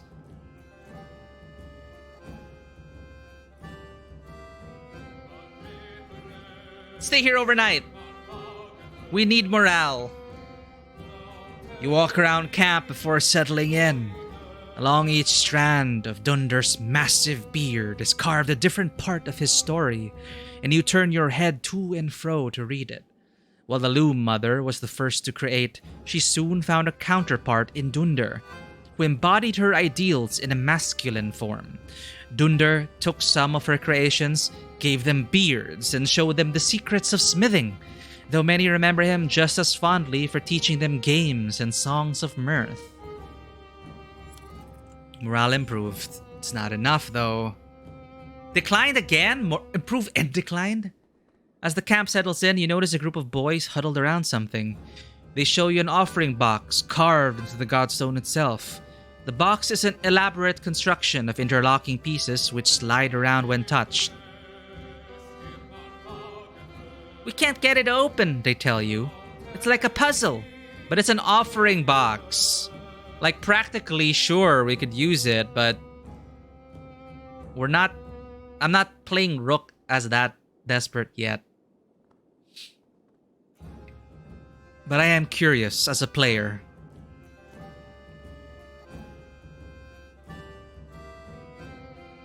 Damn it. It's like I want more content. I want to just open it, but anyway. Doesn't seem to be in line with how I've been playing Rook.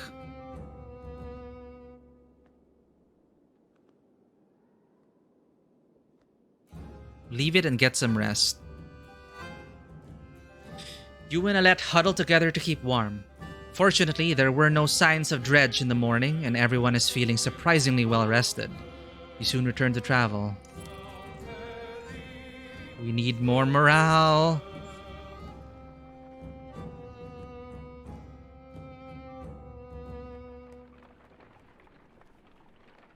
Has it been about 100 days officially? Hawkstorp! You notice most of the Varl pacing while others sleep. Their brief conversations with each other and other clansmen grow shorter and sharper. Go away, roars one Varl at a young girl asking him too many questions. All the clansmen stop and stare.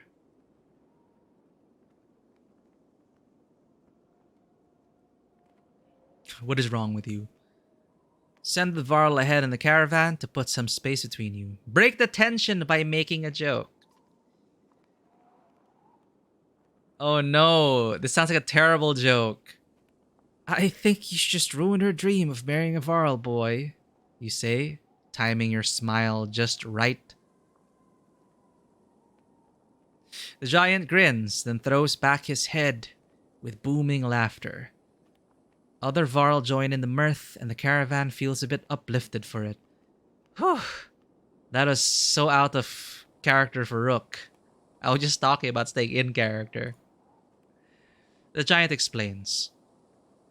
We live in the north for its space. Endless miles of snow, ice, mountains, fields. Space to be left alone. But here there is no time for such things. Understanding slowly trickles through the caravan, relieving some of the tension. Oh. We're still poor morale. Please. I want to be happy again. Hawkstorp. Oh, God. And I thought we were doing okay. In the distance, Hawkstorp smolders. Is it dead? Like an old campfire. Even from here, you can see black figures shambling through it. Oh, damn it. That looks like a dead town, remarks Ivor, confirming your impressions. There's usually survivors, Oddleaf reminds you. I can't help it. Check it out just in case. I hope others will do the same for me. Dredge are nothing we haven't faced before. Ivor grunts, but otherwise says nothing. Besides, it might throw Bellower off the scent a bit.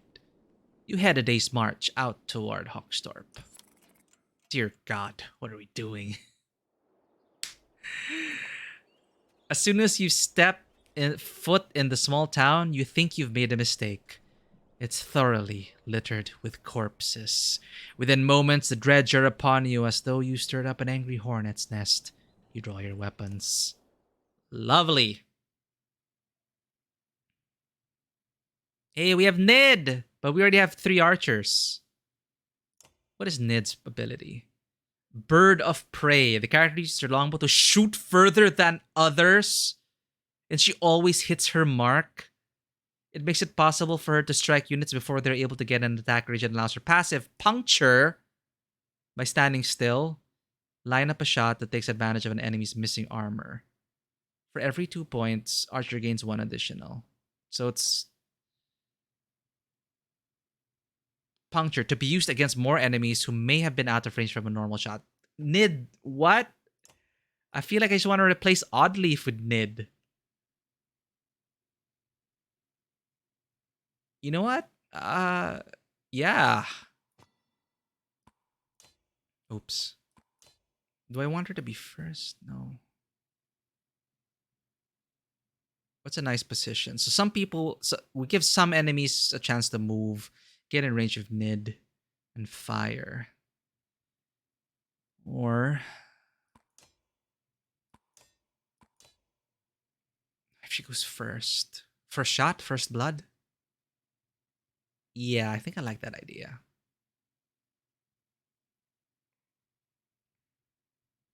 All right, let's level her up.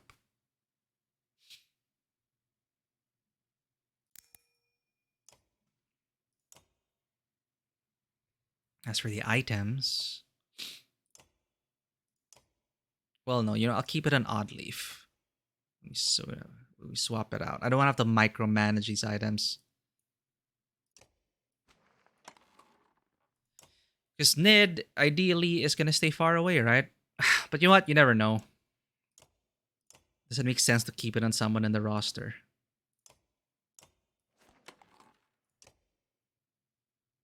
Hogan and Mogun need some rest. We don't have enough renown to level up. Sadly, no crit. Well, long range turret. Just plop Nid somewhere and she can shoot everyone. I love it. Well, let's check. Let's try her out in actual combat. I think we're good.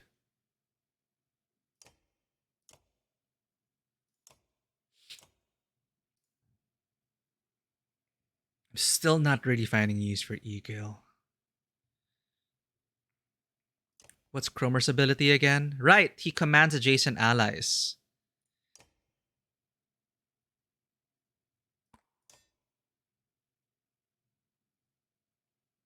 Okay. Maybe the commanding thing, we just have to work that out. But,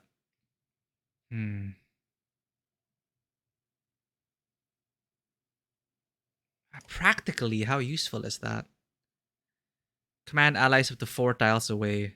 Command allies at any range. Okay, I think I want to try leveling up Cromer.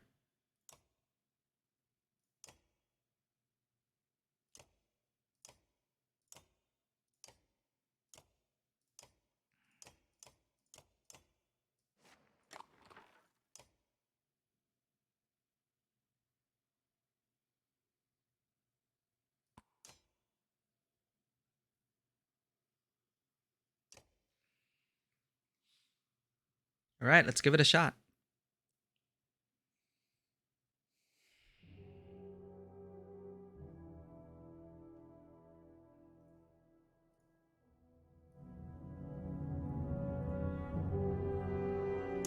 Oh shit, Ivor, right. He did lose his shield arm.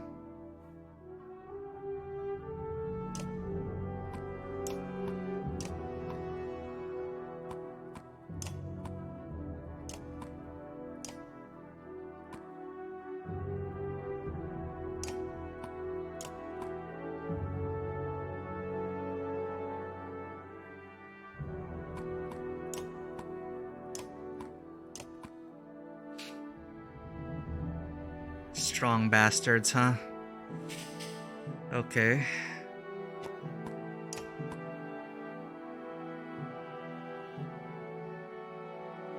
Ready. Let's see how your ability works. 1, 2, 3, 4, 5, 6, 7. 1, 2, 3, 4, 5, 6, 7. So you want to stand there.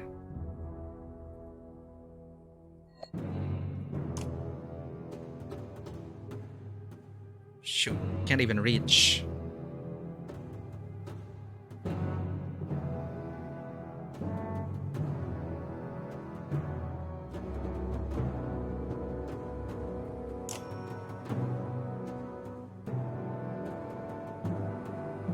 One, two, three.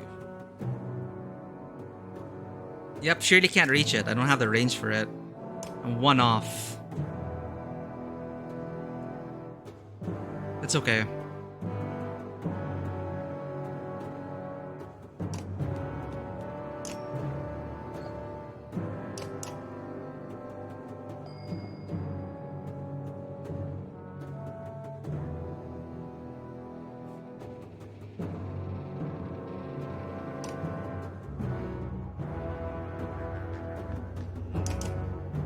Come on, come here, come here.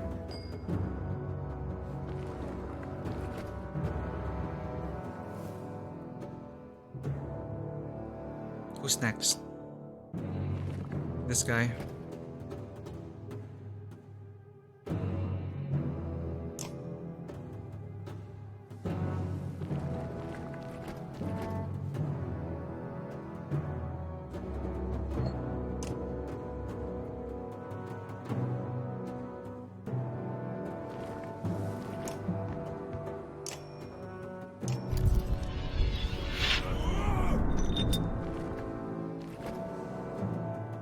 But it always alternates.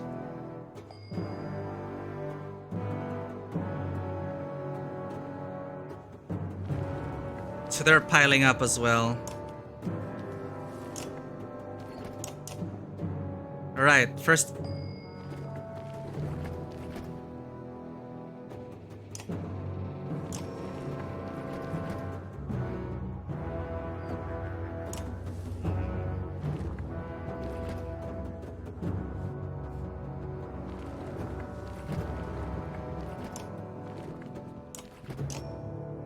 Shoot! Range!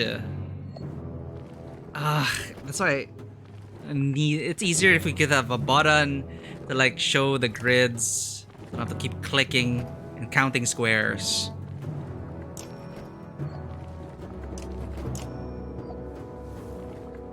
Or whoops, I clicked wrong, undo the move. Oh well.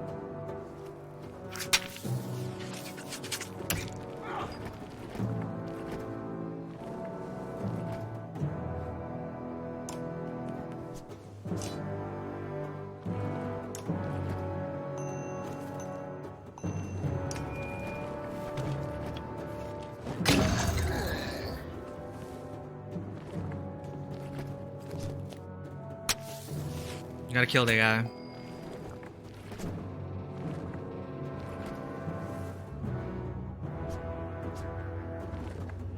One, two, three.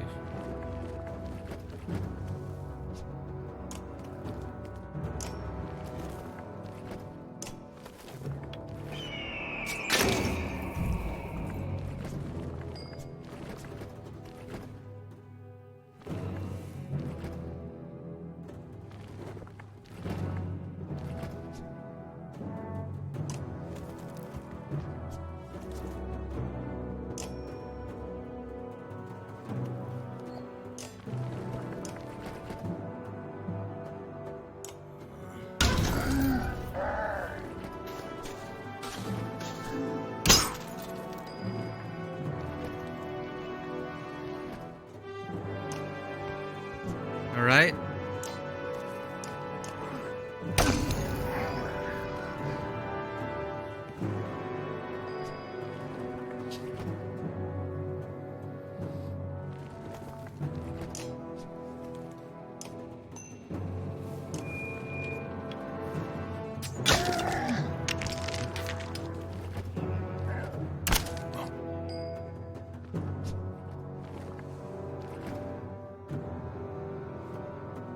Diagonally.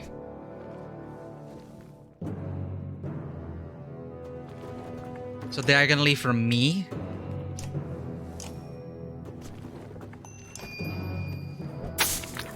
Oh, it's gonna hurt me as well. Oh, it just hurt one person.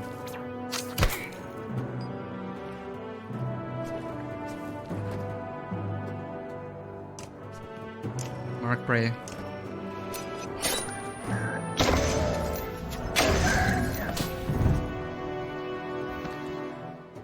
Very nice.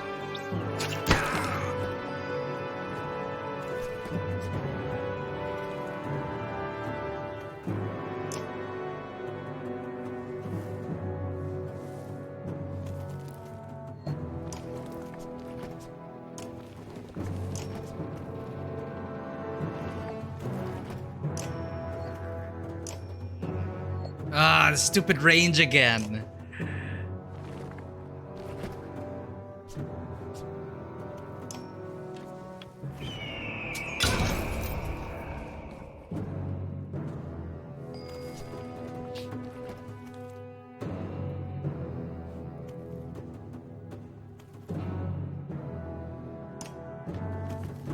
Let's go, Ivor.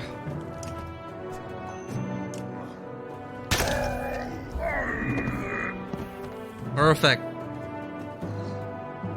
Ow.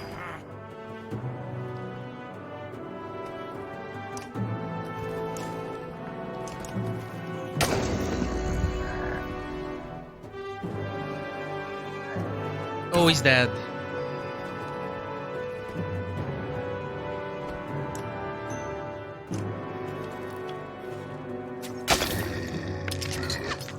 Uh-oh. They got to the archers.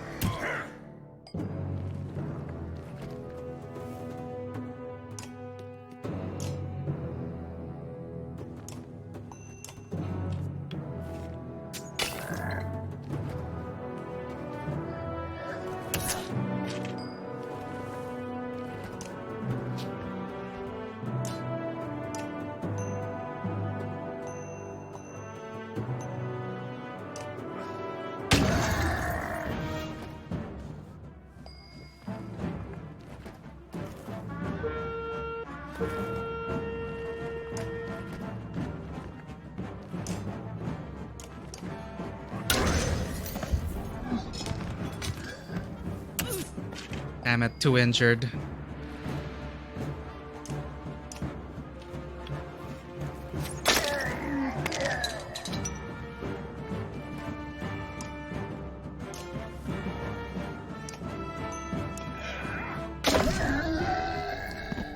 Actually, he's quite strong with a stick. I didn't think about that.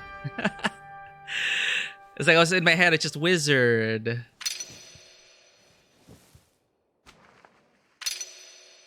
But HP is strength.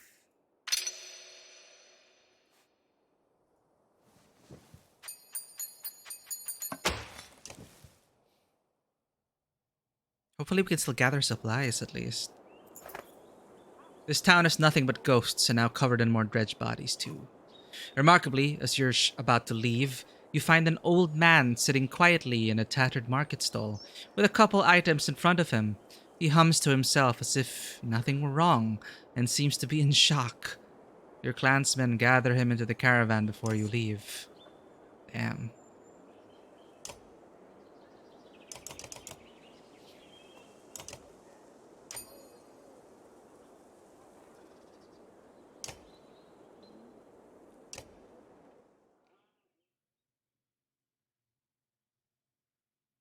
Level up Rook.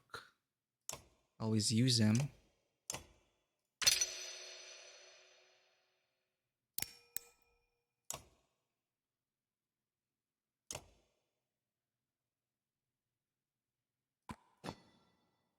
Oops.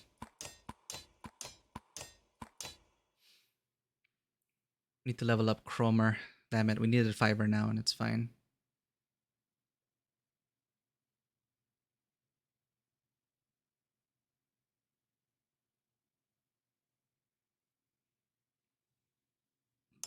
Excuse me.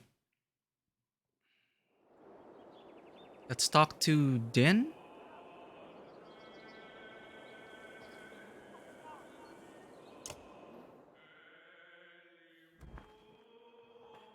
don't know if we've ever spoken. I'm Ned. Oh, that is... I was saying that. I'm Ned. You're Rook. I know. We've actually been traveling together for a long time. Isn't it strange how you can be so close to people and not know them? Every day I pass people I swear I've never seen before. I wanted to thank you for letting me join you. Have you always been such a good shot? Honestly, I never even tried before Oddleaf made me. I spent my whole life making clothes, cleaning. Oddleaf's good, but I don't think it is all her doing. It feels right. I just look where I want it to go. Anyway, I feel better. The caravan, the people worrying all day and making problems. Sometimes they really stew in their misery. Everyone underestimated the wizard. Yeah, it's just like bonk. Alright, you can kill things with your stick. I'm glad I could do something helpful. Where are you from? I don't think you're from Skulker. I knew most of the people there. No, I had a house in Frostviller, but we were driven out when the dredge started to show up. My husband died trying to protect our home. My sons and I were thrown out into the fields. I'm sorry. Ikil's men killed my husband. Now, Ikil is traveling with us. Ooh. For a long time, I was angry. Why did he get to live? Why did you decide for the rest of us? You look away momentarily, not sure what to say. But I've let it go. I have 3 sons, and I don't want them to grow up with hatred in their hearts. That's why I wanted to thank you. You're welcome. I should be going. Don't think anything of it. We all have our own problems to deal with. Let me know if you need me to put an arrow in something. She returns to her tent where her boys are waiting for her. Damn. Alright, you can check the latency, right? Like for the stats. Like how many seconds it is. I'm curious actually. What does the latency say? Like how many seconds are you delayed from the stream?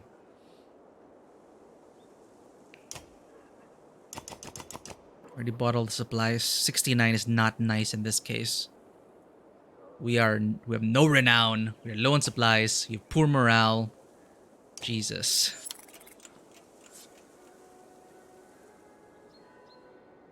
Can we afford one more rest?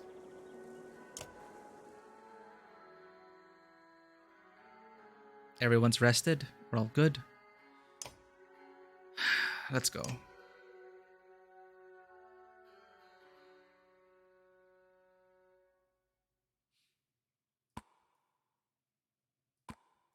So Nid should be there to like help do killing blows. Like don't like position her because she has the ability. They both have puncture. Both archers have puncture. So ideally you want to stay still. So maybe in tandem, Alet will do heavy break damage and then Nid will swoop in for the kill. Let's try that.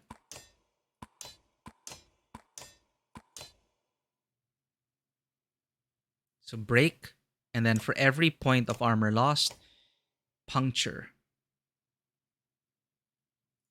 Let's try that.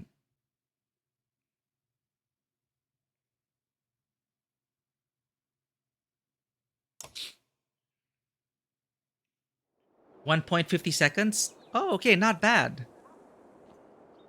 So we are pretty much in sync, almost. Where are we on the map?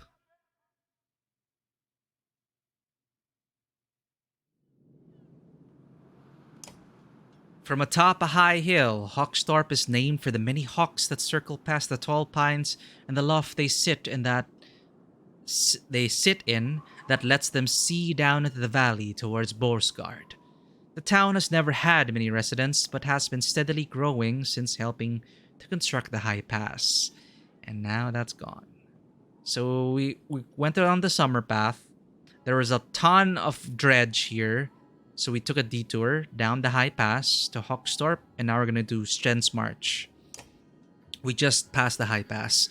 A reluctantly formed road once travelers discover... A reluctantly formed road once travelers discovered that the summer path would often be completely blocked in the winter. It takes travelers the long way around Hoxtorp, which has been good for Hoxtorp's economy and nobody else. Then we go down Stens March.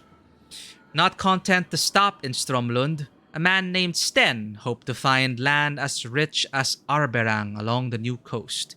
Instead, he found bog. All the way up the coast he went until ice covered the trees. This is far enough, said Sten, and he stopped in Skolger. So Sten's March, he came all the way from here.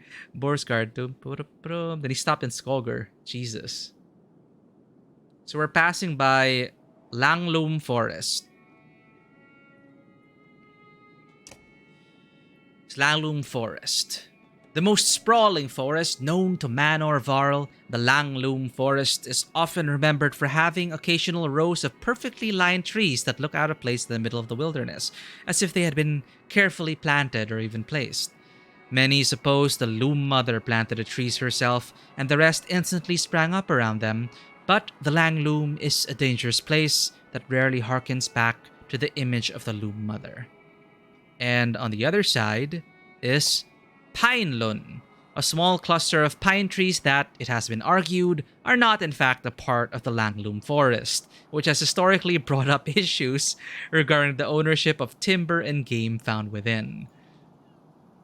Yeah, because it's separated by Sten's March, and then Lunadin Wood is right beside us. An unassuming patch of woods surrounded by other similar forests. However, this particular copse tends to be avoided due to what could be called an unnaturally dark heart. Hunters and woodsmen who journey through the wood often come out swearing they saw nothing but night within the trees. A naturally dark heart. Damn, that's kind of creepy. Nothing but night. Let's see, so much to explore. I wonder... I guess this map is the one same map we're gonna use for the next two games. Alright, that is our path to Seekerholm. Let's leave.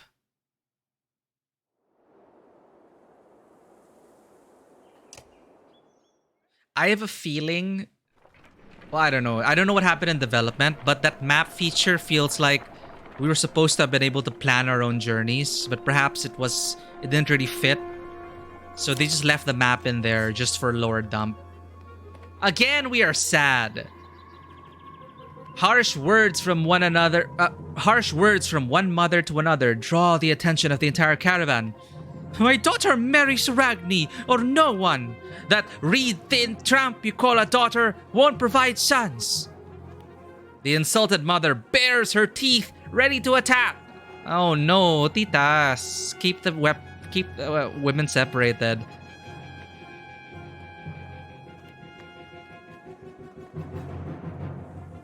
Explain yourselves. Ragni chooses my daughter on his own, the insulted mother says, but this one thinks I have something to do with it. Launching forward, the first woman flails wildly, shouting, "Liar!" The women are separated and eventually calm down, but you worry that this is far from over. I don't have time to deal with this. That's gonna be a problem. I'm noticing with morale low, we're getting a lot of conflict. Tension simmering in the town. Ooh, another godstone.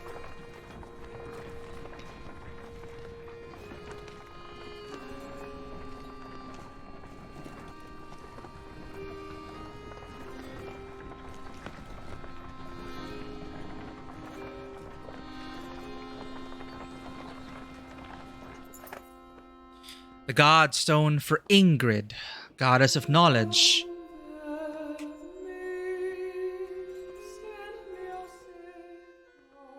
I like how each godstone has like a theme. The godstone for Ingrid, goddess of knowledge, looks on as the caravan takes a much-needed rest. Ivor shoos some children away from a solitary dredge slinger lying dead beneath a stone.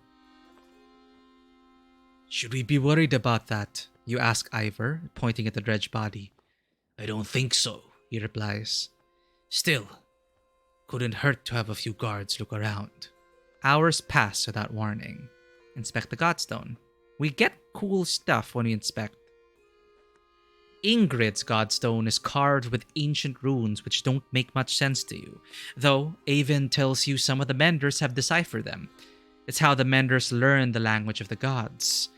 Past the largest stone, a long series of slabs contain more writing all the way down the hill. The odd thing, he tells you, is that the writing occasionally changes depending on who is reading it. Wow. I like that.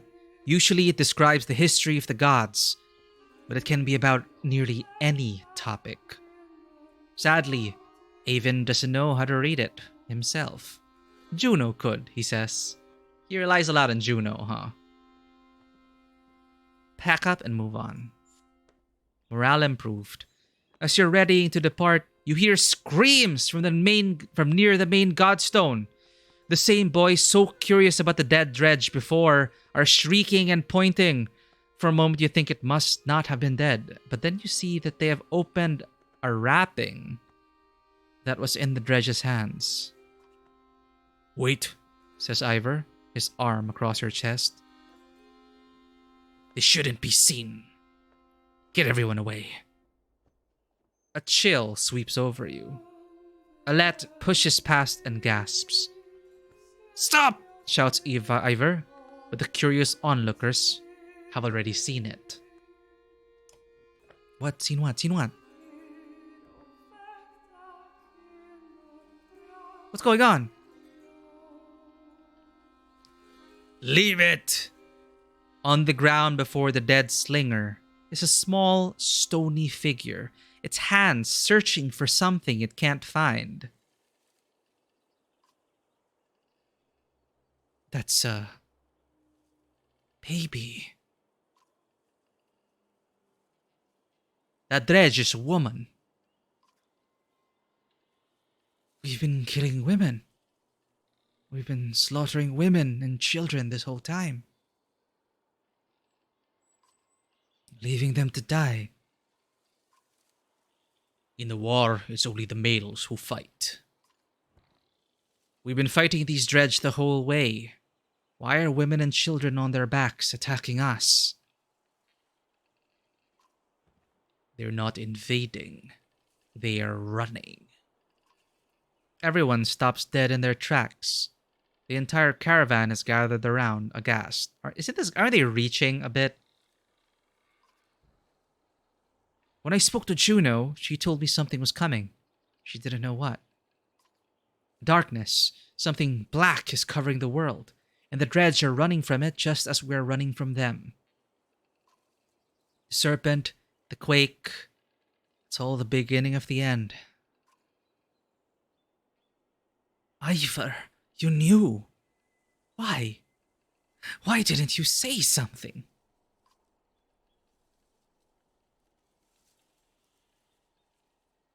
Ivor? When I was young, I killed one of the Sonder during the Second Great War. We called it Raise. Every time we would build our defenses, it would flatten them and push us back again. I became separated from the rest of the Varl and stumbled upon Raise deep in a snowstorm. Alone, she was nursing. I threw my axe. It twisted in the wind. Her son died in her arms. She was so pathetic, kneeling in the snow. She didn't even try to stop me when I took her head. The dredge have feelings? That's how I killed a Sunder. Damn. Damn, you cold. When I found my way to Grofheim, the Varl wanted to make me Kender. Next to be king. I left. Walked until I ended up in Skogar. Damn. When no one knew what I had done. The only sound is the wind blowing through the trees. Well, how did I thought it? The description made me think it was like a small stone, like a stone figure. How did they think that as a dredge baby? How did that even look like?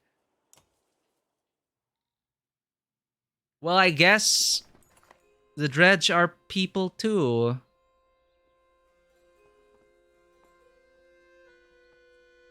Yeah, I had an imagination error there.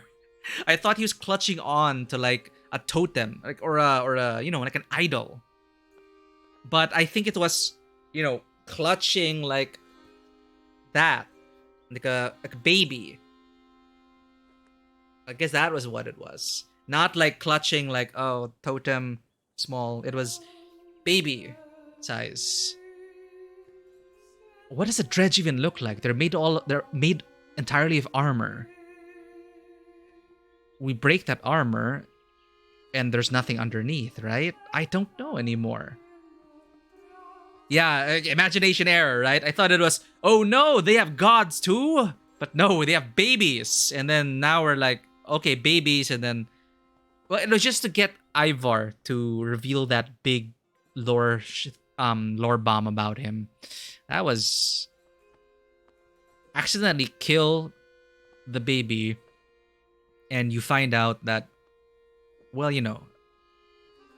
all he knew was that they were at war, dredge were dredge, they were killing each other.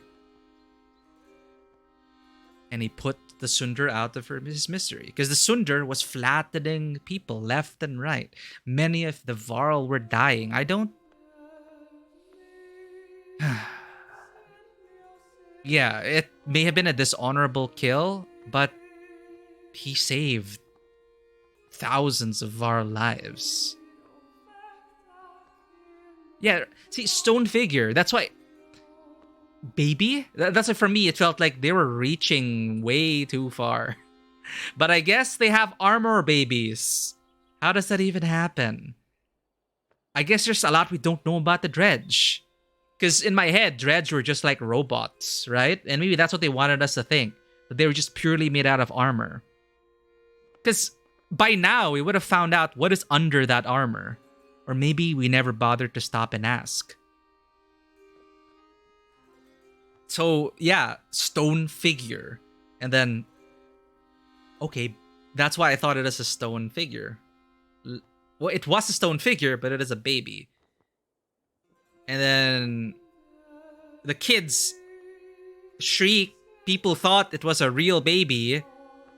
I don't know. I felt like it was just a big reach.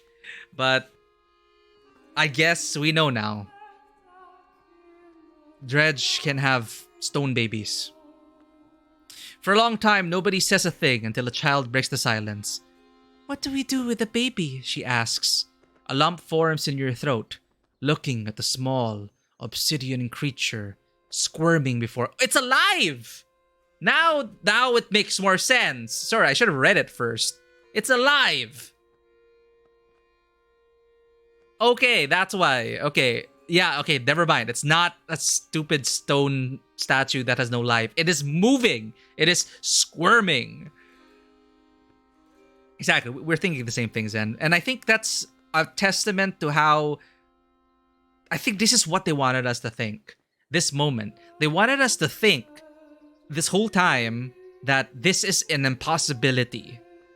So the fact that we see here now a writhing little stone child... That I can see now is very, very shocking. Because we've never seen we've never seen a dredge baby. And then now it's like, It's moving.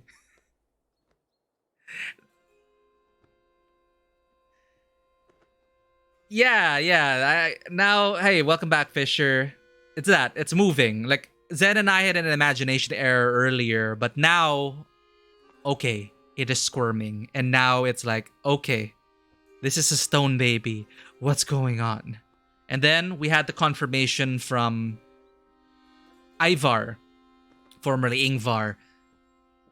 Ingvar, sorry. He's Ivar now. Confirmation that they have babies and they feel for their babies. Nice. Okay. Insist on taking it with a caravan? What do we do? I find this the most interesting option. Honestly. Insist on taking it with a caravan. But, because I'm worried if I put it to a vote, and then people are going to say, leave it behind, and you can't say anything. So no, I'm going to insist on taking it with a caravan. It's a baby. You argue strongly for showing mercy and humanity. Some of the women in the caravan hesitantly agree to take in the dredge infant, while others are furious about bringing it along. It's okay, we're already at poor morale. Can't drop any further. Not long afterward, one of the women comes to you. Its swaddling was being held by this, she says, giving you a hairpin that looks distinctly undredge-like. An inscription on the silver almost slips your notice. Persevere. From the goddess herself, if you ask me, the woman tells you. Bless you, woman, for taking in the child. See, I think this is very interesting. To hell with the morale of the group. This is an interesting story. Betsy, hello! We just dropped by at a very interesting moment in the story. Typical tragedy of war, right? There are no... Well, I mean, there are the terrible people who instigated it, who continue it, but a lot of the rank and file are just people serving their country, trying to survive. But hey, apparently the dredge have feelings. Okay, let's see how it happens to this child. Vadrun Silver Brooch. And I think it's so appropriate that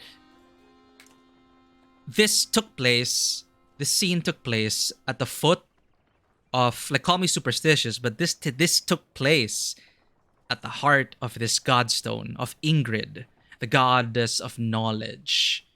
And it fits so well with all these tablets, which change depending who sees it, much like how our own biases, we can never be truly objective about things. Everything we think and do and say is filtered through our own biases and prejudices and filters. So that's how it is when you look at these tablets. And also, we can't understand it. So there's so much we don't know.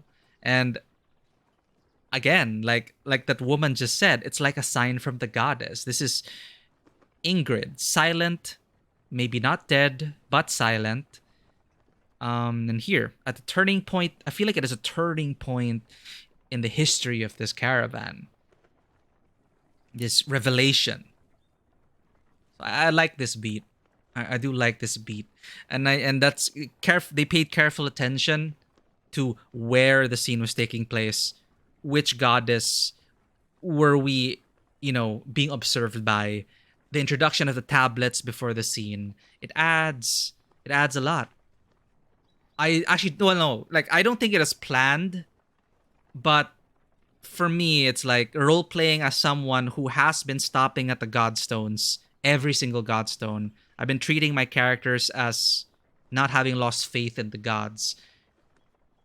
We see patterns where we usually see patterns in things that are actually not connected, but yeah, I just feel like regardless of whether this is intentional or not, The fact that this is a dredge baby in our care, simply put, there is much more we don't know. So I like that. I like this beat. So I am even more interested now in finding out about, yes, what are we running from? That thing split the earth in half. That's why the dredge are up there.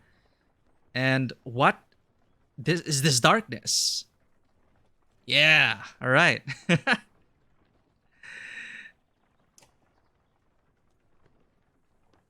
Yeah, I just saw it. I could just imagine it all. Like, I think it is perfect that it is Ingrid, the goddess of knowledge, who was there. And again, another layer to it. If the gods are dead, and the goddess of knowledge herself is dead, then the sad reality of it is that then we will, in a way, it's like knowledge is dead. The truth is dead.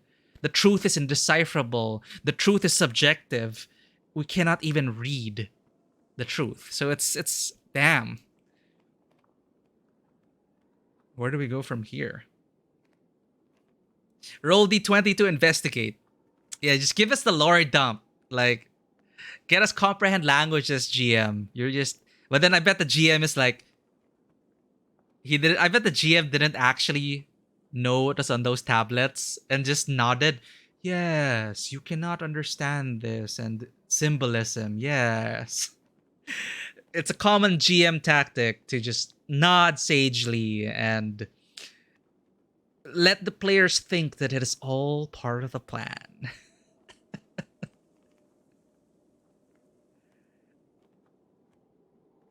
Now I'm worried, Fisher. No, but I could not choose any other option. For me, it is way too interesting to take that stone baby and learning about Ivar. So yes, interesting. You're making the usual rounds when you hear a rather loud debate coming from the area that Varl have gathered. Ivar joins you as you approach. More tension. We've been at low morale for a long time. No, you know what? I'm going to say there is no wrong choice here. There is just the journey. And I'll accept any consequences that happen.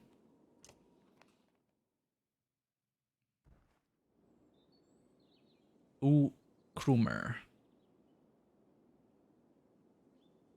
Ubin, you'd rather be known for falling asleep and dying in the corner of a mead house than battling a Sunder? No, I'd rather be known for not dying. It's a bit of context. Ubin is kind of in a competition with other old Varls because they actually don't know their natural lifespan. Or at least they're not aware of it. So he's kind of in like a competition with all the other old, like the old Varls he knows. Because everyone, all the Varls die because they get murdered, killed, whatever, accidents. But it is unheard of a Varl dying of like age. So I found that like a very interesting bit of Varl lore. And I just find it funny that Ubin's like, yeah, I want to be known for not dying. It's like, yeah, your goals, man. Manuel, welcome back. Did you finish the Slay the Princess demo? How are you doing? I am still reeling from a huge lore bomb. It was just, oh god. Man. And you played this before already, right, Vano? I got to the point with the revelation that the Dredge are people too. And they have babies. And they have mothers. And Ivar. And why Ivar chose not to become king. So I also more respect then for Ivar. Ivar understood, you know? I like how it's so hard. Imagine being in Ivar's position. You come up to your enemy who has flattened villages, killed hundreds of Varl, and there will be no more Varl because the gods are dead. And you have a chance to stop your enemy. But then you know this enemy also has children they are fighting for, children they are also defending. You know, and Ivar had to make a decision. So sad.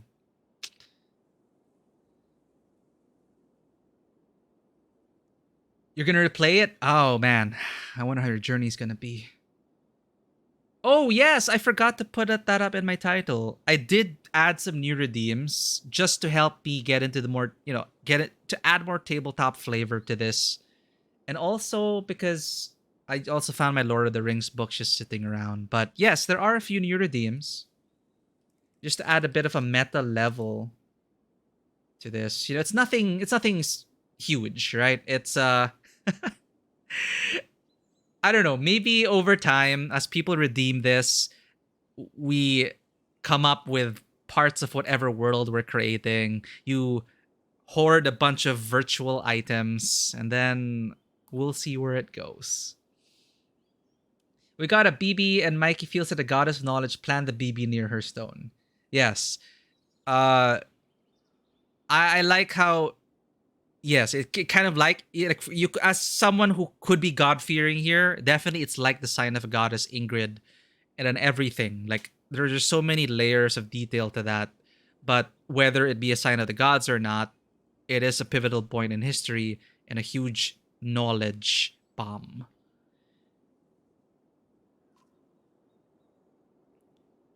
Don't even know what you're worried about. I did this 100 times in the Great Wars. Take some warriors, plow head first into the dredge. They follow you into the hills, get lost, now they're not following you. When you did this 100 times, did they have a bellower leading them? Have you never heard about the time I hit bellower in the head with a throwing axe?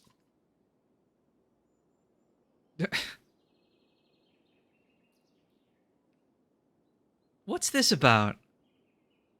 Careful, my friend. A lot of old history getting thrown around here. The warriors were just not noting that. The warriors were just noting that there's a damn good number of dredge in our asses. Bellower pulling up the rear. This one thinks he can just wander up there and throw them off our tracks. How about some gratitude? Thought you'd be happy to finally be oldest Varl in the land, Ubin. The crew was like, hey, if I die, then now you're oldest. I'm never happy to lose more Varl, Krumer.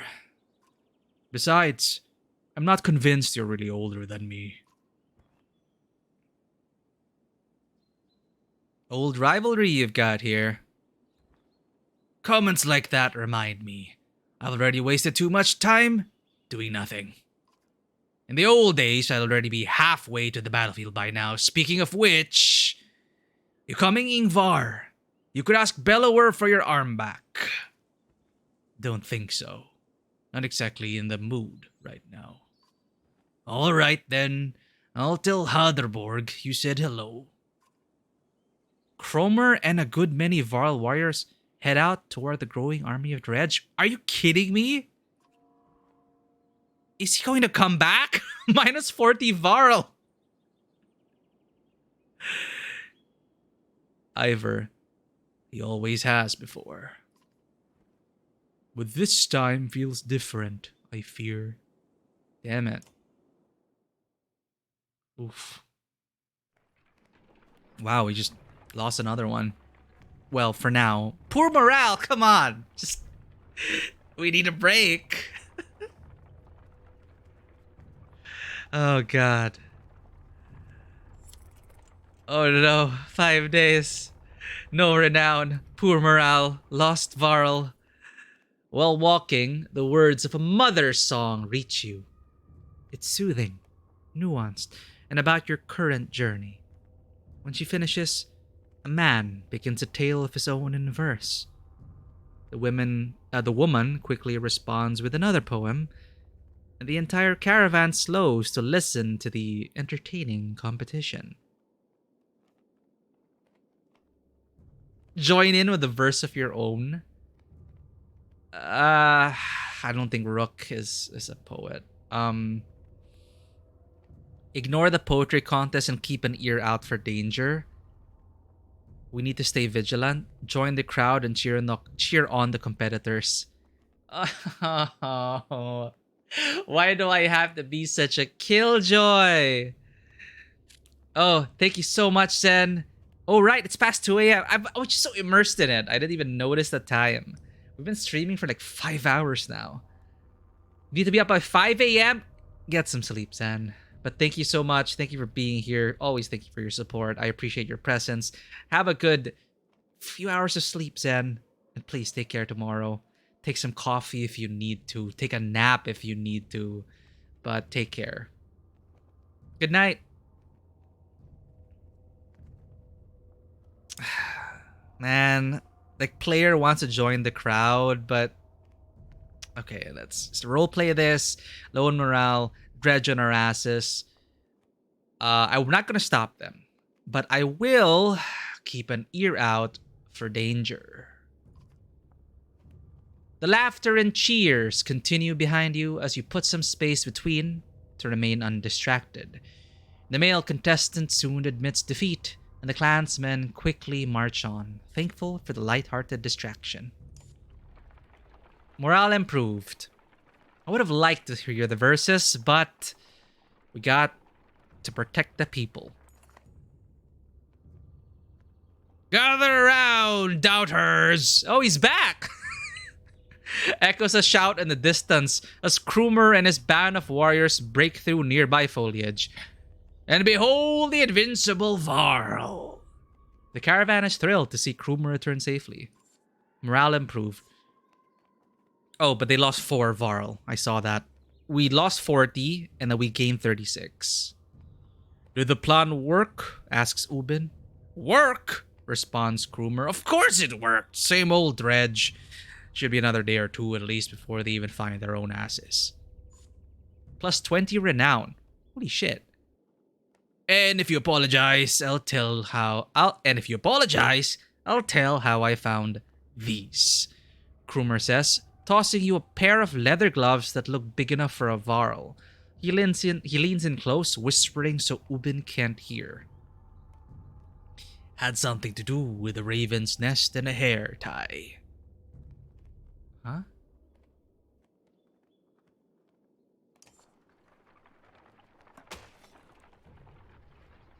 Dunder's hand? Okay, at least we're weak morale. Oh! I'll let the talk first, and we'll do that redeem. That has been flipped. Proud home sinking into muddy water. A side effect of the quake. What has the rest of the world become on the other side of those mountains?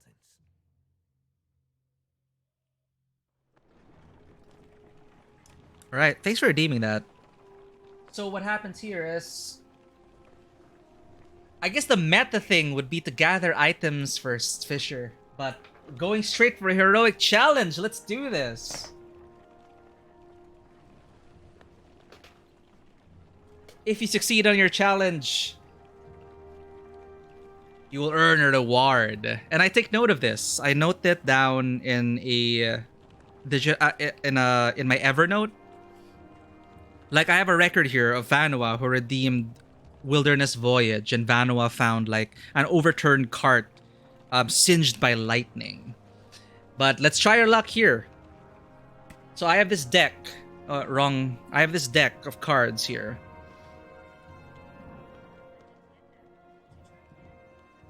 And I will draw from this deck of challenges. And it's simple. We'll just roll a die and resolve it. But you choose a challenge.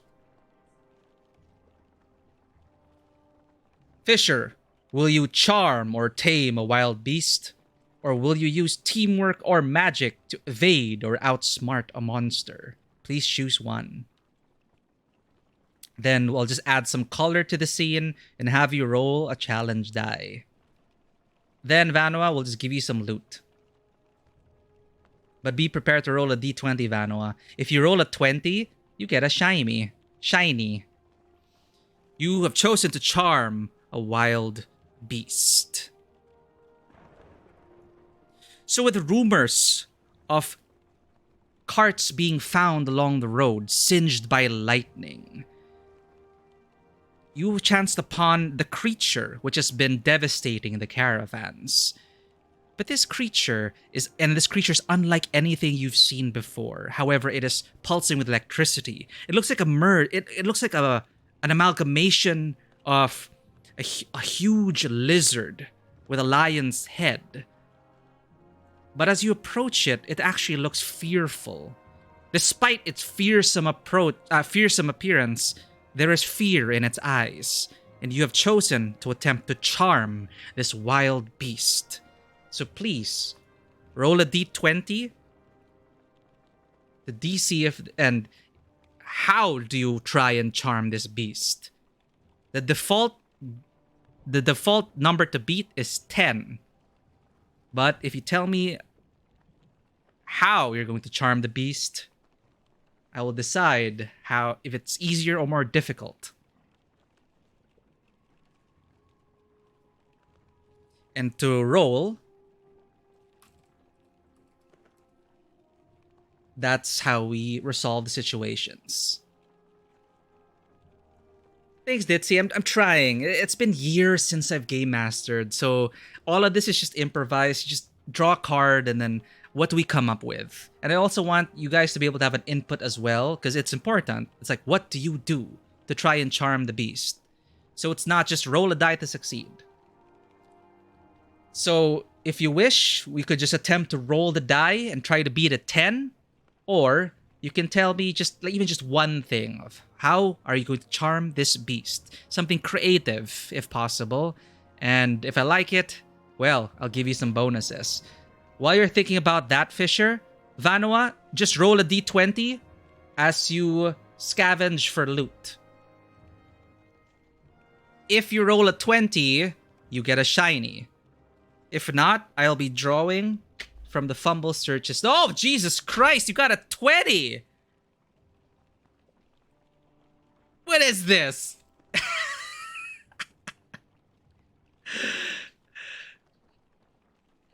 Oh, what day is your next stream on? Oh, Ditzy, we stream every Tuesdays, Thursdays, and Saturdays.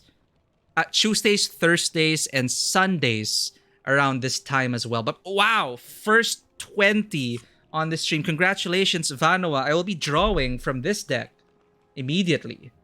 Curious Treasure. And I will note this down, and you will have this in your virtual inventory. You can also note it down yourself, but I am keeping a record of everyone who does these redeems. So I will do that now. What shiny did Vanua pick up?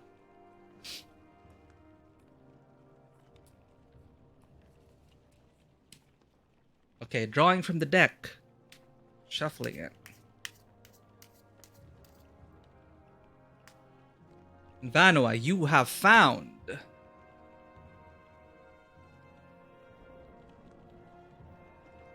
So, as you can see, this is the format of a treasure card, but we totally randomize everything. So, what happens is, I draw a card, and I combine one element from the top and one element from the bottom. So, I will roll 2d4s to tell you what items you got. Congratulations, Vanua. After discovering that overturned cart, there was actually something hidden in a compartment, which was left ajar, as if someone was trying to get at it, but was too late. Something glimmers underneath, and you find a warm glow emanating from an ever-burning oil lantern. Now, what is special about this lantern is that the oil does not even seem to diminish. This cart seemed to have been here for weeks, and yet this oil lantern has remained ever-burning with a magical flame that does not dissipate. Congratulations. That is interesting. Exactly, 4 and 4. So I'm adding this to your inventory. You have an ever-burning oil lantern. That seems like a very handy item to have.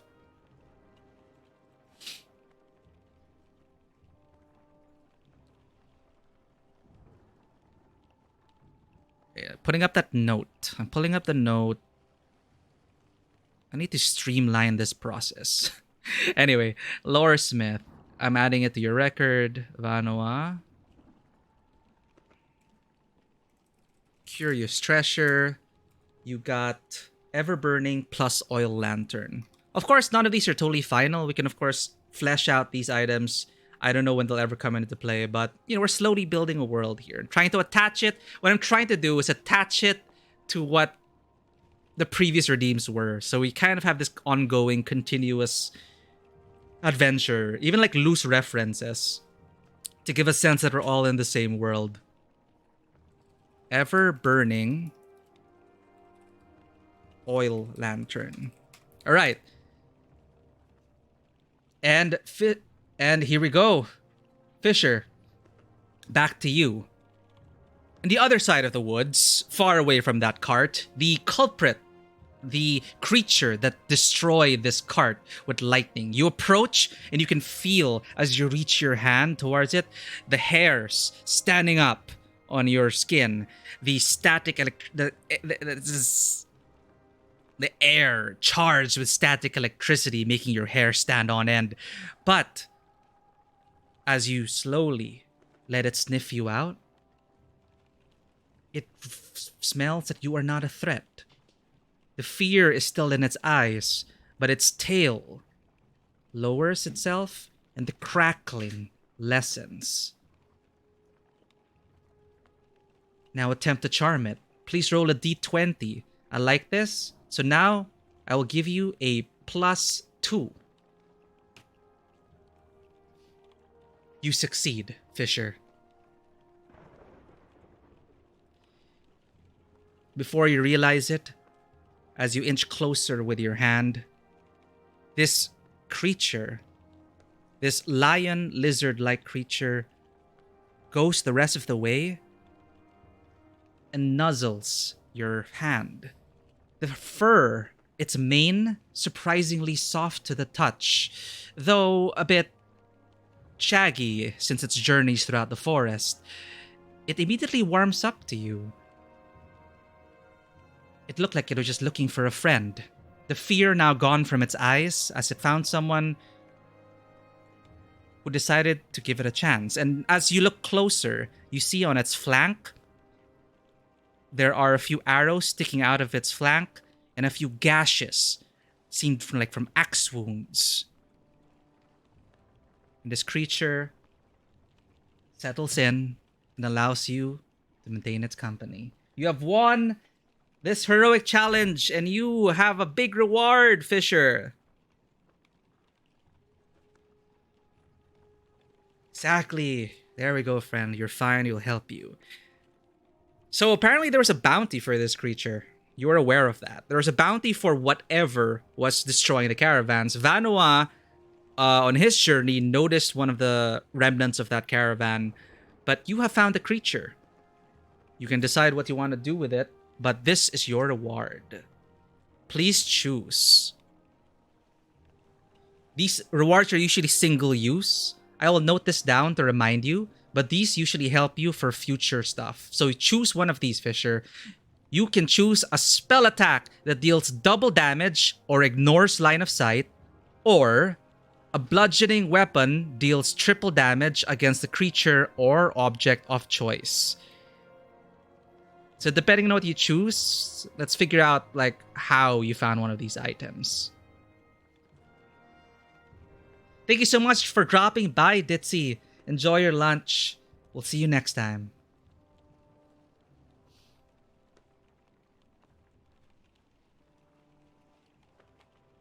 Alright. After noticing the wounds on this creature, you actually notice, well, one of the assailants seemed to have left its weapon. This club of sorts. It looks haphazardly made, but it is charged with magic. And you find this. The owner, nowhere left to be found. But in your hands, you feel the power of this weapon. So I will note this down. A bludgeoning weapon. Okay, Fisher. A bludgeoning weapon deals triple damage against a creature or object of choice.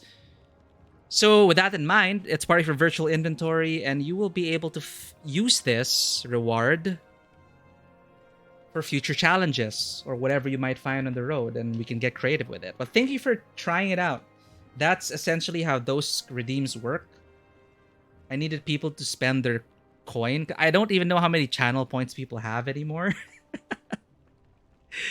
Keep the lion lizard creature if you can. All right. For now, it seems you have earned its kinship. You are counted as a friend. But it seems this lion lizard will recuperate in its habitat alone for a while. But it allows you to visit it, and you know where it is. Perhaps next time you'll be able to journey with it, but for now it is recovering from all the wounds it received from all the mercenaries trying to collect the bounty. But it shows you to a nearby cave where it licks its wounds and allows you, and actually it splays a bit of its hunt before you, some raw deer, thinking you'd probably eat raw deer, but it is happy for the company. What's interesting is that this creature definitely does not look like anything you've seen before. It doesn't even look like it's part of this region. But you have made a new friend. 85,000. Just loot everything. Just spend it all.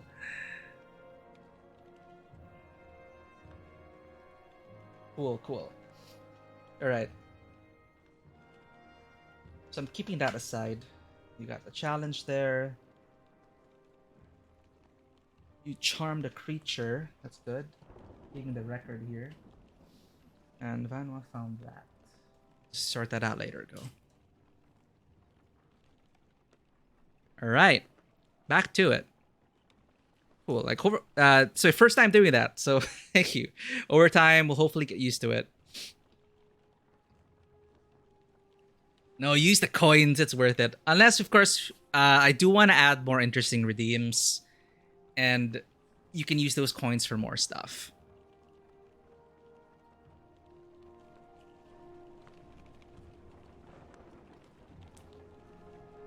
We finally arrived at our destination.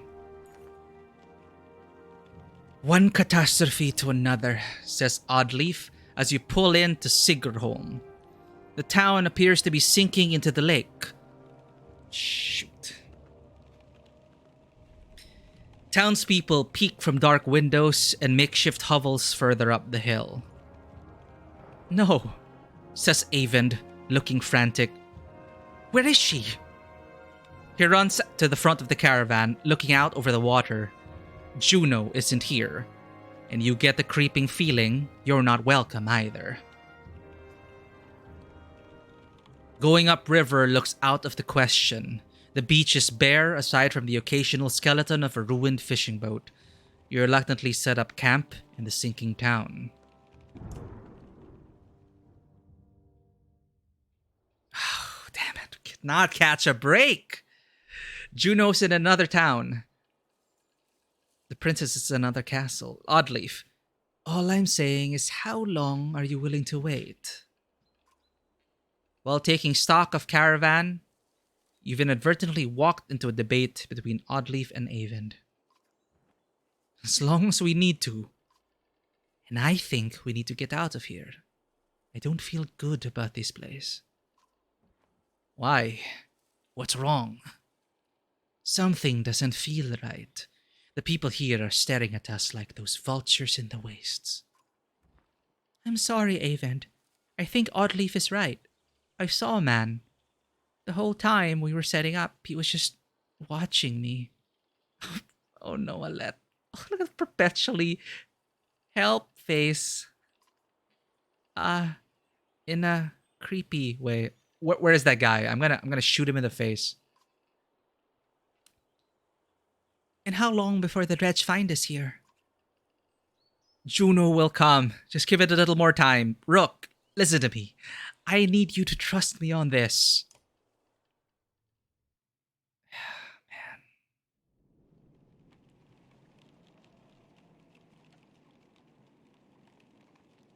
All right, let's talk.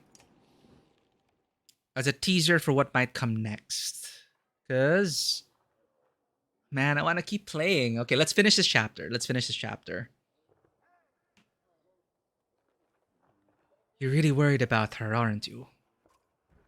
What? Oh, Juno. Worry doesn't even begin to describe it. If she doesn't find us here, or something's happened to her, are you sure what you saw was real? It could have been a dream, or I don't know.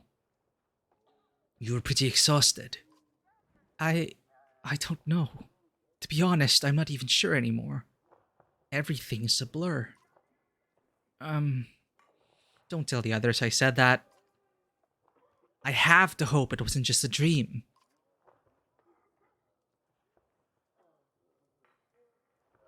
Chapter is still pretty long. Okay, let's find a nice place to pause. Because next week, oh man. Oh shoot, I am going out of town next week. Yeah, because next week on the 29th, I will be going out of town with the family. I will be gone for 2 weeks, so I won't be able to stream for 2 weeks. Damn. So I've been trying to stream as much as I can. So yeah, next week is 29. I won't be able to have a late night stream next week. And I will have to prepare. Well, we'll see. But yeah. Well, just to warn you, I will be gone on the 29th, and I won't be able, and I'll be back April 16.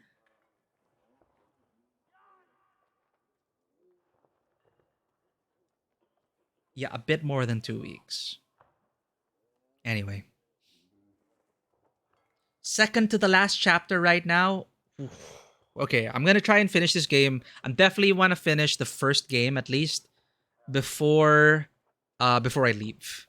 So I want to finish second to the last chapter. I want to finish this before the stream. Before I leave next week. That's for sure. What else? We have Road Warden might take a while. What are we playing on the weekends again? Wait, I will be streaming Resident Evil 4 for a launch celebration. I do want to play Resident Evil 4, but thanks for letting me know. Second to the last chapter, that helps me pace things a bit more. All right. I cannot leave this hanging.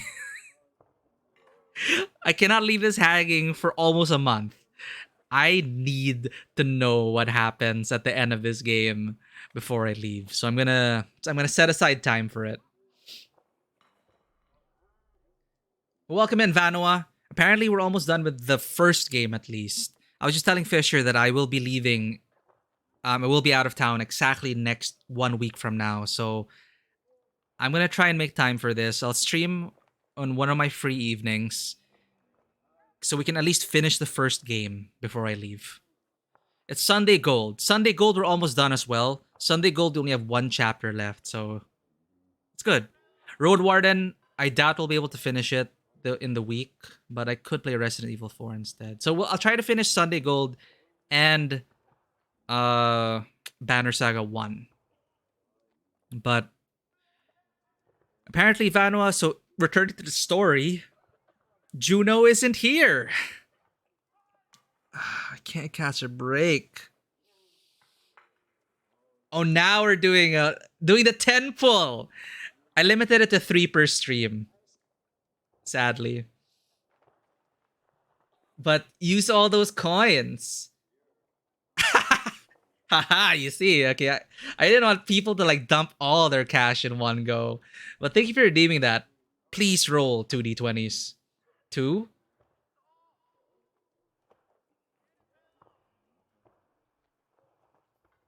Alright, you want to see the first item first? Or do you want to get both at the same time?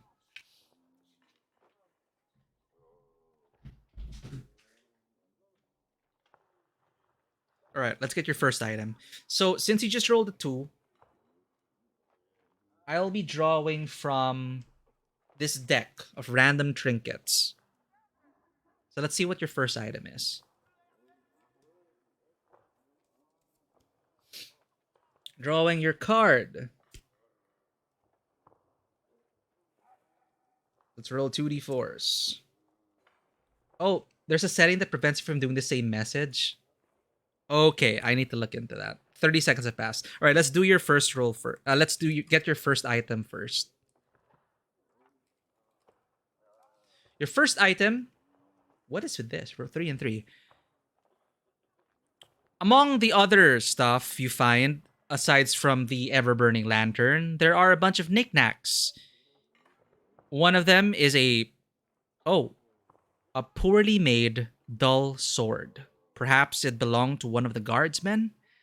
It is very poorly made, and it is dulled with age, and it is no wonder that it didn't really help this poor cart. So you find a poorly made dull sword.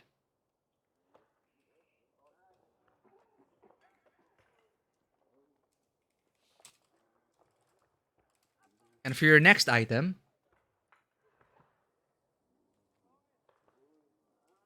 again, you could also perhaps use it, sharpen it up, return it to its next of kin. It is up to you.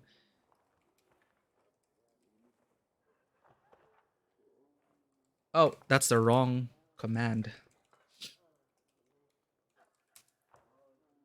Right, and your next card.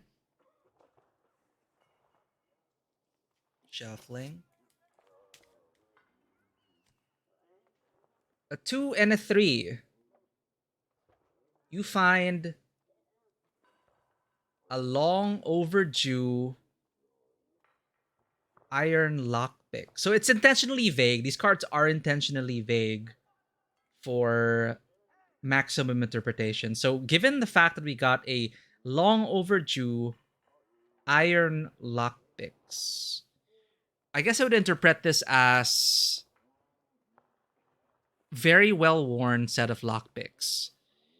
Actually, you see jammed in one of the locks is the set of lockpicks that what seemed like someone tried to get into the secret compartment. And yeah, you find these lockpicks, though they are quite old, which is why it didn't really finish the job. But it was enough for you to get to that ever-burning lantern. So that's an interesting find. So again, you have found a long overdue set of iron lockpicks. It seems to have been used on many a lock, and perhaps led to many a treasure. Who does it belong to? Well, there's no one to ask. No one is around, not even bodies. So there you go. Those are your 2 additional pieces of loot. Long overdue iron lockpicks.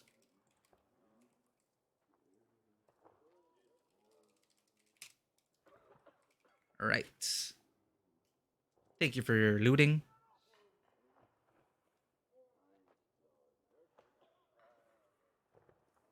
All right.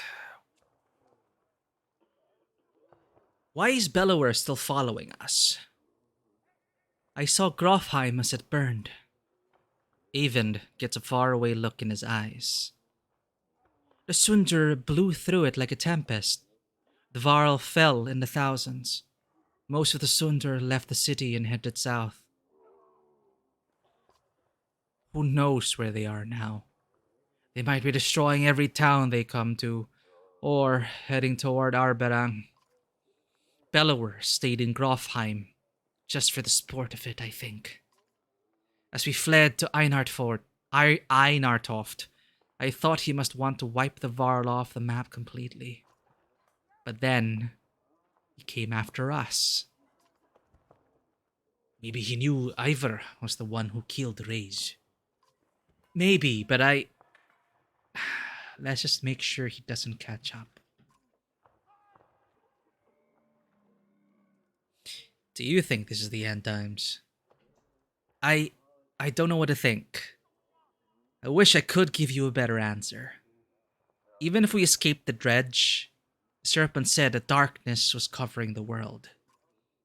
I don't know how long that will take, or what it means, even. I'm just trying to solve one problem at a time.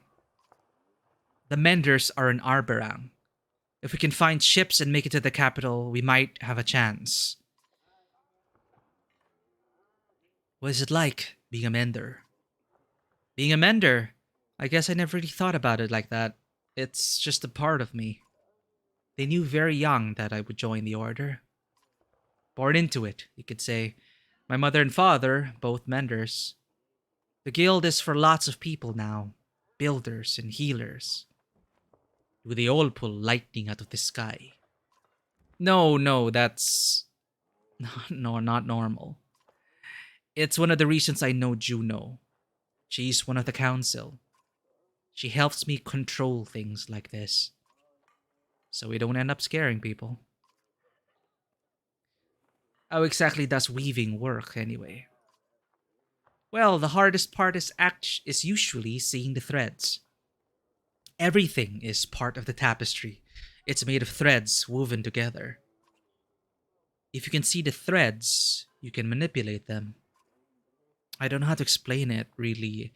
It's like trying to play a harp with invisible strings. Oh, nice way to describe it. Look at my staff, for example. Some menders carve intricate patterns in the wood to help them remember the shapes of... Like I said, it's hard to explain. Well, I won't take any more of your time. No, it's okay, Rook. I appreciate the talk. It's good to stay grounded. I spend all day worrying about serpents or Sunder. I think a lot of people are intimidated, or scared, maybe, of me. Don't worry, it's nothing new. I'm used to it. Maybe sometime we can talk about things that don't include the world ending. Maybe, if we make it that far. Alright. Market. Jesus, I'm gonna dump everything here on supplies.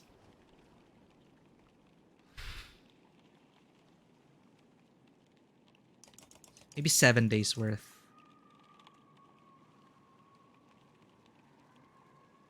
But, man. Depends where we're going next. But, oh man, renown, shared resources, shared currency. It's so hard. What do I do? Alright, you know what? I don't want to have a repeat of losing out on supplies. I'm just gonna bite the bullet and do it. This is +2 strength though. But it's level 6. None of our characters are level 6. So... let's get for 10 days. 10 days was enough, but we made some bad decisions. Okay, market, map, heroes.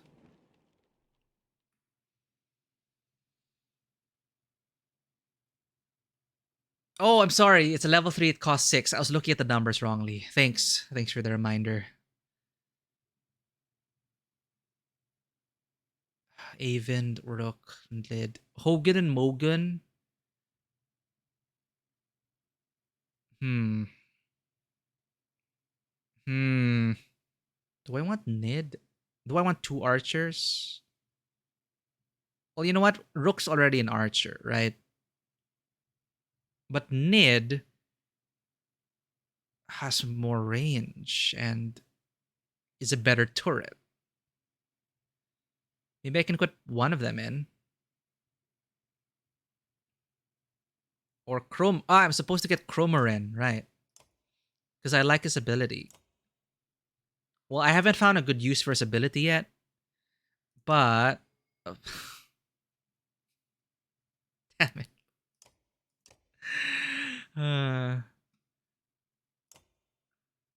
But I bet his ability will definitely be better if I get it for range. See, command allies at any range. It's awesome. Alette is our shield breaker. She's been doing very well with it. It's Farthing an elaborate belt first discovered around the waist of a Varl who had somehow frozen himself deep within a glacier. It's straight up +3 break. So it's been good on Alette, and I was thinking it could have helped earlier if we were gonna go for a Alette no kill run. So she could just be like shield breaking.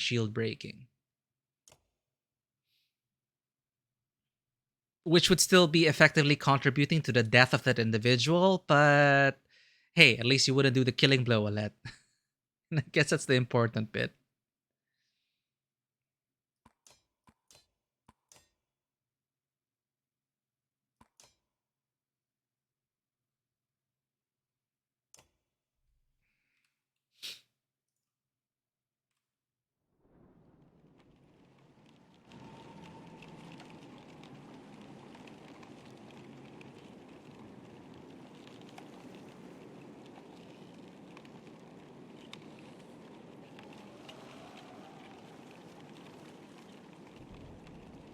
Hmm.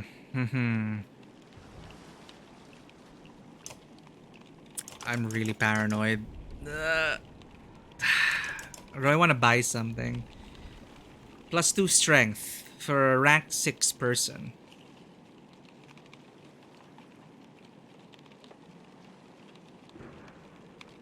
Bloodshed coin. World hook is +2 break. Alette's already our shield breaker, but it could be useful in someone else. 2 renown. This is better because we don't even have the renown to get anyone to 6. So I'll get a world hook. Wait, that is 4 renown. My bad. So this is the cost. 4 renown. Oh? What happened?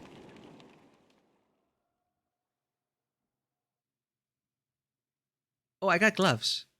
Dunder's hand. According to myth, the god Dunder needed these gloves just to lift his hammer of creation, heavy as it was. This is for level 5. Do I put it on Avend?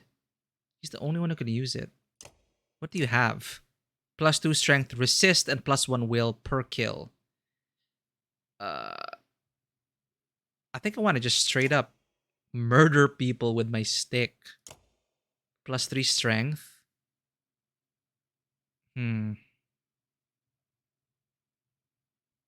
Yeah, cost 6 but level 3. I read it wrongly again. Whoops.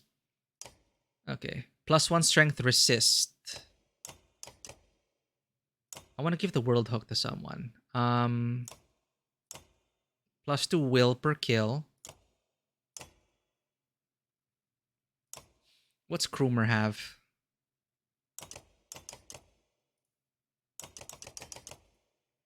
Ah, okay, I can replace Krumer with that. +2 break. Ah, but he's only level 1. Right. Nid. Ideally, you're not getting hit. So maybe our archers can be shield breakers.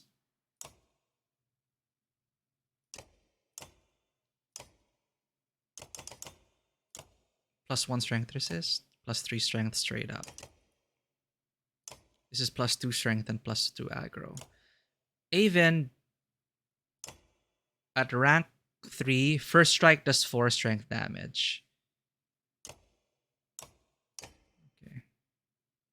Want him to be recovering will per kill. So then our mending will be stronger. Alright, I think we're ready. Yeah, circular numbers at level. Damn it. Heroes, map, rest, leave. We're done here. I think. Because there's nothing to interact with. People don't like us here for some reason. Weak morale. Can we spend a day to rest? No, let's leave. Rook, wait, please. Avon begs. She said she'd be here. We need her. You can tell he's terrified of leaving, as though he'd be giving up on Juno. Okay, just a little longer. You tell Avon you'll stick it out a little longer, but you're not certain how long you're willing to wait yourself. Every day lost becomes more precarious. Let's give her 3 days. Yes, I have the whole saga, Fisher. It's all ready. Banner Saga 2 and 3. A scuffle's broken out in front of the houses. Thief! Shout one of your people as a group of strangers flee from your camp. Oddleaf is already running their direction. They took our supplies! You hear from nearby.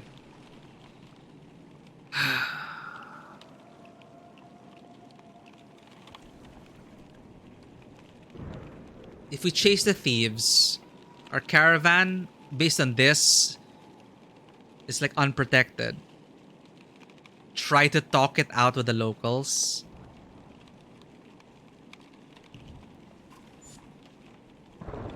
You wander onto a beach where some men have been waiting for you. Some terse words are exchanged about whether anything had been stolen or not. You don't see who draws the first weapon, but it stops the conversation cold. Jeez.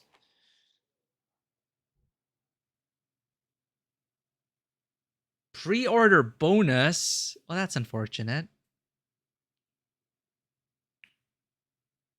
Is he very vital to the story?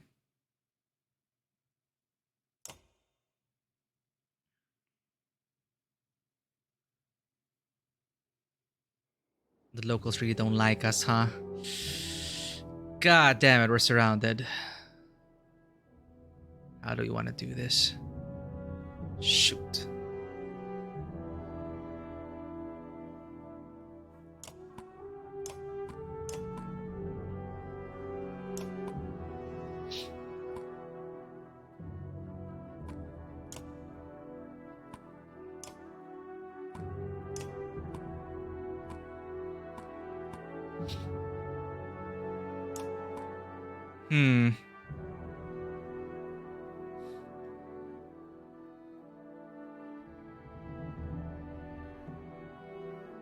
All right.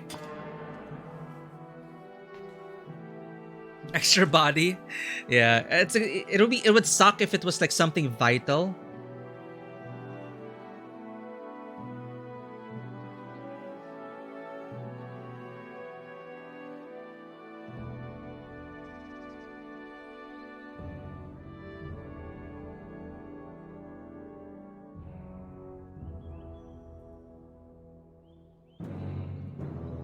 I can kill this guy already.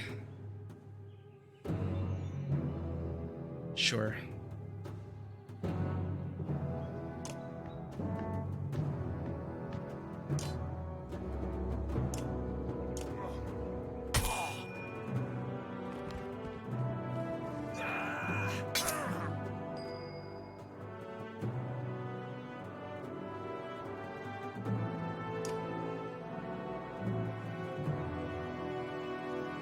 That guy's dead with one hunter's mark, I think.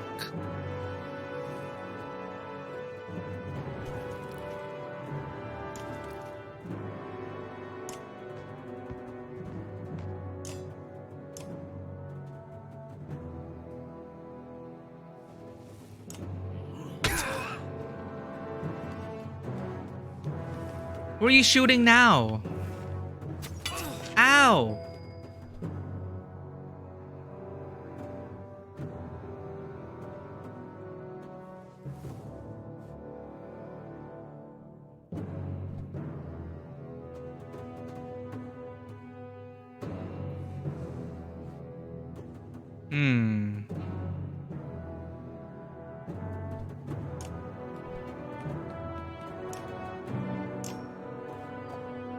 Shit.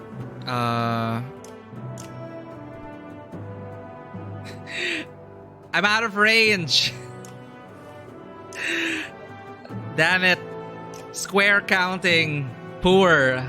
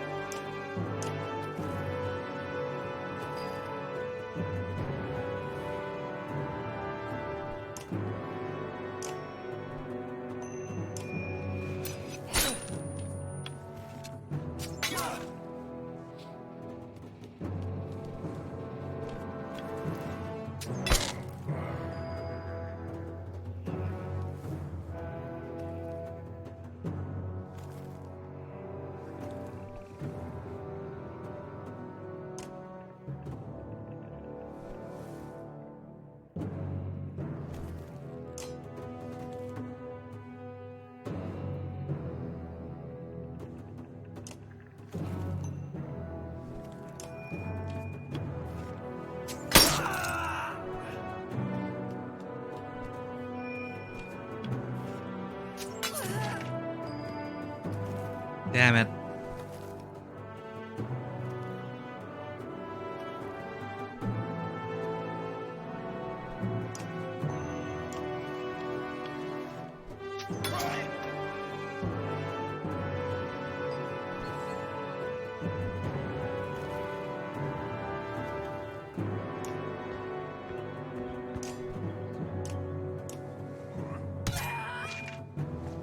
The diagonal spread, you're right. Well, there goes Ned.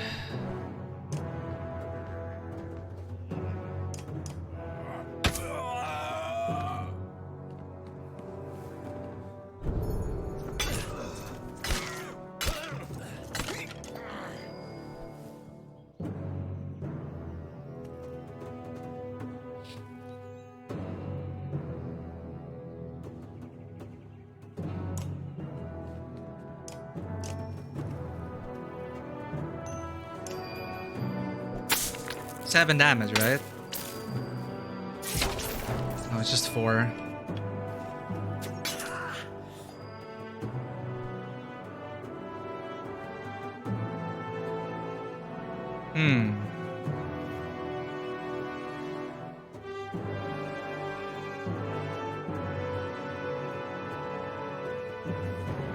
Probably gonna take down my mage already.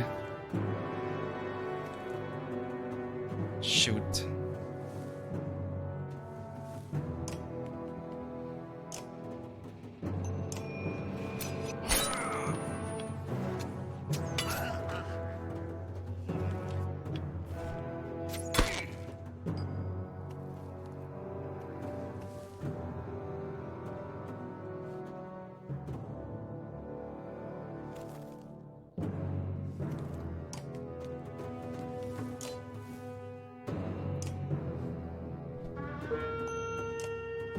So messy.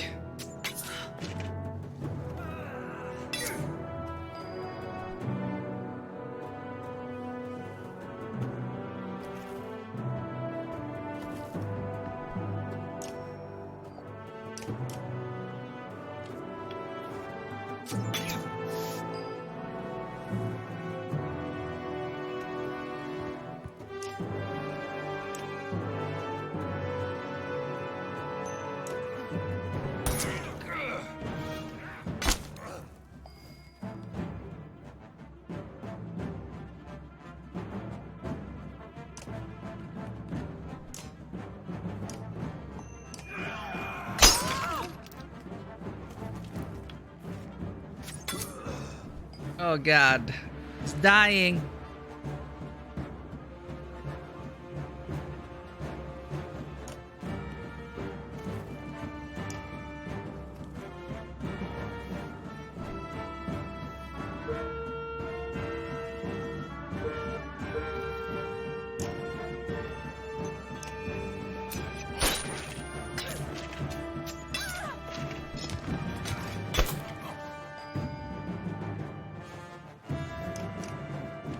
Alright.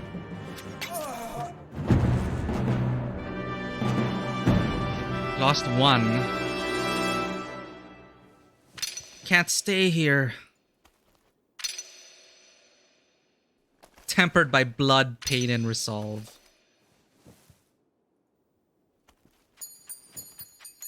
GG. How long can we stay? 3 days. I gave him 3 days. The thieves scatter pretty quickly when you start laying into them, but when you return to the caravan, you discover why. Even more supplies have gone missing since you rushed out to fight. Great.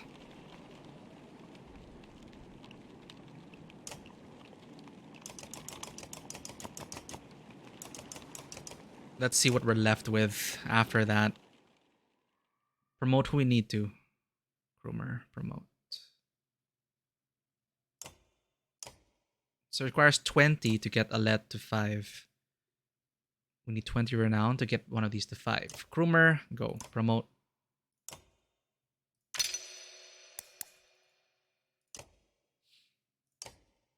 Then I can give you a better item.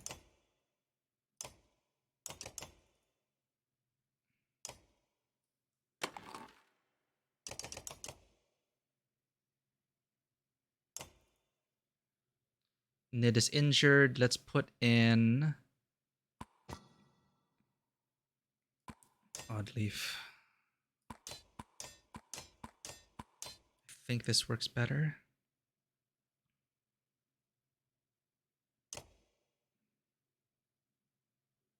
All right. Second day. A random assortment of people from the caravan confront you. Listen, says one. We don't feel safe here.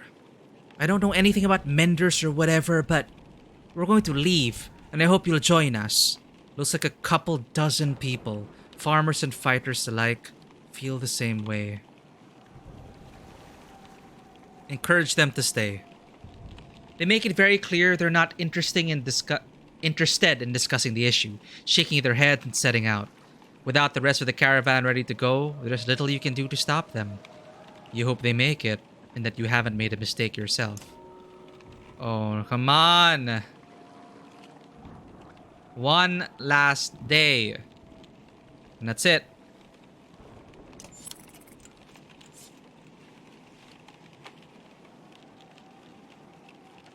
Oh wait, that's the second day. And then one more. Nothing. We're leaving.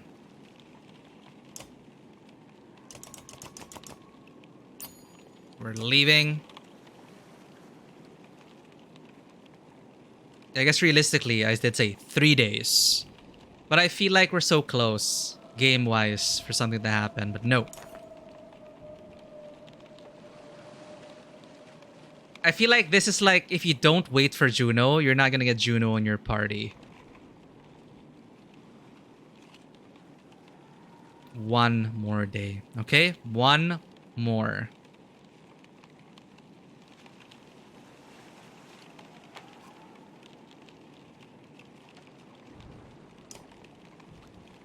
Am I even choosing the right thing to pass the time?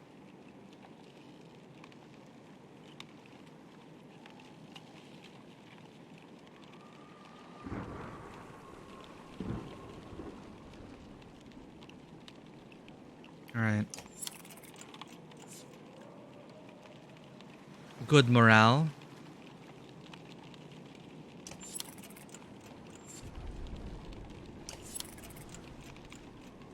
This isn't working. We're gone.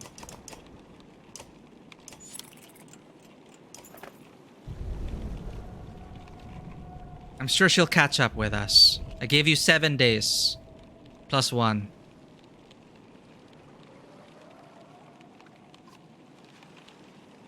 Avon looks out across the lake with a 1,000-mile stare. He says nothing. We've got problems, says Ivor. The whole place is flooded. We could try to walk the muddy parts, but it'll be slow going. We could try to float the caravan over the lake, but we might tip or get stuck. Or we could just go around the whole thing, but no idea how long that'll take. We already used up all our resources for that. Caulk the wagons and float across. Attempt to ford the river. Detour around the flooding. You leave Sigurholm and start to feel your way around the flooded area, which has washed out the road completely. You continue far into wooded area, which slows you down even further. Already committed. I like when the game says, you hope you didn't make a grave mistake. I hope we didn't make a grave mistake for waiting 7 freaking days.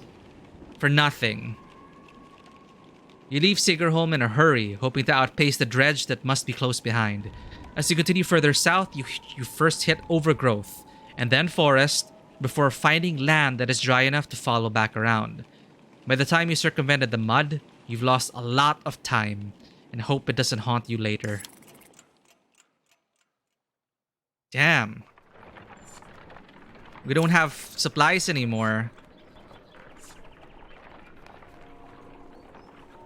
People are starving!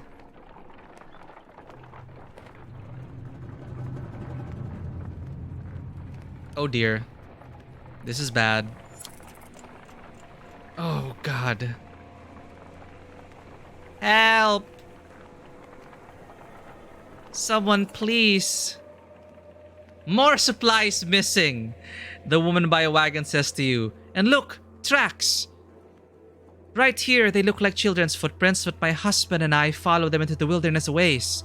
They meet up with some adult tracks, no telling how many.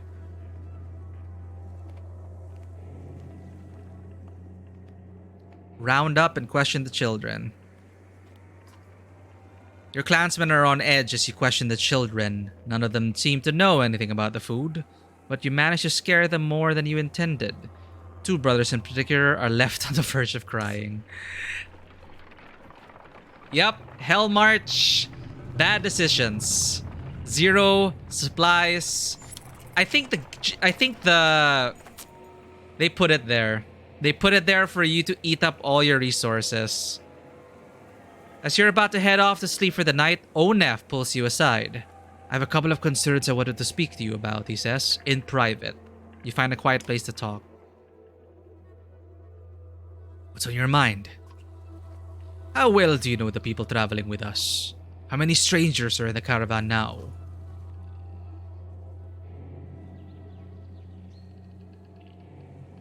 Who are you worried about?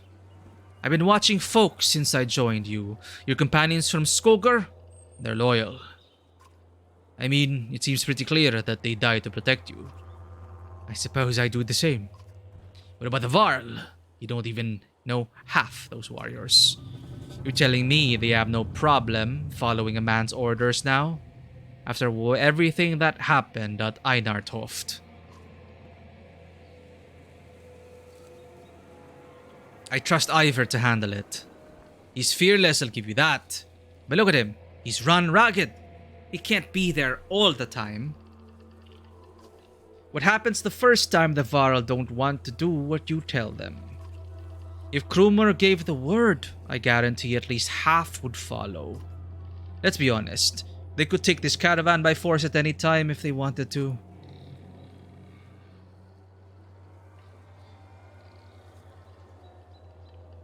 They haven't. Doesn't mean they won't. They're not the biggest problem, though. There's a mender with us. A mender who pulls lightning out of the sky and tells us what to do and where to go. Myself, I think we lucked out when his mentor didn't show up in Sigurholm. Avon's just the apprentice. What in the depths is this master capable of? Think about it, Rook. What do you really know about Avon? I heard they were found practically dead in the middle of nowhere when the dredge started showing up. Then an enormous serpent shows up at Einartoft after tearing the world in half, takes one look at Avon, and bolts. Suddenly, they need our help instead of the Mender Council. How does that make any damn sense?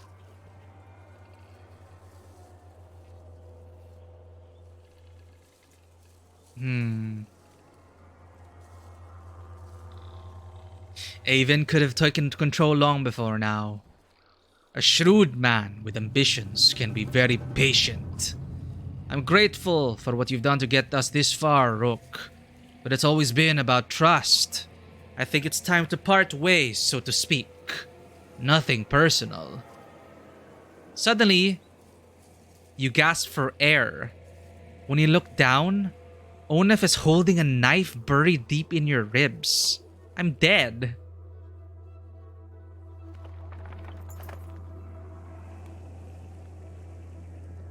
Your vision blurs and blood fills your sight.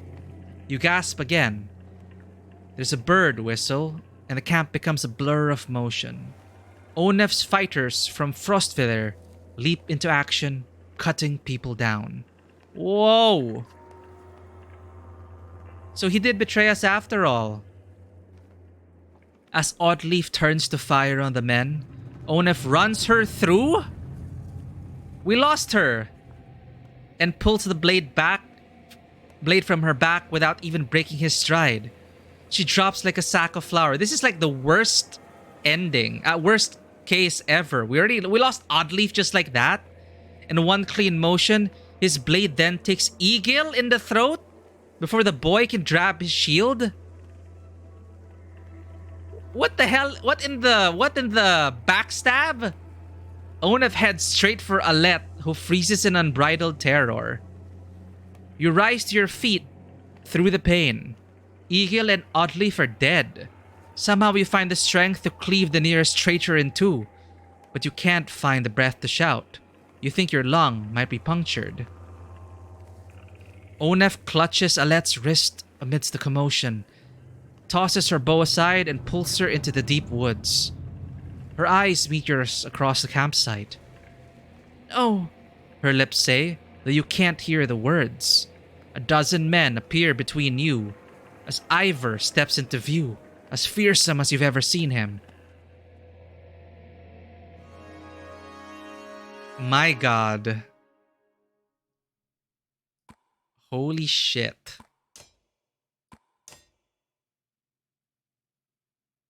Just like that. All because we didn't get... Well, I don't know if that could have been prevented. I don't know. I don't want to ask.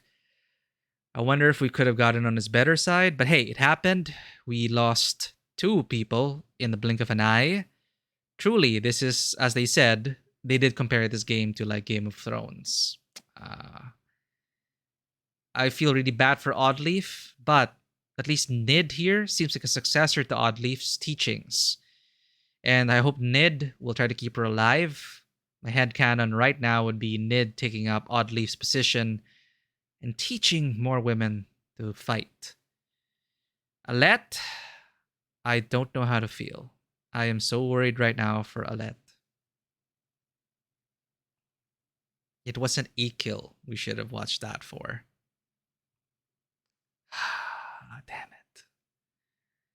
Damn it. Hogan and Mogan, you gotta rush in there and kill everyone. Krumer, you haven't really been that useful so far.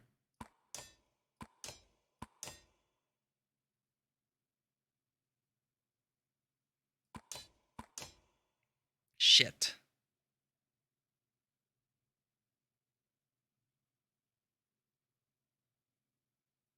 Oh, man.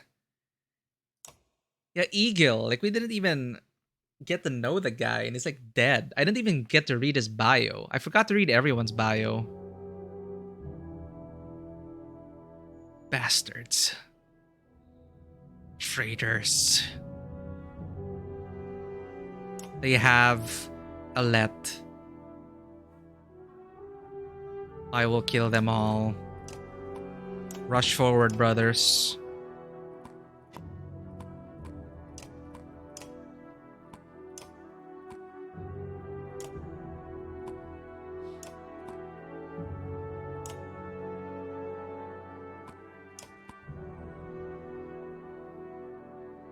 All right.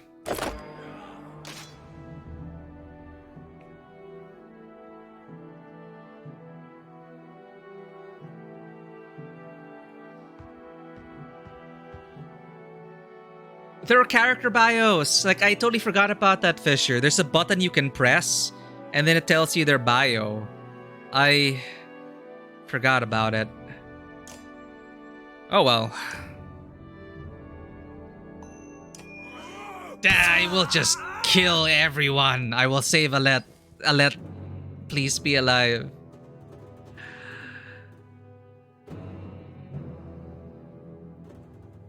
Shit. Just rush in there.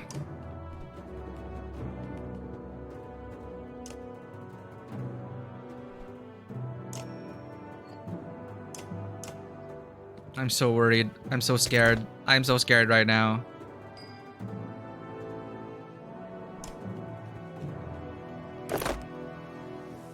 I'm so freaking scared.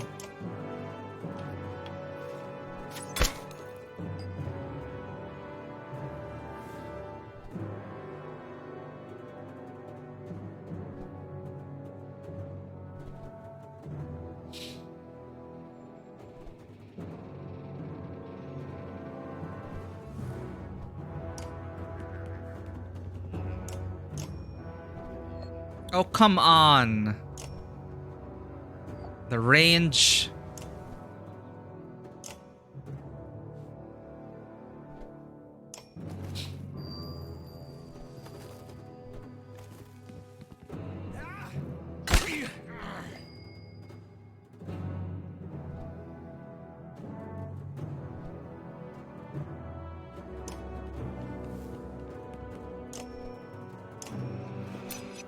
Kill them.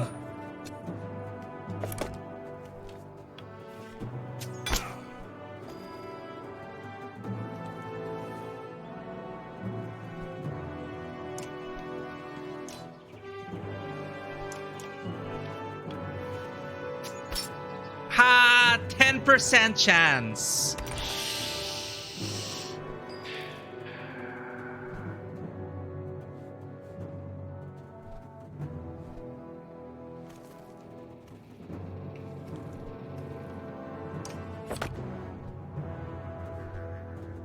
Yeah, I'm leaving this guy at 1. I'm gonna try that tactic.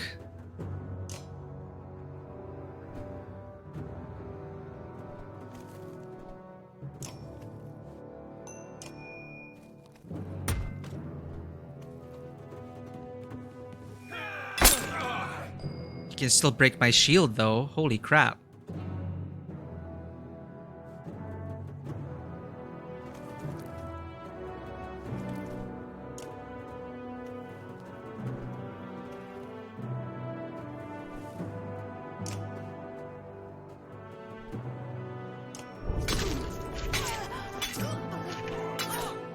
Yeah. You're all gonna die.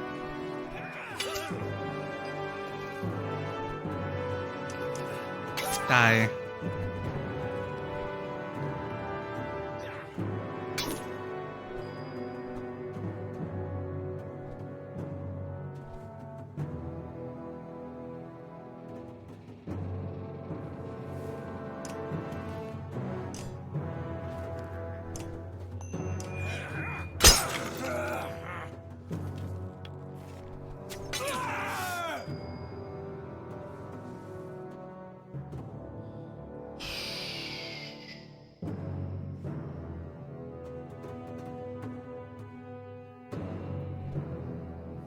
Who do I hunter's mark?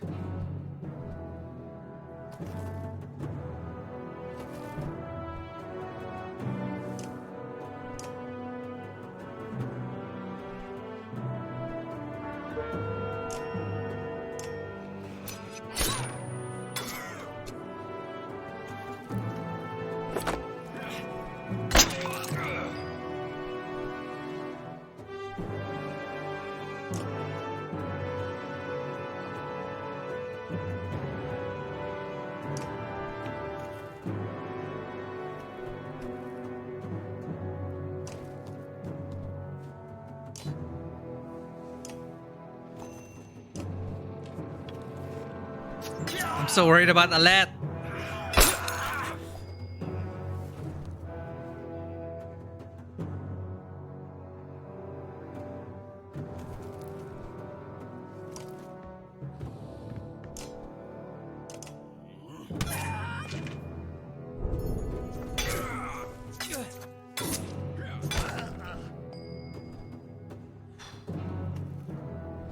Okay, okay.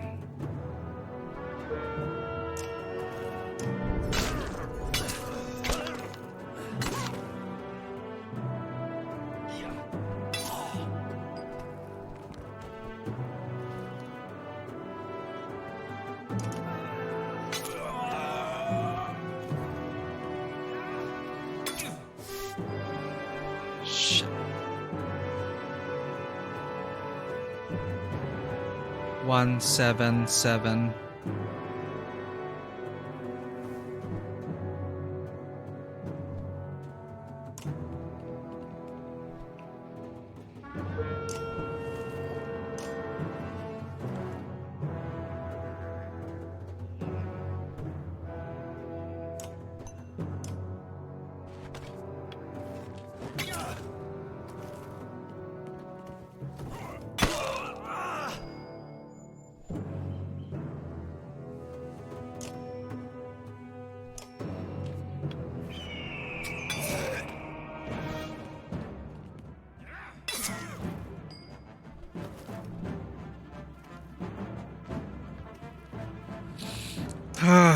So stressful.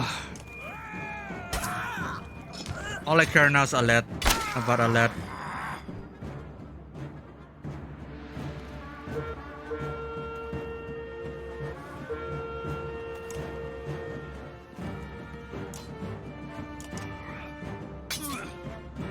Good tactic with leaving it one.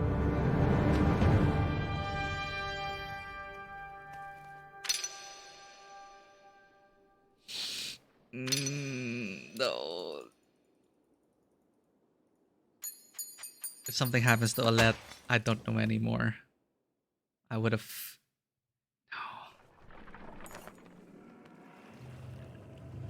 Where is Alette? Shouts Ivor, tearing through the nearest bandit. But you're already hobbling into the deep woods where they disappeared, ignoring the battle raging behind you. In a haze of pain, you start to think you've lost their tracks. Then you hear Alette screaming in the distance, followed by silence. You tear through the trees. In a small clearing, Alette lies with her back against a tree. Her hands and her clothes are covered in blood. She stares vacantly ahead, unblinking.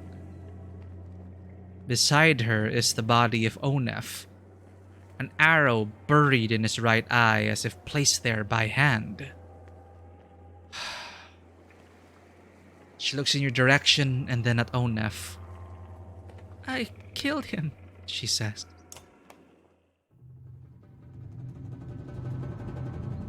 Alette, are you alright? You cringe as much from the pain as the appearance of Alette after her bloody struggle with Onef. No, I'm not hurt. I had no choice. This dialogue makes more sense if we didn't kill so many people with Alette. Dad, your chest! You're bleeding! Suddenly she is at your side, putting pressure on the wound. I can fix this. Where's my needle? Oddleaf! Anyone! Oh, plot twist. Am I gonna be the one who dies?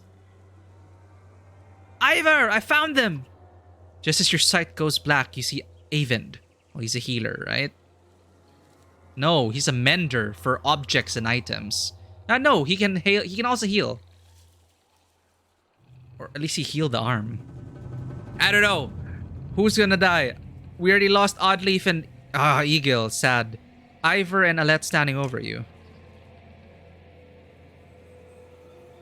He's going to make it? Your eyes open to the sound of Alette's voice. Normally a wound like that. I only hope I did enough. I'll survive. Dad! Alette stops herself from hugging your bandaged chest, pulling your head to her instead. The words come out easier than you expected. Oddleaf. It's a good thing Ivind was here. He's going to pull through, though it was a nasty wound. We managed to kill most of those treacherous sons of bitches, and the rest fled into the woods. There were a lot of people I couldn't save. You did everything you could, Ivan. Nobody expects you to raise the dead. Ivan frowns deeply, putting a hand to his forehead. Why did Onef do this, Rook? He was talking to you right before it happened.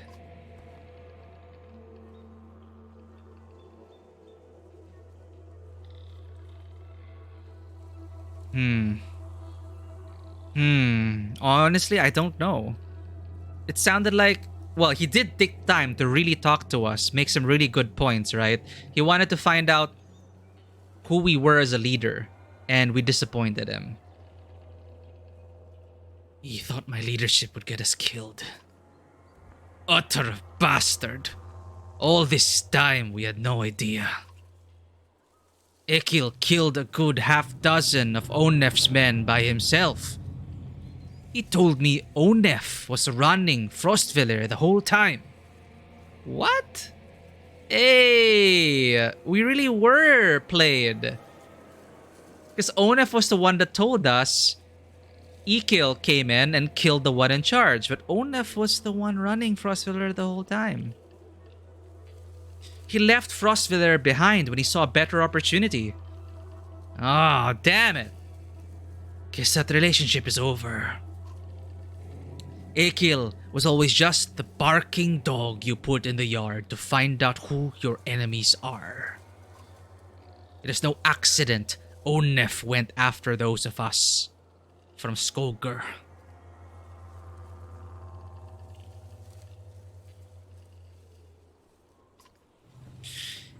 He must have thought with us gone, he'd take the banner and the rest would fall in line. Or at worst, they'd take all the supplies for themselves and leave the rest as dredge bait. We have to be more careful. We can't just let anyone join the caravan anymore.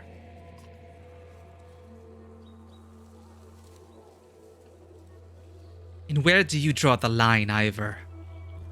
I don't know, Rook. I really don't. None of this changes the fact that Bellower is out there somewhere, following us. That swamp around Seekerholm might buy us some time, but we've got to keep moving.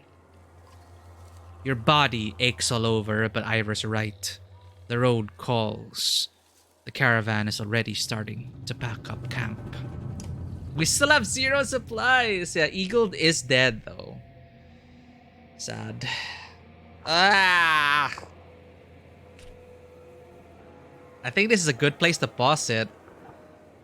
We are gonna try and finish Banner Saga 1 before I leave next week, but yeah, I think this is a... Well, you know, Game of Thrones had their moments like this. I was bracing myself for it, but now that a moment like it has actually happened...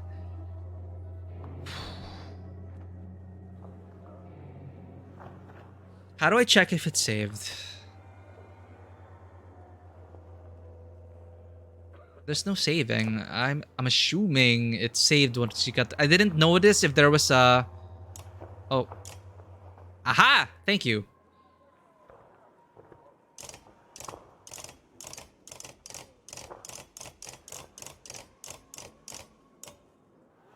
Wait, restart from the beginning? It didn't save? Wait, resume last save. Day 120. Ah, okay. Day 120. Oh, man. I'm just so relieved, though. It's like, I just couldn't stop thinking about Alette. I was so scared.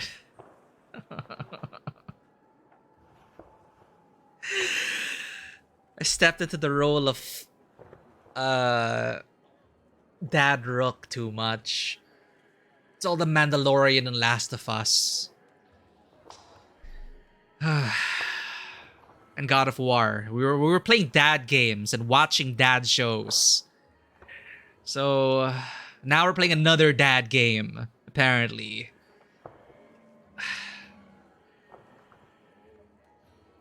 I'm just so relieved Alette is alive. But it's moments like this. We're never gonna trust anyone again. Alright, let's save the conversations for once we get back. I think it's a good, you know, like not a really cliffhanger, just backstab happened. All of these people. Actually, like if I were the showrunner, I would have like cut the episode once we find out Alette is safe. And then for the week people are gonna be wondering, oh shit, did Eagle die? Did Oddleaf die? What happened to everyone else? And then they're gonna be talking about it. And then next week you release the episode. Oddleaf is fine, just a major injury, so she probably can't fight anymore. But like coincidentally, I'm glad I got her to train archers. So my headcanon is really like, you know, Alette and Nid will be taking care of the archers. Oh, thank you. I will get you some loot. Before I forget, however, this is the thing I was talking about, Fisher. Like Nid. Here. This button. And it's a kill tracker and a very, very short bio. Alright. You have rolled a 13. Where's the deck? Alright. I'm not surprised you missed it. I totally forgot about it. Because honestly, this isn't the best UI design. Honestly. It's a great game. I'm having so much fun. I'm also... Oh, God. It's been so long since I felt that everyone was. It's been a while since I've experienced a story where I truly felt everyone is expendable. You know, like Game of Thrones after season one, the way they ended it was one of the best season enders for me in any part of television because that totally flipped the script and made everyone await for the next season with bated breath. And it was clear no one is safe. The good die, the evil win sometimes, and this place is and this is Westeros can be a terrible place. So yeah, I don't know. Like I feel like anyone can just die based on a bad decision, and it's great. I was just God, I'm just so relieved Aleta's alive. I was just so I was like, oh my god, I was terrified. I was so terrified throughout that whole fight. I did not want to. Here you are. This is your card. Thank you. Roll another 4 so we can get the combination. I should just have the I should have the players roll it. So please roll a d4 and a d4. Your first is a decayed and rusty. Oh right, the same command. I forgot the spam thing for 30 seconds. All right, while waiting for that, you find a decayed and rusty. This makes sense. So while you were being led to the temporary cave of your lion lizard friend, you were able to spot this along the way. Just a minor trinket, probably from one of this creature's hunting expeditions. Is it 30 seconds? I don't remember the spam timer. I should turn that off. Where do I do that? Is it auto mod? Anyway, I'll think about it next time. So rolled 4. So we have a 2 and a 4. Ah, wait, no, sorry. Yeah, you rolled a 2 and a 4. Ah, wait, you rolled 2 4s already. So your combination is 2 and 4. Sorry about that. So you have found, ooh, a mummified skeleton key. What do you think the story behind that is? Huh. Interesting. Noting this down. So amongst the remains, the spoils, in fact, you find it next to where the lion lizard does relieve itself.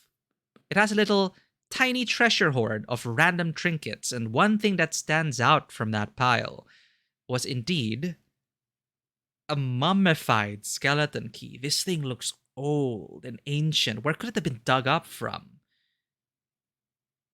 We don't know. But that is your random search for the night. Mummified skeleton key. Noting that down.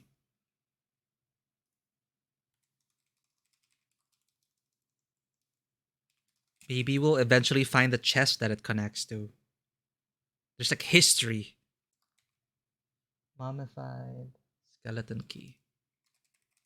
And yes, it is literally made out of a skeleton bone. Made out of a skeleton. That's redundant. You know, it's not a skeleton key in the sense that it opens anything, but this is like a carved bone, into a bone carved into the shape of a key. Perhaps the lock is nearby. But thank you for redeeming those, and I'm still reeling from what just happened. I mean, I knew I was I thought I'd be prepared to experience a Game of Thrones like thing again, but man, I was so scared for Alette. Damn it. All right. Okay. We're gonna bury Eagle, or sorry, we have to burn Eagle, right? Wait, what game? No, sorry, Road Warrior is the one where you have to burn the dead because still rises undead. Not this. Sorry, I gotta mix it up. We're gonna bury Eagle. It's kind of sad because he seemed like a very kind and noble man, and he did have eyes for Alet. And I'm wondering if Alet also shared the same affections for Egil. And now, I don't even want to think about what that bastard was trying to do to Alet, but she killed him, so good. I mean, not good, but I'm glad she was safe. And Oddleaf, I would have been very sad as well if we also lost Oddleaf. But we're gonna have a chat with her next session. In fact, I don't know if I have a session tomorrow. Let me check, because I might stream the same time tomorrow if I don't have a game tomorrow evening, I will be able to stream. I'll finish Banner Saga 1. Let me just check. Okay, no word yet. I'll have news for everyone, but I will definitely try my best to stream same time one of these days in the week, because holy shit. Okay. Let's alive. Let's alive. Whew. Anyway, stepping out of that mess, we are going to be careful of who we're going to trust. We're almost done with Banner Saga 1, but 2 games remain. What happens here will carry on. The saga will carry on throughout the game, so we have to be better. In this harsh, harsh world, we extended our kindness to so many people. And we do not want to become jaded and bitter, but after this, it's at this moment where you're really zero supplies, weak morale, lost Eagle and many other people, backstabbed. We are at the lowest point in our journey.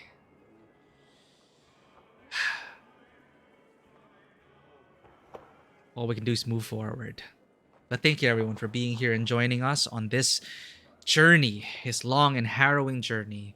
For anyone who may be lurking, if you enjoyed this content, please do consider hitting that follow button and checking us out on Twitter, Instagram, and YouTube. We are also on Discord, if anyone wishes to join the community. And thank you for trying out the new redeems. I'm still getting used to it, but I'm having fun, just like spontaneously coming up with details, and feel free as well to come up with details of your own. I do have records of your searches, your discoveries, of this little tapestry that we're weaving ourselves in the same vein as it's we're weaving our own banner as the community here. And I'm really grateful for people who keep dropping by each and every stream. I really appreciate your presence and never expected to have regular faces coming in. I will keep saying that because to this day I still cannot believe it. So I'm gonna try again. I will try my best to stream as much as I can, because next week I will be gone for 2 weeks. But we are gonna make up for lost time, and we do have more games in store. So thank you, everyone.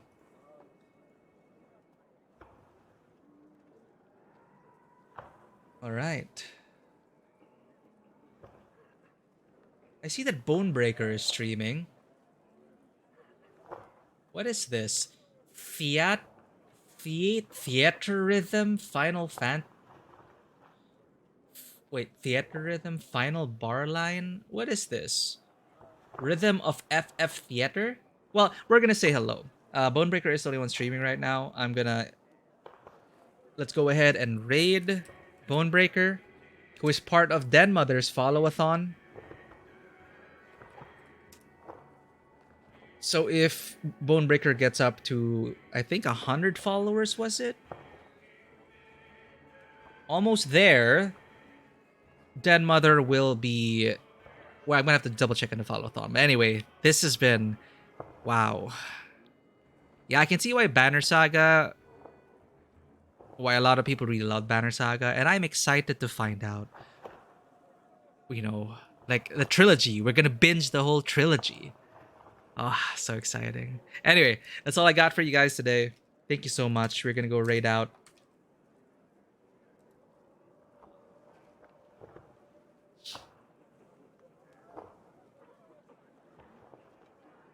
That's all I got for you today. And as always, welcome to the table. Have a great one. Bye bye.